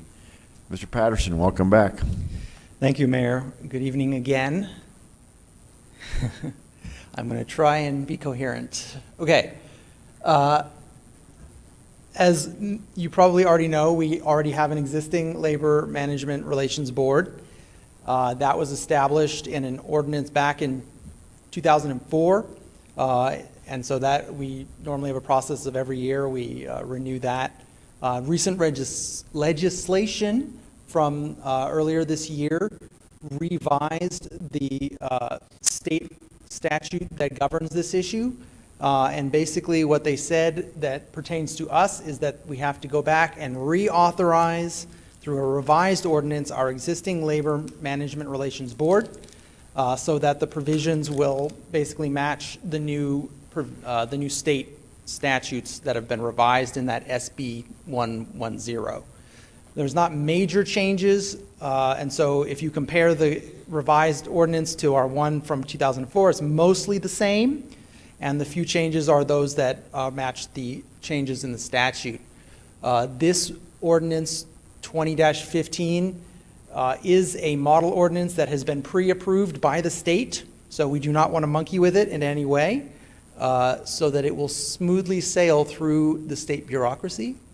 If it fails to do so, if we do not submit this by the end of the year, they will automatically terminate our existing board. So that's why this was not sent through a committee. We needed it to go directly here so that it could be advertised in December and passed so that we could submit it to the state before the end of the year and keep our board.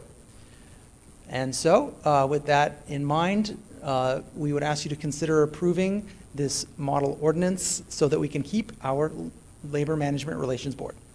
Well, consider authorizing it for approval to advertise. It's a correct action. All right, thank you.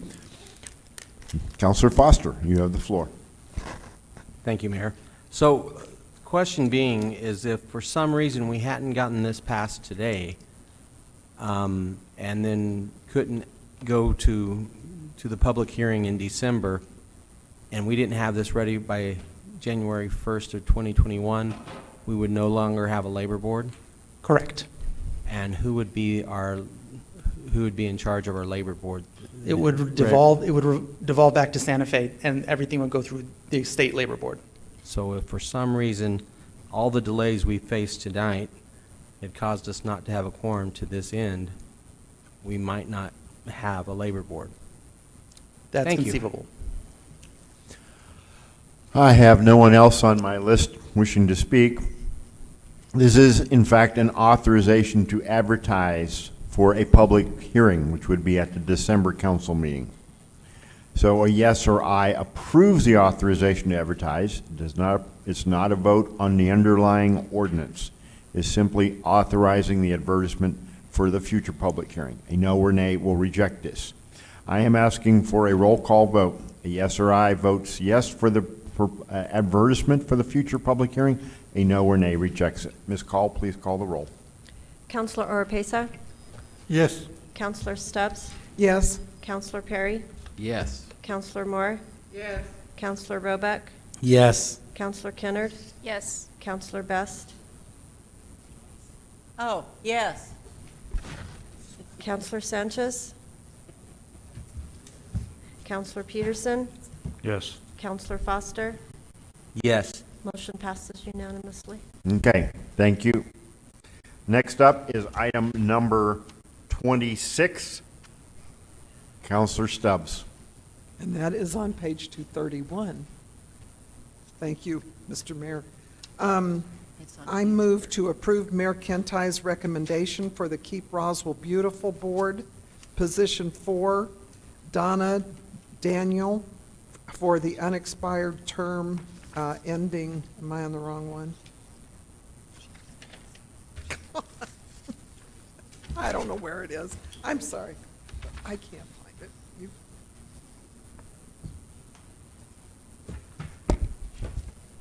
Oh, yours isn't in any kind of order either. I had it all. I have no idea where my page.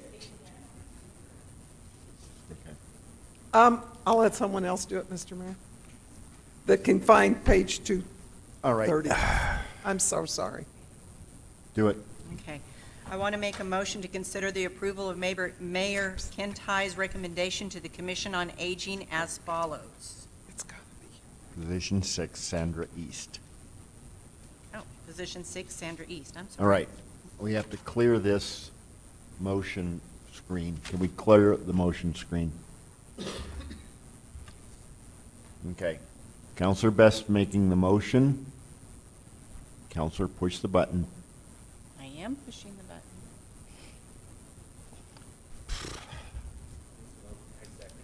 All right, this is not working. Best made the motion, second by Foster. Ms. Call. Mayor, Council, good evening. I'll stand for any questions. As you know, this is our Commission on Aging. This is a partial term ending March 31st, 2022. And by the way, we still do have one more position available. Any questions or comments on this matter? I will ask for a voice vote. A yes or aye approves the nomination of Sandra East to the Commission on Aging. A no or nay rejects it. All those in favor signify by saying aye. Aye. Any opposed, say nay. Hearing none, activate your vote boxes, two councilors. Hearing none, seeing none, passes 10-0. I'm going to go to Councilor Best for item number 27. Councilor Best. I have it right here. Councilor, I'm going to Councilor Best. I'd like to make a motion to consider approval of Mayor Kentai's recommendation for Keep Roswell Beautiful Board, Position 4, Donna Daniel. I have a motion. Try it again. Work this time. I have a motion by Councilor Best and a second by Councilor Foster to approve the nomination of Donna Danielle for Position 4, Keep Roswell Beautiful Board. Ms. Call. Okay, this is a partial term ending in March 31st of 2021, and if you'll notice, she has a shorter term. This is a new committee, and in order to get on board with the ordinances by staggering the membership, we'll redo hers then. And we also have one more position available for this committee as well. Your slide says 2022. Well, the one that you just did was Keep Roswell Beautiful with Donna Daniel. Is that that's the one you just did? Uh-huh. Yeah, that's Wrong 21. slide. Okay, we got the wrong slide up there. Okay, never Oh, mind. sorry, I have that. There you go. All right, good deal. Hey. All right. Questions or comments on this? I'm just thankful I didn't have to say good morning. Hearing none, seeing none, I'll ask for a voice vote. All those in favor signify by saying aye. Aye. Any opposed, please say nay. Hearing none, I have Councilor Moore and Councilor Sanchez have not yet punched their vote box. I want you to hit your button.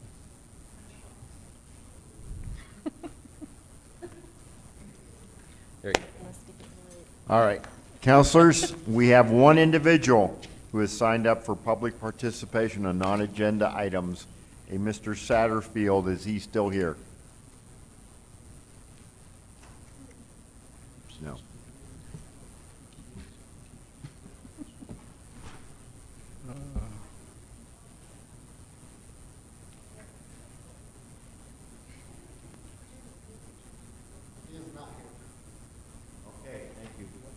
Record reflect Mr. Satterfield did not stick around. Mr. Nebb, you're the last one up, and I understand you only have 47 slides. Mr. Mayor, City Council, yeah, my guess on tonight is 11 o'clock, so bear with me.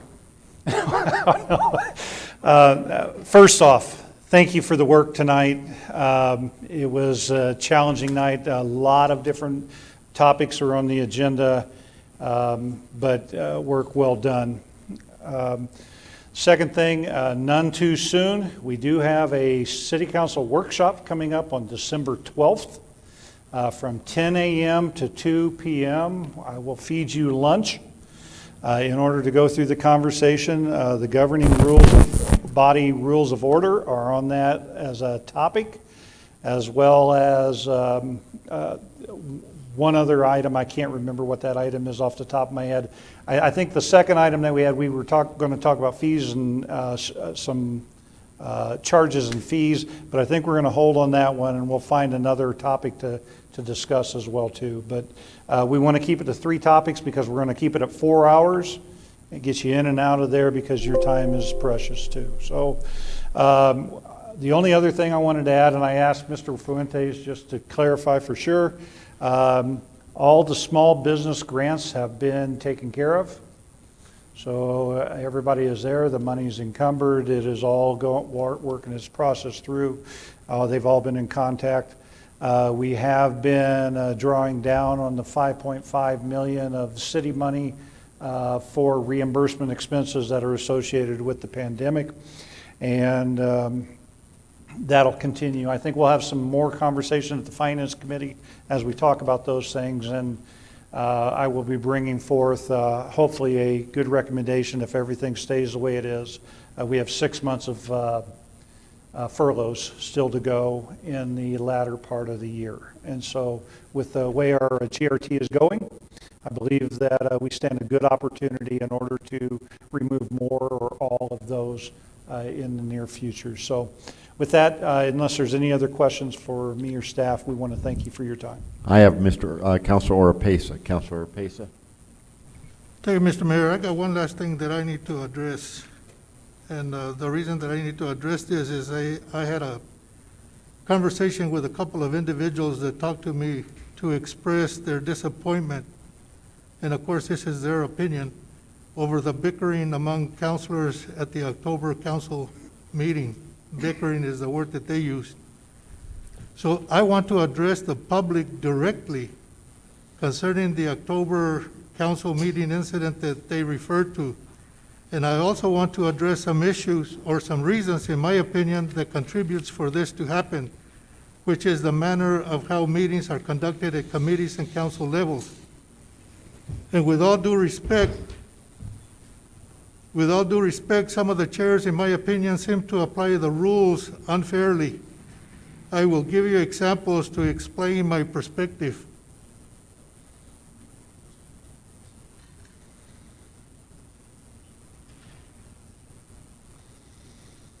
And I'll wait till she leaves.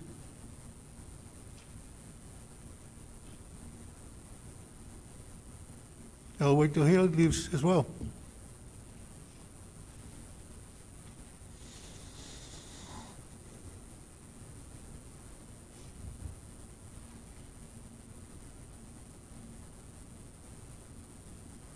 With all due respect, some of the chairs, in my opinion, seem to apply the rules unfairly. I will give you examples to explain my perspective. First, I want to assure the public that I do not have anything personal against my fellow council members and/or the mayor, as implied by council members or one council member at last month's council meeting. I, however, will not allow myself to stand on the sidelines and be silent if I disagree with any of their comments, stances, or actions. I, like each of them, have made a commitment to my respective constituency to be their voice, and I intend to do so to the best of my ability. I cannot control the interpretations of my actions or words by others. I can only hope that we can agree to disagree. And for your information, I would like to give you a timeline of actions that took place that, in my opinion, have led me to this point. Starting with Resolution XX, which was later identified as 2059, was listed as an action item at the General Services meeting agenda on September the 23rd. The motion to recommend approval to full council failed on a 2-2 vote. Nevertheless, it was my understanding this item would go to full council based on the fact that at least 2 committee members argued it should go to council without a recommendation based on their understanding that we had done in the past. Resolution 2059 was then listed as an action item at the Finance Committee meeting agenda on October the 1st.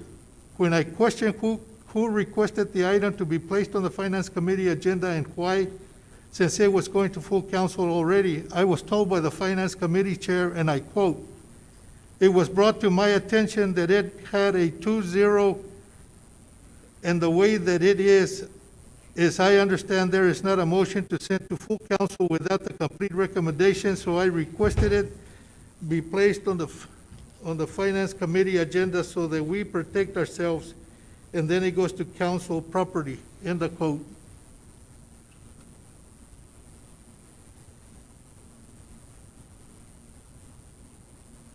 Counselor, are you speaking?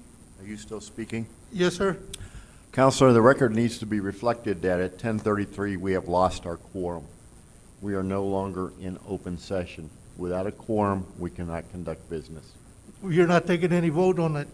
Mayor. I understand that. We have lost the quorum. Well, We Mr. no Mayor, longer have a quorum. The meeting is adjourned. Staff can go home. And that's exactly 10:30. what I was talking about, how you conduct the meetings, Mr. Mayor.